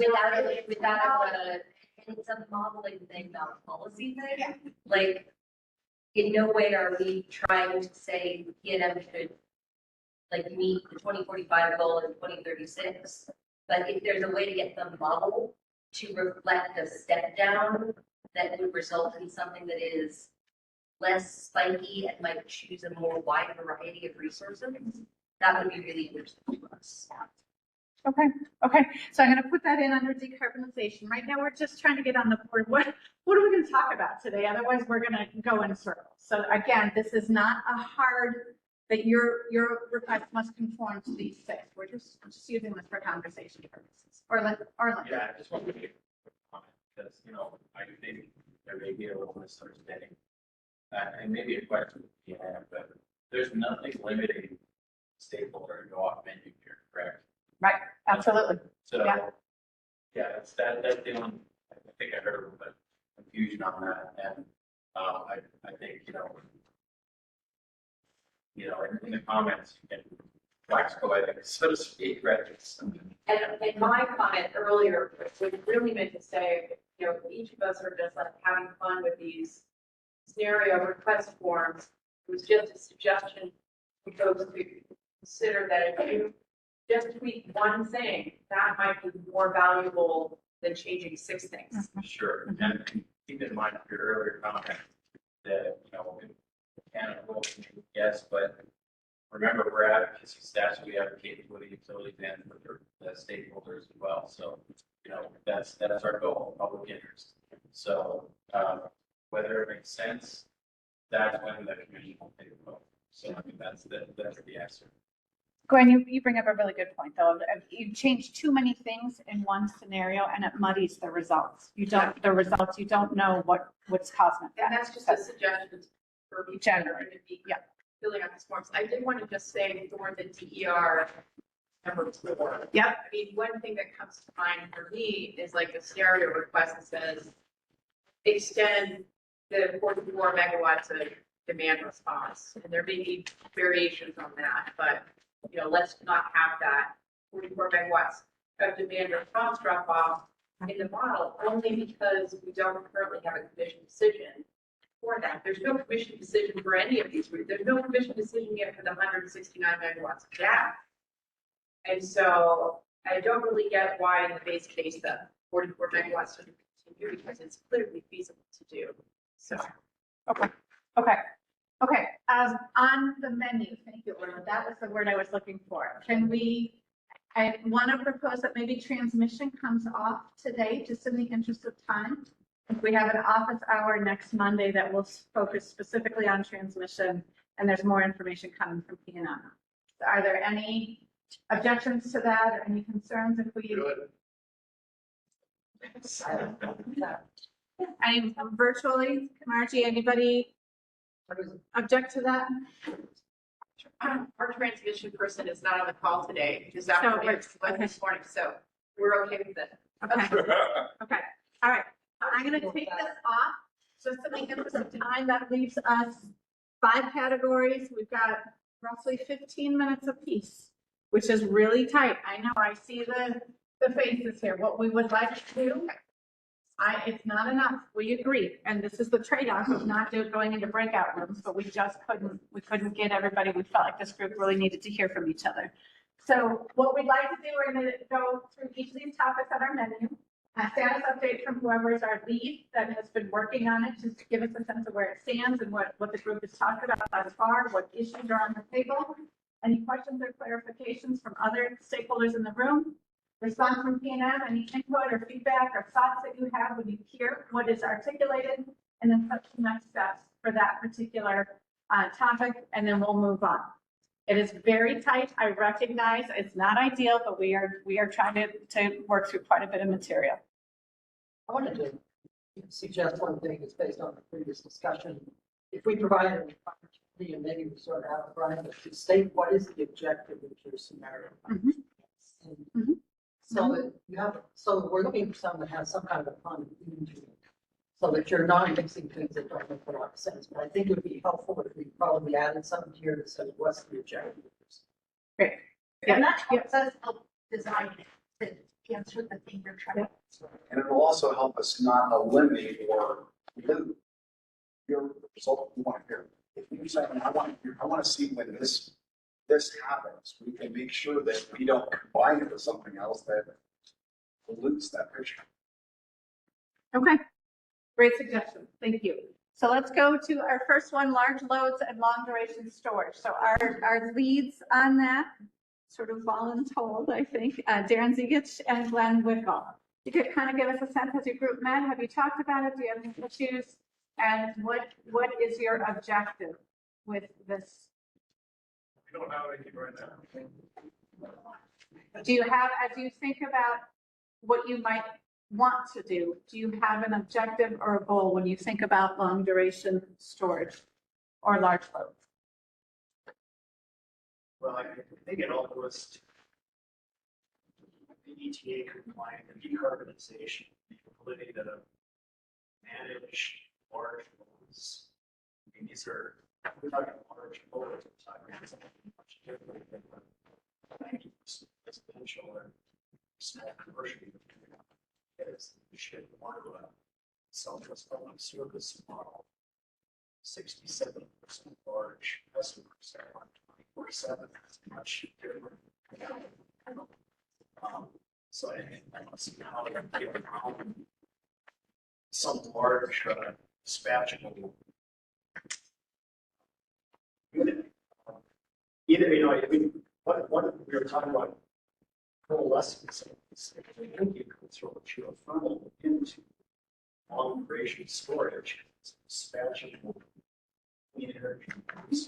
We already have it categorized as a special resource. So I can see geothermal, any special resource. Okay, so that you want to try to consolidate. So they won't need additional.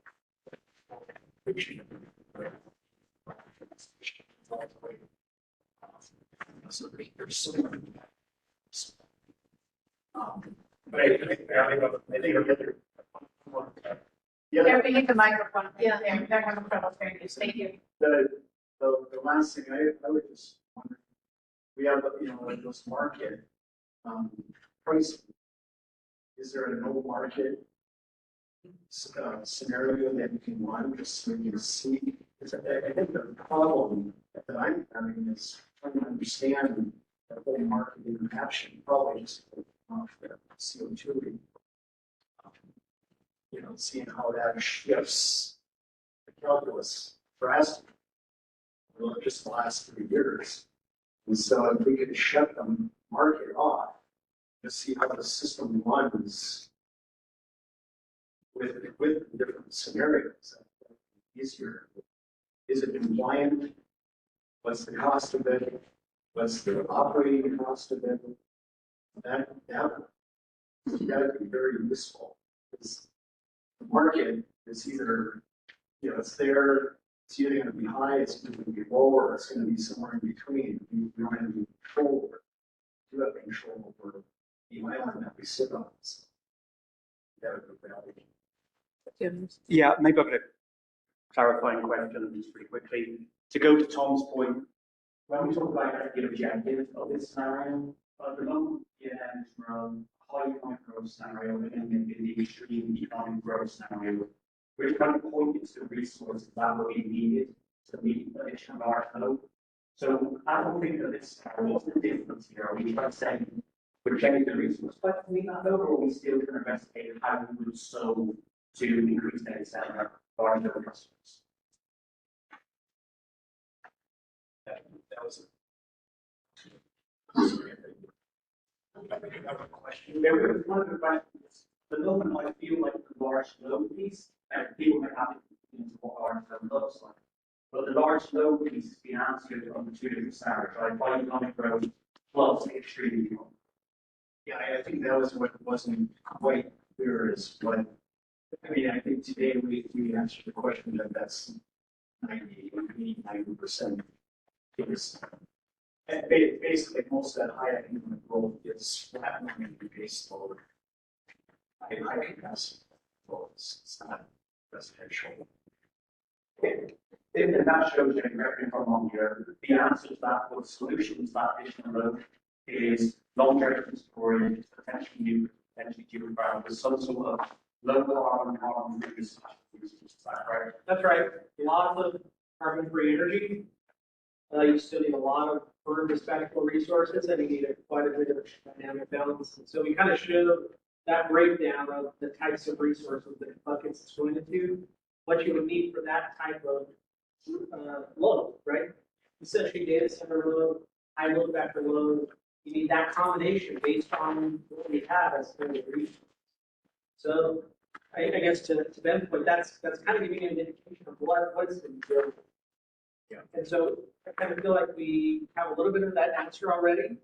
And so maybe I'm kind of just trying to understand what do you really want to see? Is it something more in detail, or is it something different? Maybe we're missing what you with the large loads.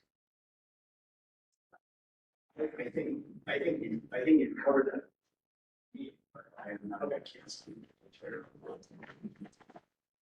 Just before I thought about you, just one quick thing about geothermal. Tom might be able to answer this better, but geothermal can be built with storage before. I have no idea if that is a mature technology or if it's IRP. In fact, here's my question. So there is a way that's been proposed to run a geothermal asset at the time, and maybe you don't run it in the summertime, in the middle of the day, when you've got excess solar, right? You just don't need that big solar. What you do, turn off the circulation of your heat transfer fluid, and then it builds up, it cooks underground, gets to a higher temperature than steady state temperature. And so then when you turn it back on in the evening or whenever you need it, you get a surge in thermal output and then a surge from the power plant. And that looks like storage, and I'm not sure, couldn't tell you how long it lasts, but it could be many hours, maybe not long duration storage, but it looks like storage. And so, geothermal power plants, we believe can be a combination of 95% capacity factor of base load plus some element of storage. And what my question was going to be, how do we model that? Put that into a modeling scenario, because it's, it's two aspects of the same resource. Part of it is storage, maybe even long duration storage, but it's also basically, and so I don't request a modeling work. Yeah, I'll give you my opinion then. I think get out and jump in.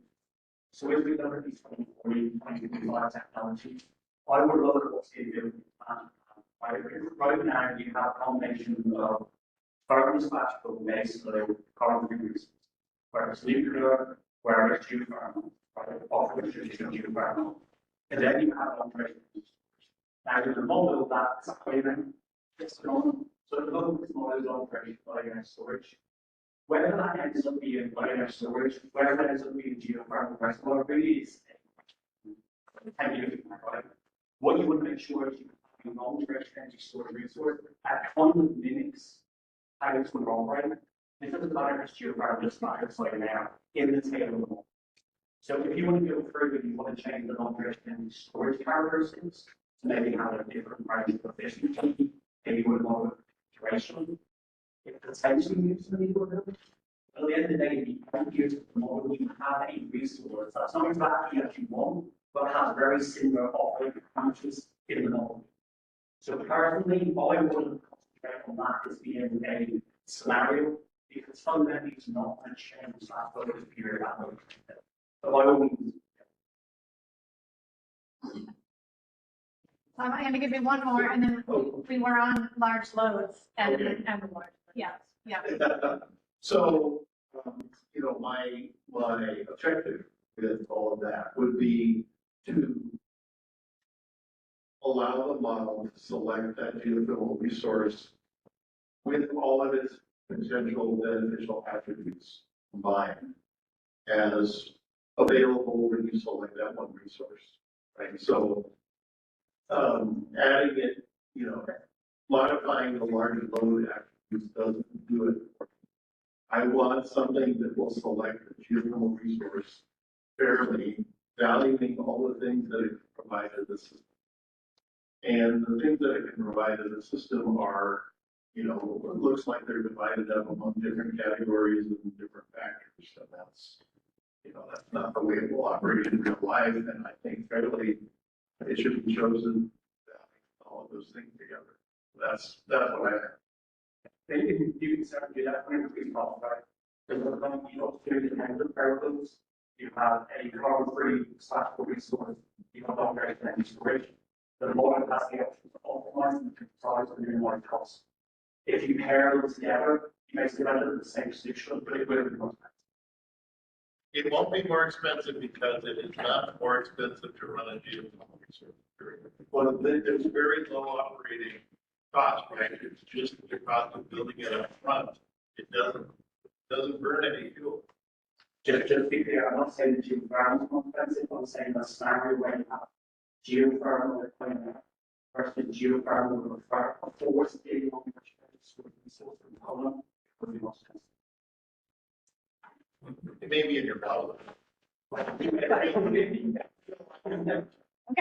Okay, thank you. Anna, Linda?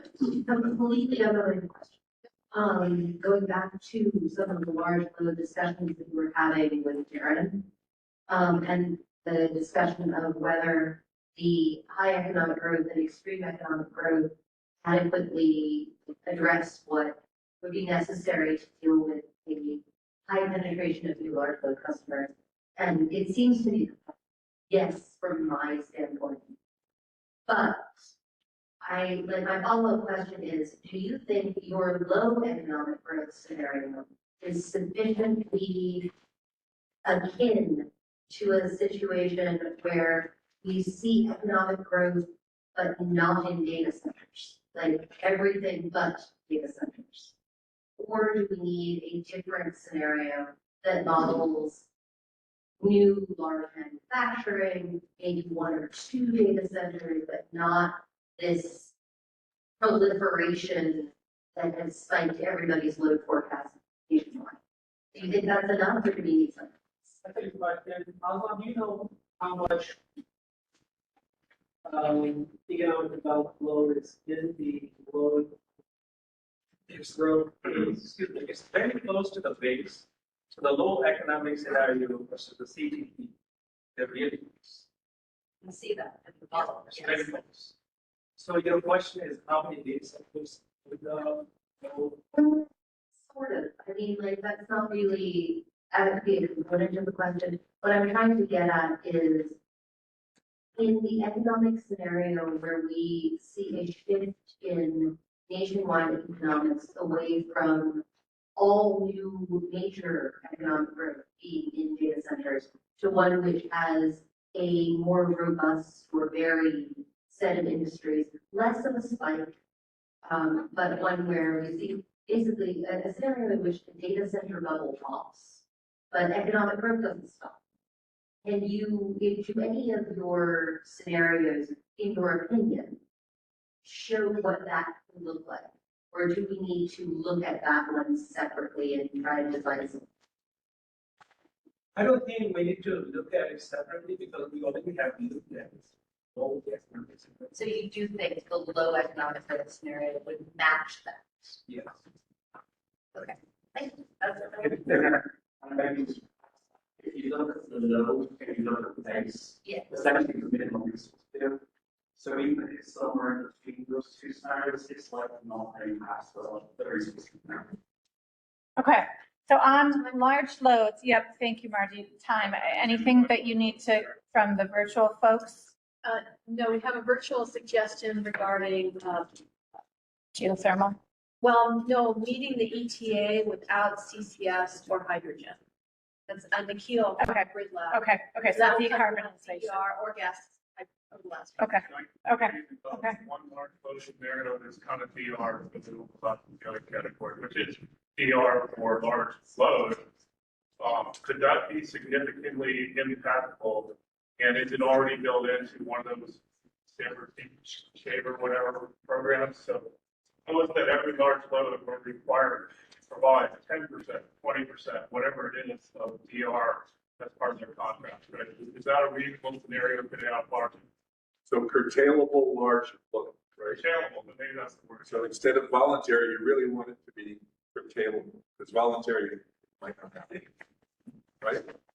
So is that, because I don't understand what the large load scenario is.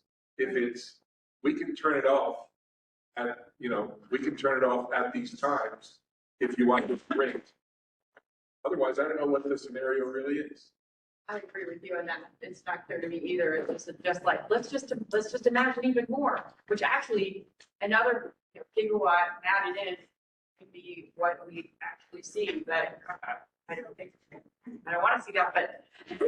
So Gwen, is what you're saying that the large load is kind of coalescing around just the demand driver? Yeah, but it's very specific to attaching to that each, megawatt or increment, or maybe megawatt, a percentage of that is actually curtailable. I don't know how you model that, but it would be. If you want this rate, you have to follow these rules. At peak, we take this much, whether you want it or not. You want the rate or not. Right, and there'd be a certain number of hours per year where that load does not operate, and you just model it that way, then you basically are, when in real life, you're giving them a tariff that says your load has to be curtailable by X percentage, and then based on that, you model that in your own planning as a resource with an effective load carrying capacity for that curtailed load. Okay, okay. So I think where we're coming, we are gonna need to move on. I know it's tight here, but I think where we just heard that some of the issue on large loads may already be captured in the high economic growth and the extreme economic development.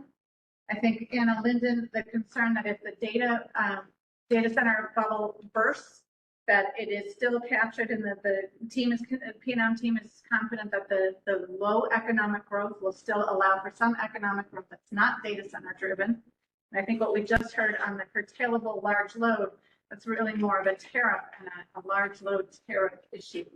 So I think where this group is, what I'm hearing is that maybe the scenarios for this one are either already addressed through PNM's sensitivities, or it's a rate design issue. I would maybe offer just a slightly different opinion here. What I've heard from the thus far is probably to the spectrum potential which we know there is high increase. But I wonder the more than that's done today, if identified the supply side resources that will likely be needed to meet that. And the really outstanding question that just been raised is, if you made some of that load curtailable or in front of load, could you reduce the amount of supply side resources that? Is that? Yes, that's exactly. So I think that's one potential relatively easy scenario, right? You pick a load forecast, you say, hey, imagine 10% offset peak, where in the top 100 hours, where it maybe is containable, risk of modeling, that's a nice, really easy one to do. Very impactful, you can see kind of what the impact is.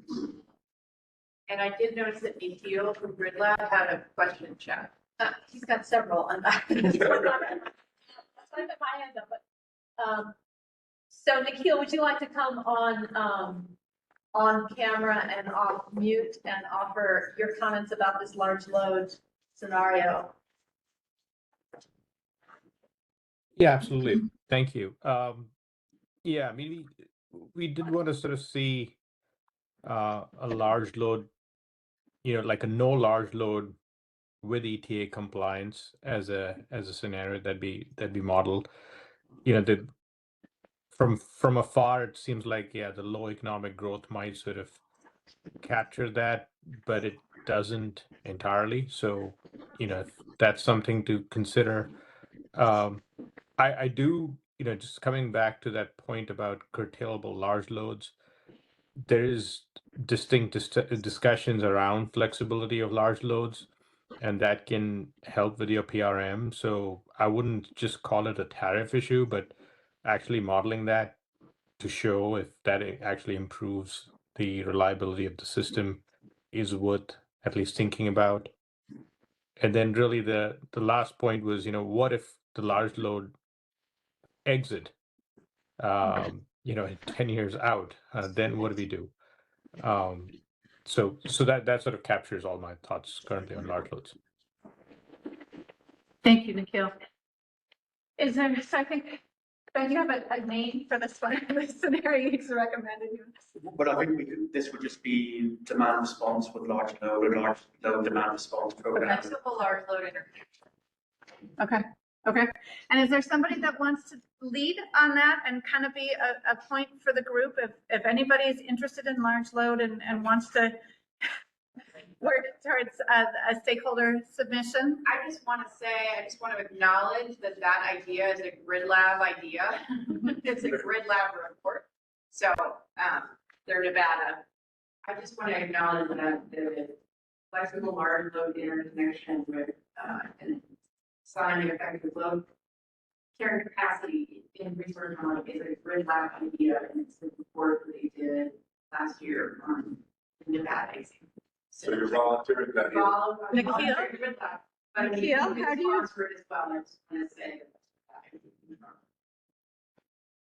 Nikhil, any thoughts on that or reaction? No, I mean, yeah, I mean that was just I mean we did do that study as part of an NVE scenario. That there's more work. There's others that have done similar work as well. I mean, Tyler Norris published a paper a couple of years ago.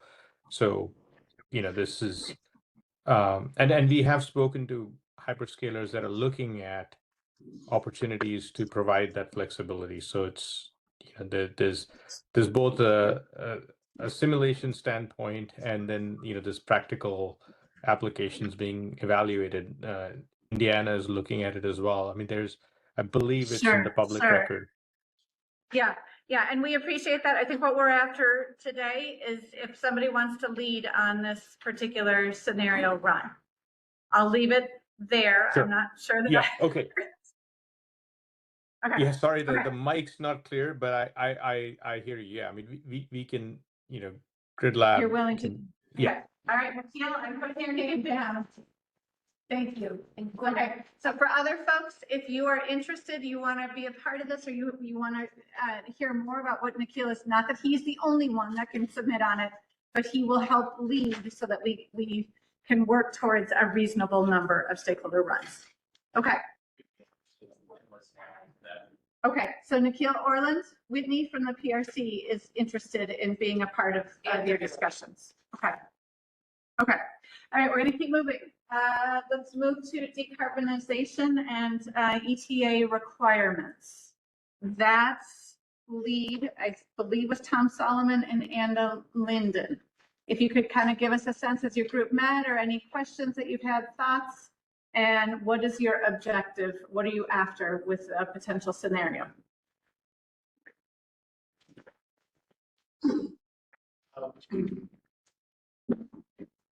So having that no, you're not met. I think I answered kind of what we're after with the potential scenario earlier on. See if I recollect what I said at the time. So the interest is, one, ensure that the requirements of the ETA are met.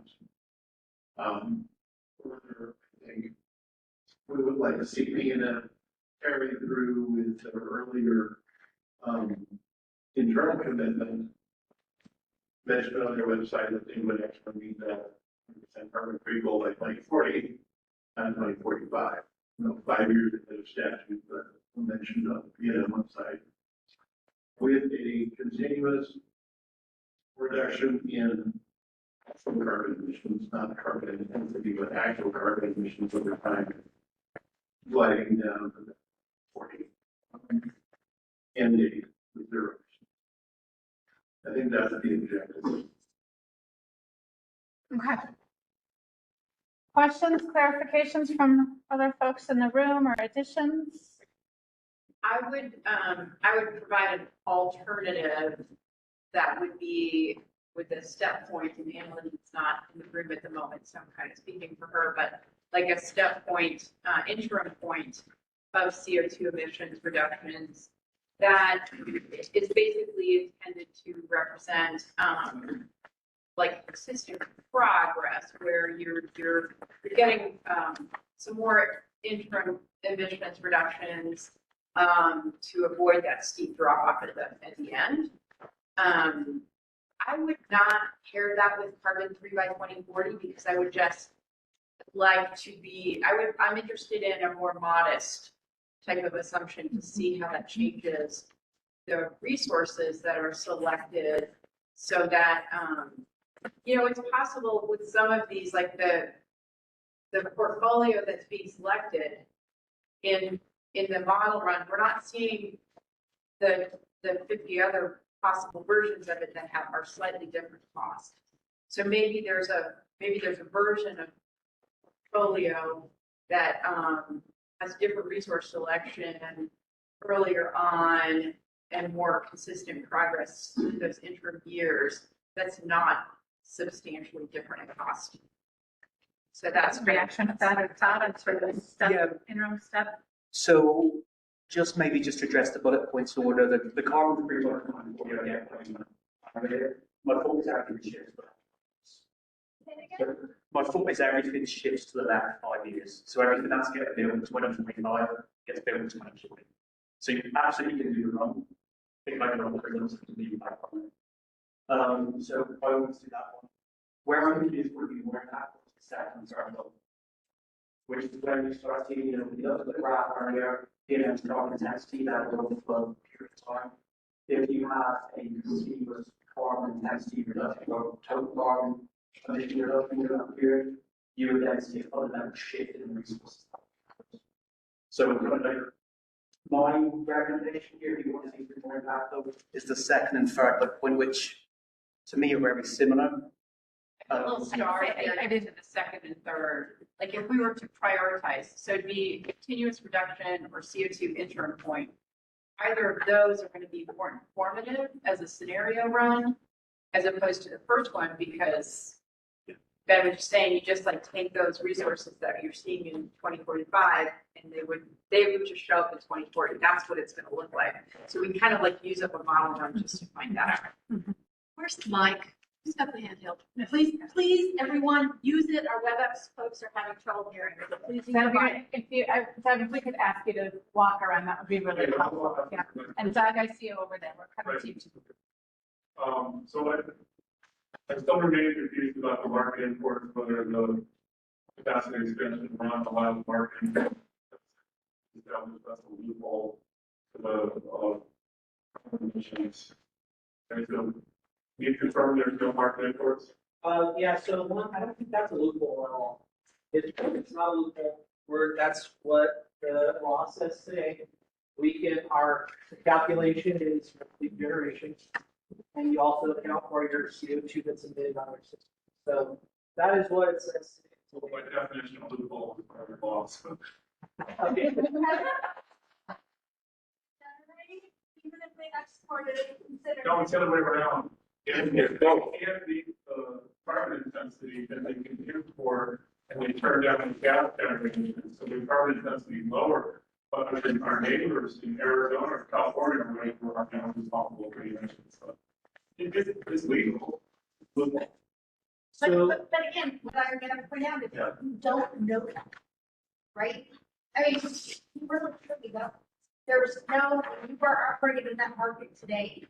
It's not telling me this megawatt comes from here, this megawatt comes from here, this megawatt comes from here. It's just access that's capable of being the market. So regardless of, Sorry, let her finish. regardless of what you would like to assume, it will be a random assumption, will not be reflective of what the market is. And just real quick, Glenn, to answer your question, I think I've answered this a couple times now.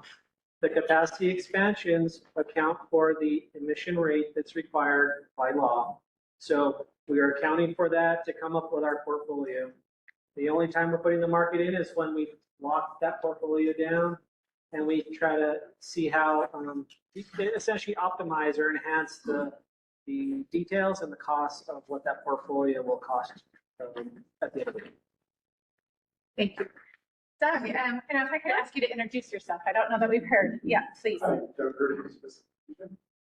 So I think this is here. Here or 5 with 5 in the standard distributed resources. But your question I think is into the resources or carbon dispatchable. And so here's an area where cost structure, performance structure, you can actually see in some of those years. Doug, do you have information that you would be willing to share as far as costs, and they need cost assumptions and to be able to consider that as a candidate resource? Yeah, cost, performance, timing characteristics. And when? Yes. Okay. And so that would be a separate scenario. I think that one's probably going to be on its own. So and I'm assuming you're somebody who's willing to be point on that and lead with that effort. Okay. Thank you, Doug. Eric. I just, Eric from Rita, just like to push back on the total carbon versus carbon emission rate. Because with a variable generation, total carbon is just too bundled up. I think that there's just a lot of risk there that you're not going to get anything clear. If you say I want to step down the emission rate from 200 to 175 to 150, that is pretty clear. You're going to say, let's throw that model out, create a total carbon emitted within New Mexico by PNM's generating resources, and you're limited and you must produce in this factor, it's just a complicated thing. I just think it overly muddies things, so. Just an opinion. Thank you. I just had two clarifying questions that you can answer quickly. The first is I see that it's a PRM analysis and the hard load factors and the correlations. And so I'm just curious why it's not LOLE and what would equal an LOLE of 0.01 in the PRM language? So that's one just. We'll come back to it. Let's get that answered before you go on to your next one. That's pretty data. So you're asking what the point one, what equivalent of PRA is? Is that what you're asking? Yeah, and why are you guys, I thought I don't know, I was doing LOLE and getting rid of reserve margin. So I'm just a little confused. Yeah. Modeling in different ways. So to clarify that, we are, our reliability planning is based on a 0.1 LOE or 1 day in 10 standard. Okay. To properly turn that into an expansion plan modeling input, we have to calculate on a counting basis what that equates to in terms of a planning reserve margin. And so we take what we get from ServM, they translate that to a PRM target, and that's what we put into Encompass. And then that's what the portfolios are based on. We try to meet a certain reserve margin every year, and it's the same reserve margin, right? And then we go back, after we're done, whenever we come out with we'll probably do this with an MSEP or when we start getting to portfolios, we'll take that portfolio and run it through ServM just to make sure it's hitting at the 1 day. But the high load factors don't hit it. They have like PRMs of 4%, 0%. Like they're not meeting reliability requirements. So I'm just confused of how the reliability requirements play in, and then the current trends. I know generation, it's lumpy to add generation, but they're not. I guess number one, I don't know what the LOE is. I think it's like 16%, but it's lumpy in the current trend. So I'm just trying to figure out the reliability piece of these models. So the 1 day in 10 standard is not so much dependent upon your load, but more of the resource mix that you have to serve your load. So we have to have a starting point, and really when we're coming up with ELCCs and accredited capacity, you pick the starting year, and this is what we did for this IRP, determine what that starting year is and come up with accredited capacity, and then throughout that process, you also get a planning reserve margin which you're going to target. So as load grows, the accredited capacity, the planning reserve margin, that should still stay the same. And again, we're going to go back and test the portfolios against what the true reliability results are, so that we make sure that we're actually planning to a point. So maybe you're getting confused, but just because we have a CTP and a high HEG and an LEG, we're not changing our resource adequacy. Yeah, we're not changing our reliability metrics that we're planning to. Well, it sounds like 9 in the high HEG, PRM target, or I guess like portfolio PRM percent. I guess maybe I'm confused between the target, the low target, and the percentage. I can try to address that. Yeah, question. yeah. I wonder if that might be good. And then what are your improvements? Because I hear a lot of questions here about the imports, and I think it's a modeling input, right? I'd love to get into that, but we have that information posted on Venue. All the details on what we're assuming for market assumptions, those are all out there, and I can show you where they're at. So Kathy, next steps on this? Yeah, I want to, Elizabeth, I know you were out of the room, and we are kind of moving towards I think what you offered earlier, CO2 reduction with an interim sort of step point. The conversation on the carbon free by 2040 was just sort of, maybe not the best use of. Or dropping it incrementally over time through the pounds per megawatt hour, like by 25 megawatt hours per year. Yeah. Like the idea is not to move where the spike is. The idea is to smooth it out. Yeah. PNM team, any? Yes. From the PNM team, any reactions or thoughts or suggestions for them as they think about the stakeholder request to put that in? No, I think that makes sense to request. I think it's more impactful or more informational than just doing a 20-45 increase. So that's why. Where your giant spike is. Yeah. You know that if you have it be spiky, it's spiky. You can locate that spike anywhere you want. I want to see what happens to the entire model if you have a slow periodic reduction. Now, I understand, resource predictions alone is probably going to bring a lot of resources. Yes, if the bring a large resource early, probably, yes. Absolutely. Anna Linden, are you willing to kind of be point on that one? Yes, develop it? but some of the ideas are separate. Understood. That is very simple, Specific, yeah. very specific. Yep. And one that I would really like to see with very few other changes. Yep. Do you need further help to articulate that, or do you think you know what you need to do for your form? Okay. Okay. Okay, Glenn, and then we're gonna keep moving. You've never heard of, we've never heard a response from PNM about absolute reduction versus intensity reduction, but if it's something that we are.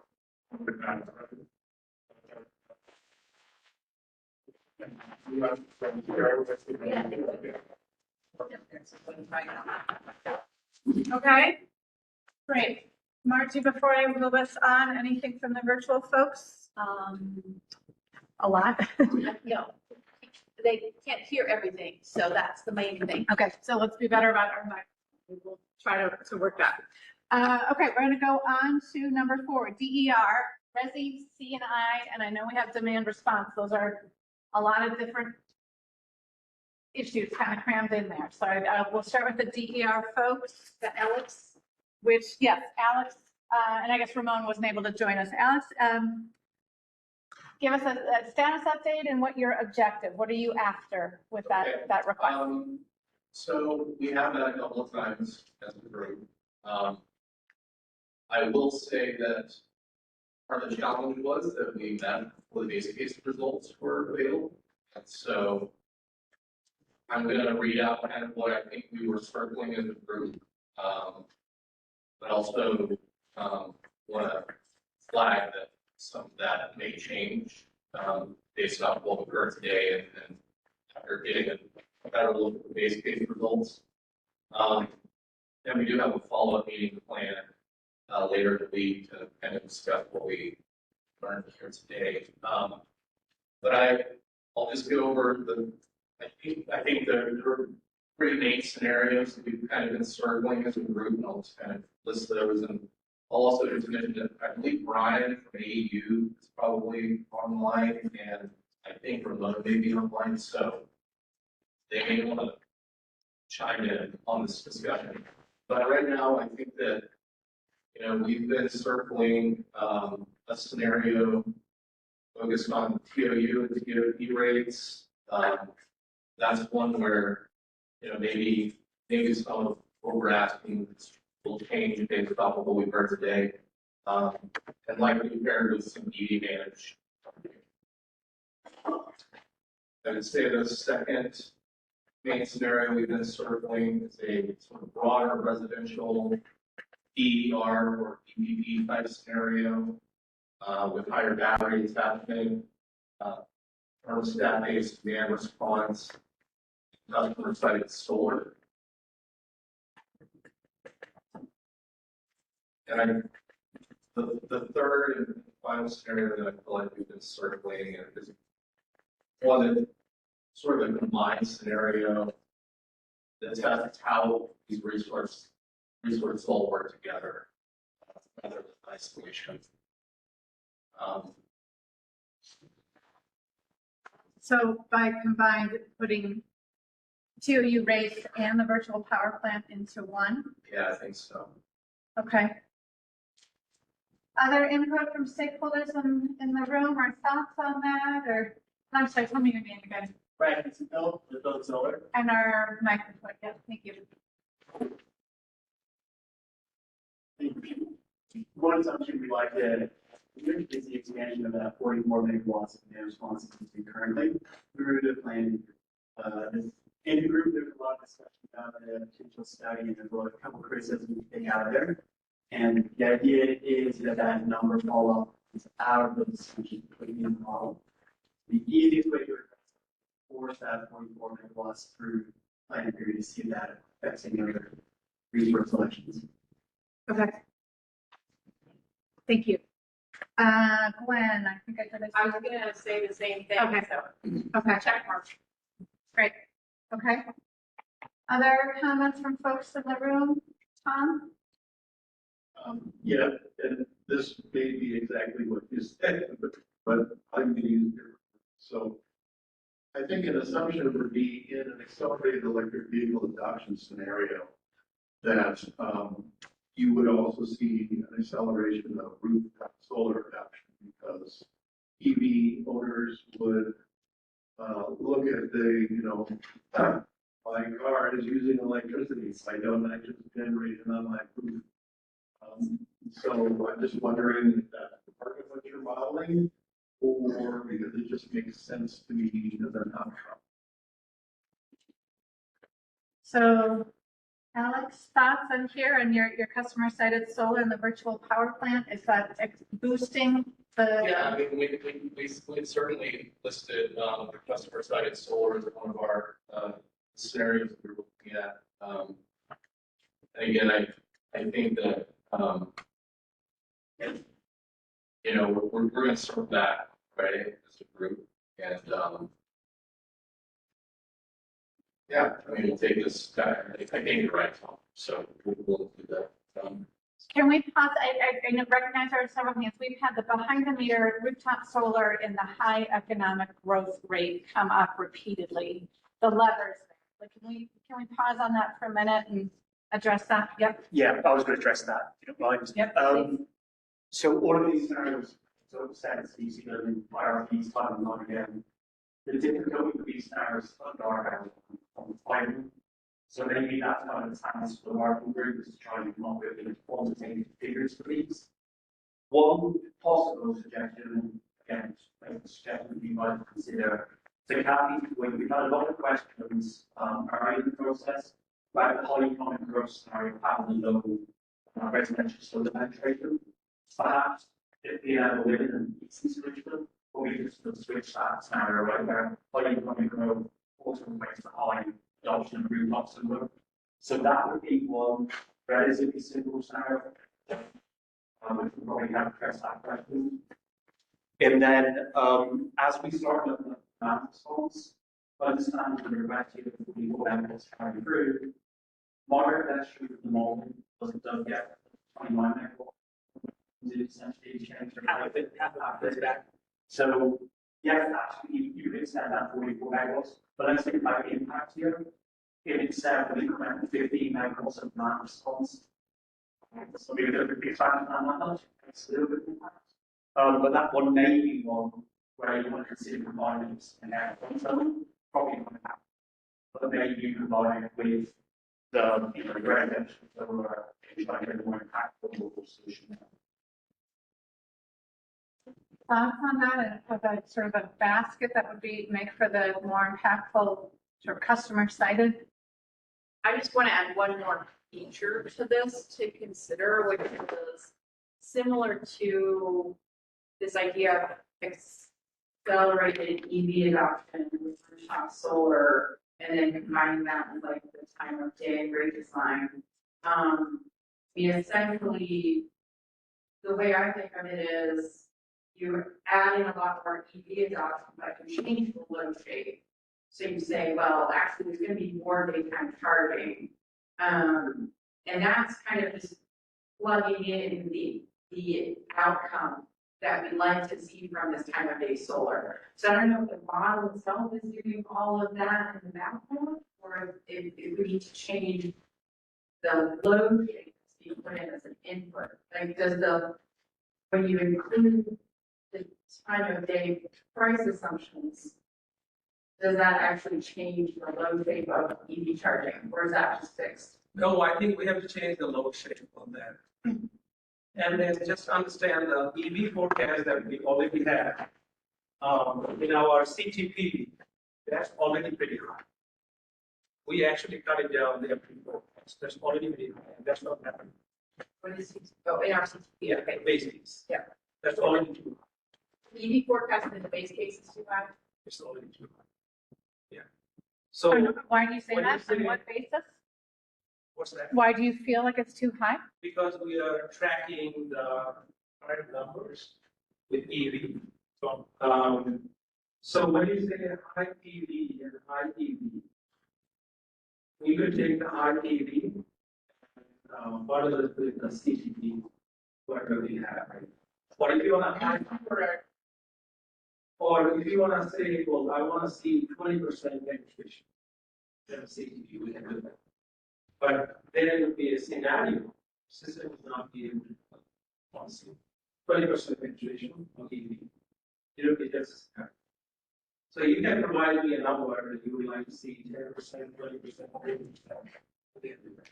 30%. So what you're saying, I think what you're recommending is don't focus on adding even more EVs into the forecast. Focus on how should the low shape be adjusted for EVs that are already in line. Yeah, and then also I wanted to reply to Tom's request. I think it would be beneficial to CTP EV forecast that we already have as an EV. That's CTP. Current trend. Current trend. Thank you. So that makes sense.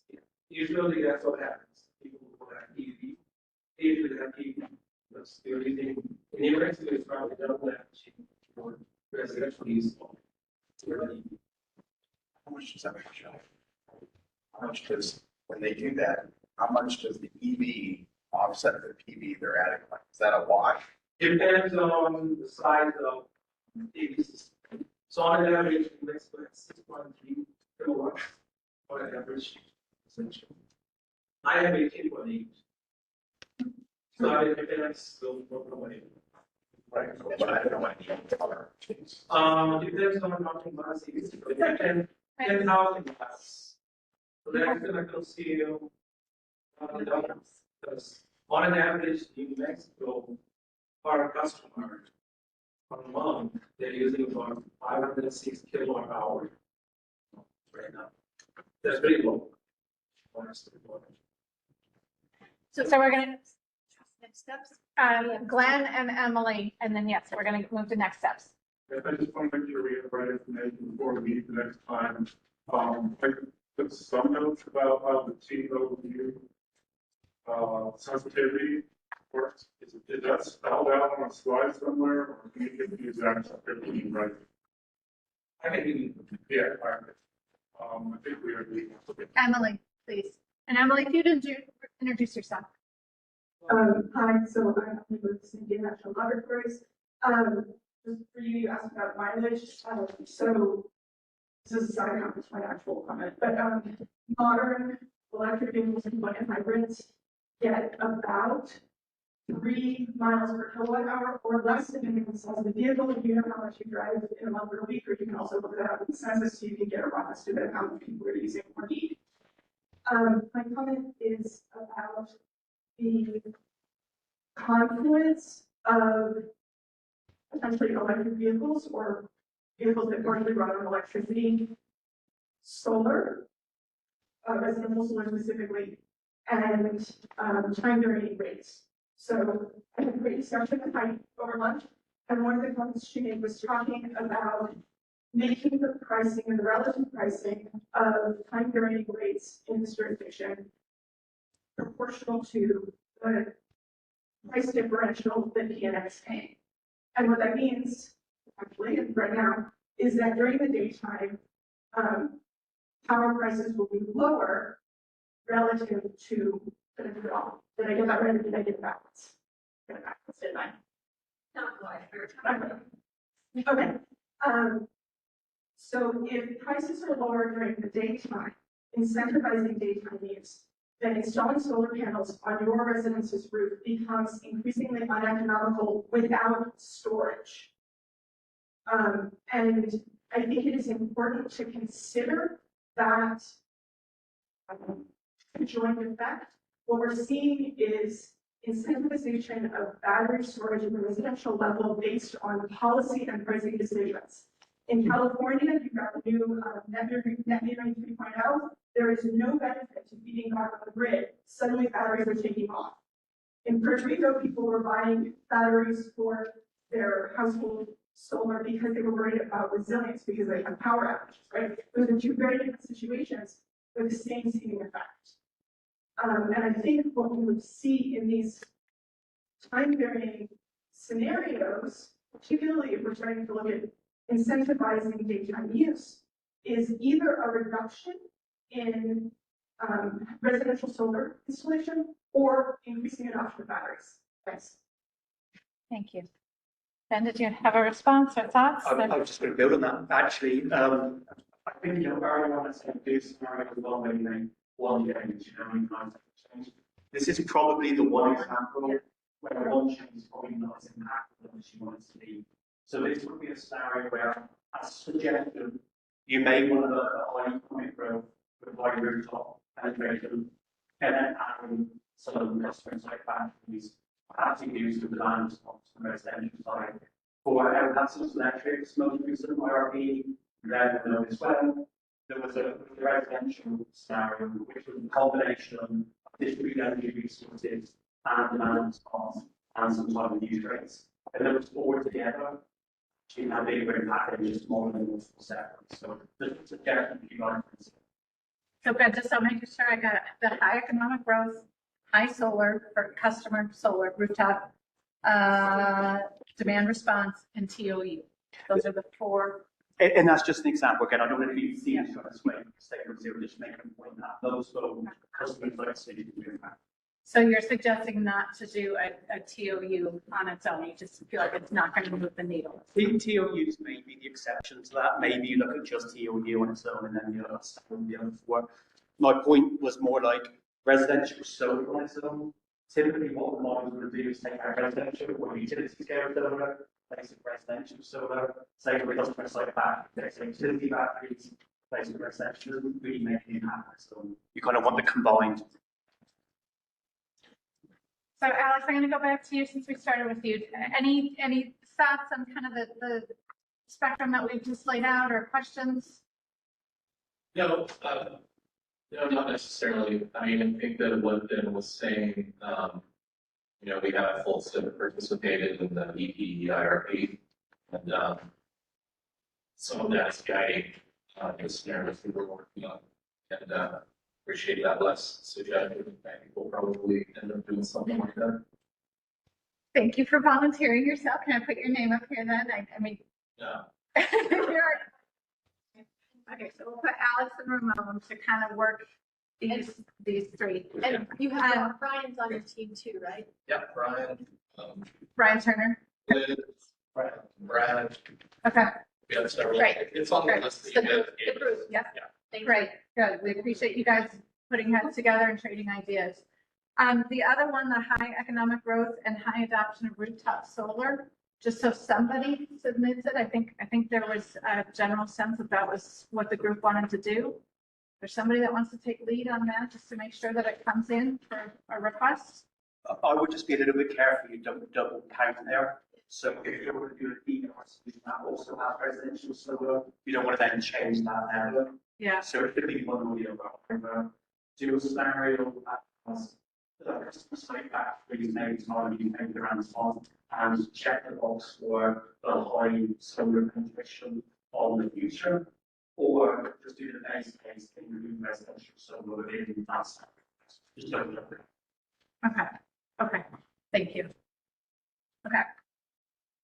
All right. In the interest of time, we have already done a dedicated office hour on geothermal. So Tom, I'm going to look to you. We are down to just a few minutes here. Okay. Tom Solomon, is there any specific question that you have for PNM on geothermal that you need addressed?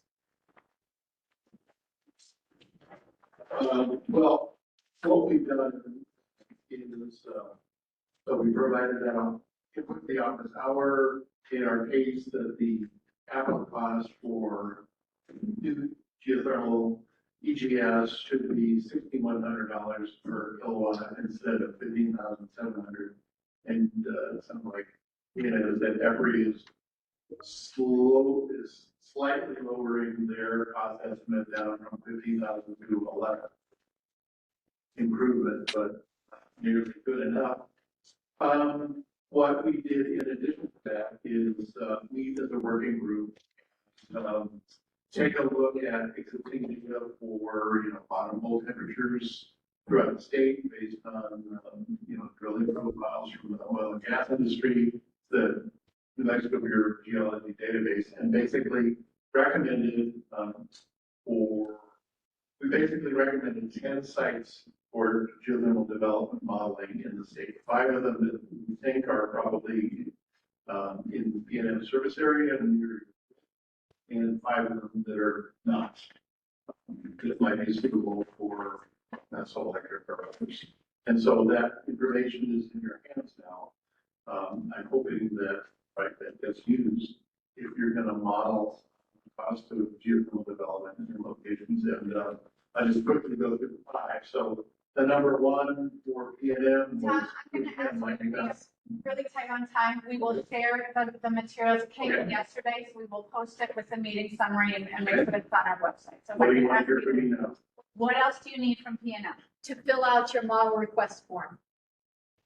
What do I need to fill out the model request form? Well, I think the question I asked earlier was how to fairly assign value to geothermal as a resource with the various attributes that it brings to the party. So it's not just base load. It's not just 95% capacity factor at whatever cost we assign to it with no fuel costs and 0 emissions. But it is also having the potential for storage as part of its, longer storage in some fashion, right? And it probably has some other attributes. I don't know how to fill out my request form that would accomplish it. Okay. Yeah. Okay. Gwen? I just have a quick clarifying question for that, which is if PNM miraculously gets a bid in this round, if PNM gets a bid for storage at some point, where that storage facility is designed to operate in that more sort of flexible approach, you would be able to model it that way in to compare to other bids, like actually model the performance that way. Okay. Yeah, if we get any bids we get in an RFP, you're talking about. Yeah. Yeah, any bids we get in an RFP, there will be a detailed evaluation of everything that we receive. Those that make the short list, those will be the ones that we modeled. And so if they pass all the different tests, they're duly valid projects, they can finance those projects, they have interconnection service, all those things. And at that point, we've already gathered all our data. We will model what the characteristics are of those regions. Yeah, I think that is as a bid. Okay. So what comes up? All right. Okay. Last one for today. We're going to move on to gas availability and hydrogen. I think this one has maybe moved a little bit. Initially, the 2 folks who were on this group are not with us today, but I think, Tom, you had some ideas of what you'd like to see the hydrogen piece on gas availability. Can we kill these 2? And then kill. Okay. Thank you. Sure. So, I think, as I said, just to summarize, my desired outcome is that we choose to build no new gas from today, ever again, and that in order to accomplish that objective, we fairly burden the cost of building gas with all of the cost that it would probably have to incur. So it's not just building it, it's not just running it, in the short term, It is what do we do with that, those new assets that we would build after 2045? And the infrastructure that you would need to build to generate the fuel to power a hydrogen power plant requires probably multiple days of storage. That would be a question probably for PNM. What is your assumption for how many days of operation in the worst case in order to have it, be fully accredited backup capacity? What is that scenario? That answer determines how many days of hydrogen storage you probably need to build. At $600 per kilogram of hydrogen is very expensive. And then how many days can you allow a hydrogen fuel combustion plant to be offline at the point in time in which you emptied all the storage? So if you build a bunch of hydrogen storage, it's going to be running that power plant. If you run it until it's empty, then it stops running. How long can you allow it to be offline in between basically your refilling time for your hydrogen storage? Those two answers determine the size of the electrolyzer that you need to build and the size of the clean generation capability that you build to power the electrolyzer. And the costs just multiply enormously as you work back upstream. So in an example, that you would have to build for example, a 500 megawatt hydrogen fueled set of power plants, you may need to spend, let's see, it would be about, you need to build about 5 or 6 gigawatts of solar plus battery storage to power an electrolyzer that would be in excess of 1 gigawatt electrolyzer in order to refill your fueling system in a few number of days, if that's the risk that you're willing to tolerate.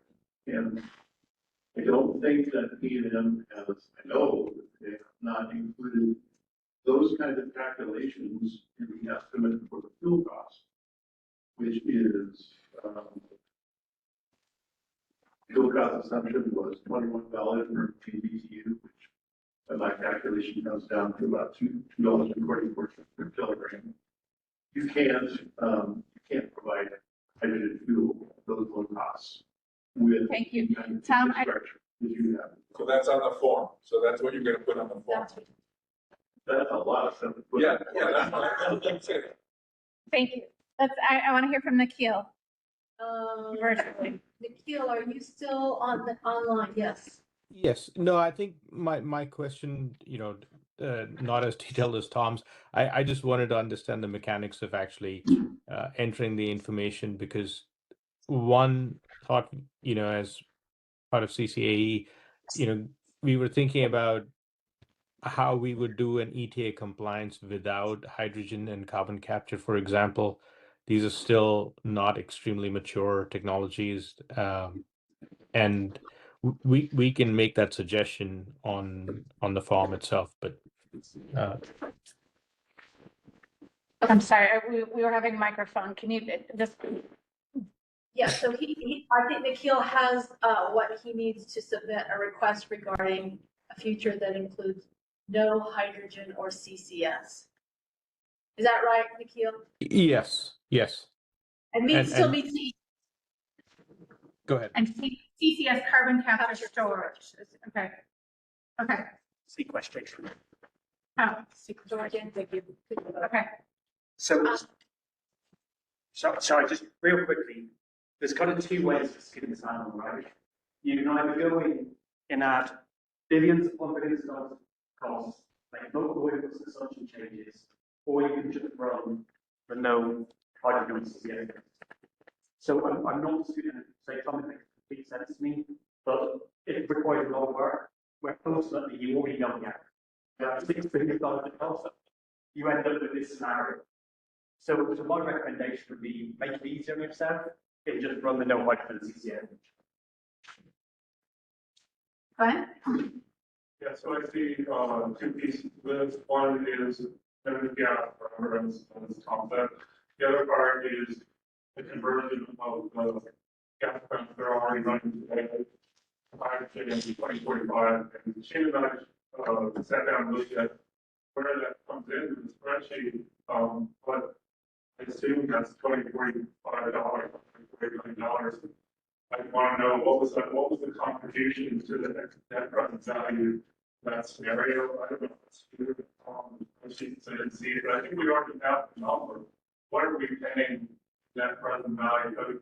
Can you extract that from this somehow? Yeah, but we can get you that number. For the conversion cost? Yes, total conversion cost and its contribution to that. And that's just the conversion cost of the gas plants.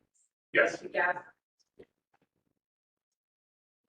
I'm just clarifying that that's only the conversion cost to convert the gas units so that they can operate on hydrogen, which is an incomplete part of the story. Since I have them. I think there's a couple of other ways to think about this gas availability question.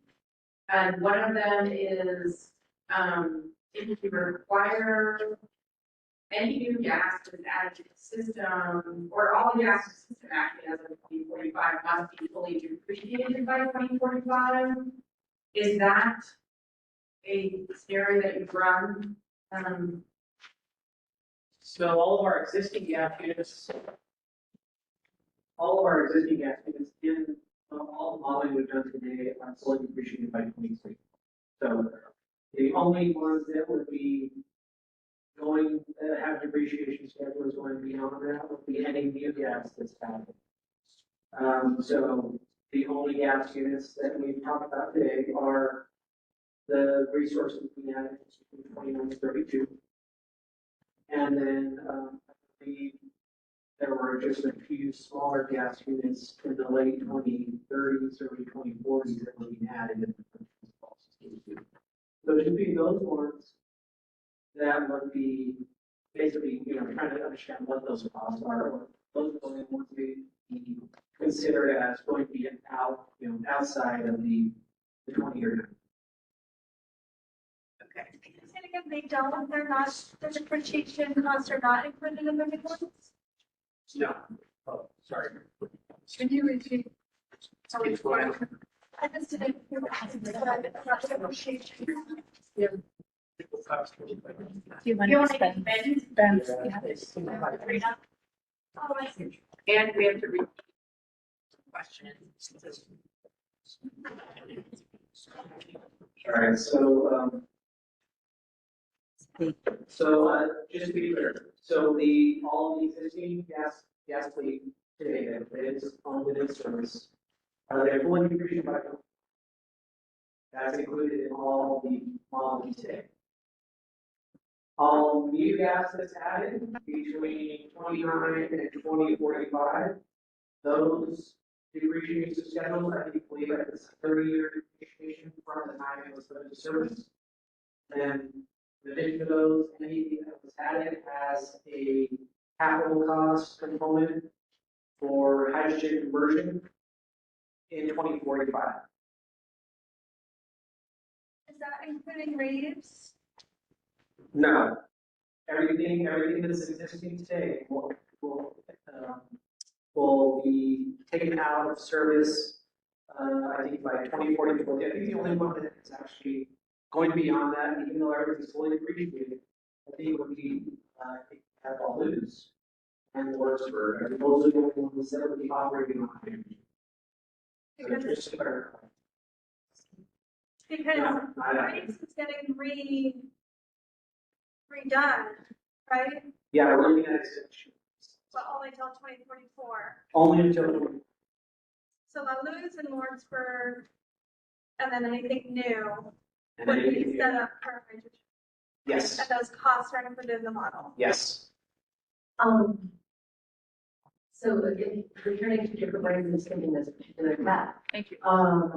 So we're talking about depreciation schedules. And one way to look at the price of operating gas in an ETA compliant world is to include these hydrogen conversion costs, however they end up being defined. I would be interested in knowing the model, I think this goes to what Glenn was saying, the model can, instead of converting all of those plants to hydrogen, take out the CapEx for hydrogen conversion, but have everything depreciate on an accelerated schedule to 2045. And essentially say that everything has to be fully depreciated by 2045. You don't have to factor in hydrogen conversion because you're going to build something else instead. That would be an interesting scenario to see. Is the model capable of doing that? So the model is capable of doing that. That takes quite a bit more effort because you're trying to time when it goes in, and you got to know when it goes in, it has to depreciate by 2044, right? So just right, but if you're saying we can fully depreciate by the time we're carbon free, then the capability is there. It's just a lot more work. Is there an advantage to going that route versus the no hydrogen? I think it shows two completely different things. Yeah, I mean, I kind of like the idea of sticking with the no hydrogen CCS gas fusion.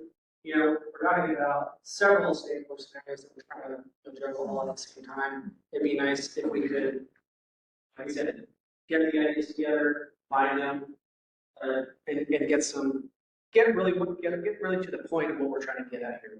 And no new gas available. We can think about it some more and talk to Nikhil because I can see the validity of it saying, okay, we can't convert hydrogen, we can't use CCS, and then you still have to see a few, constraints. And the idea is if we're to say, well, you really have to depreciate the full cost of that gas at 2045. The whole point of that is it makes it more costly, and then you want to see the model select less gas. For that reason, not simply select the gas and make it more expensive. No, you make a good point. That's pretty much what we can see.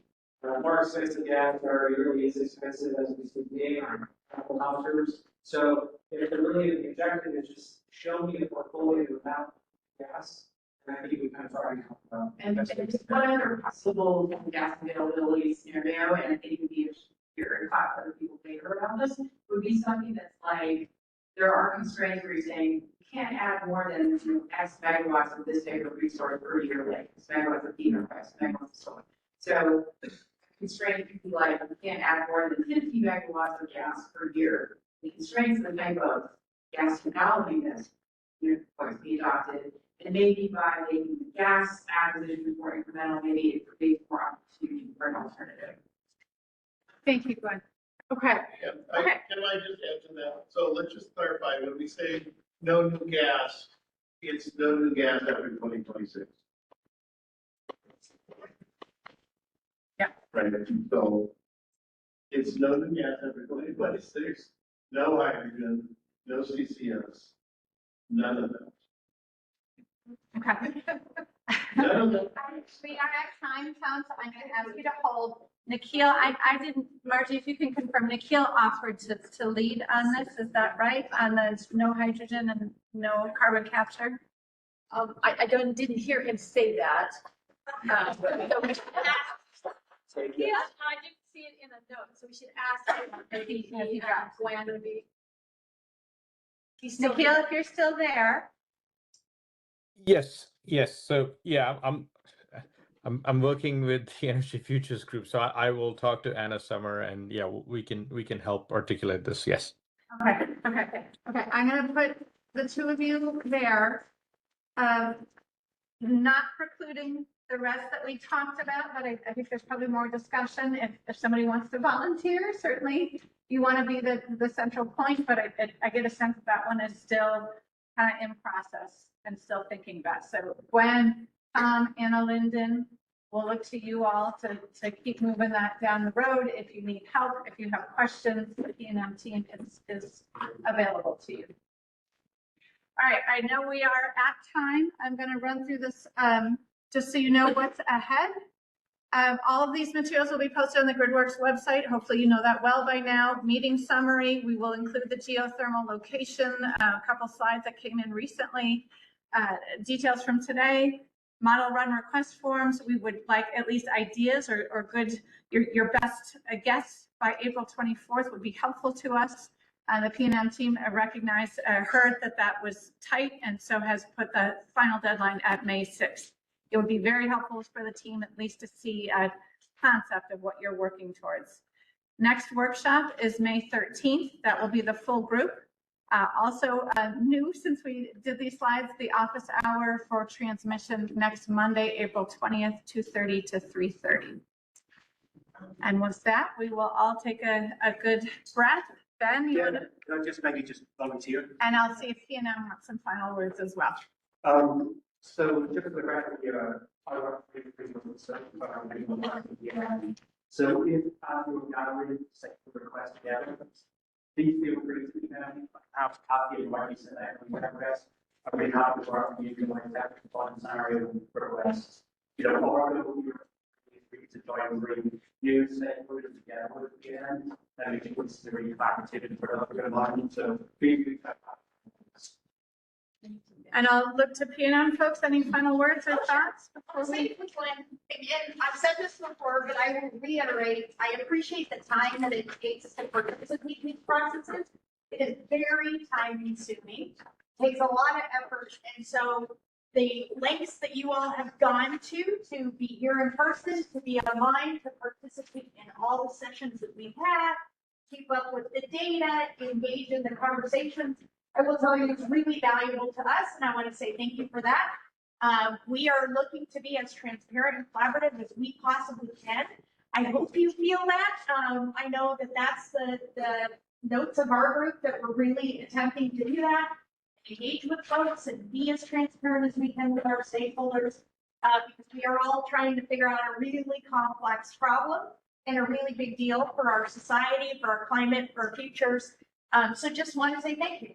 Express my thanks for the expertise you provide, the perspectives you bring, and for the effort and personal time that you've taken to be part of this. So thank you. Okay, and with that, we'll wish you well and see you on the WebEx. Thank you, everybody. Thank you.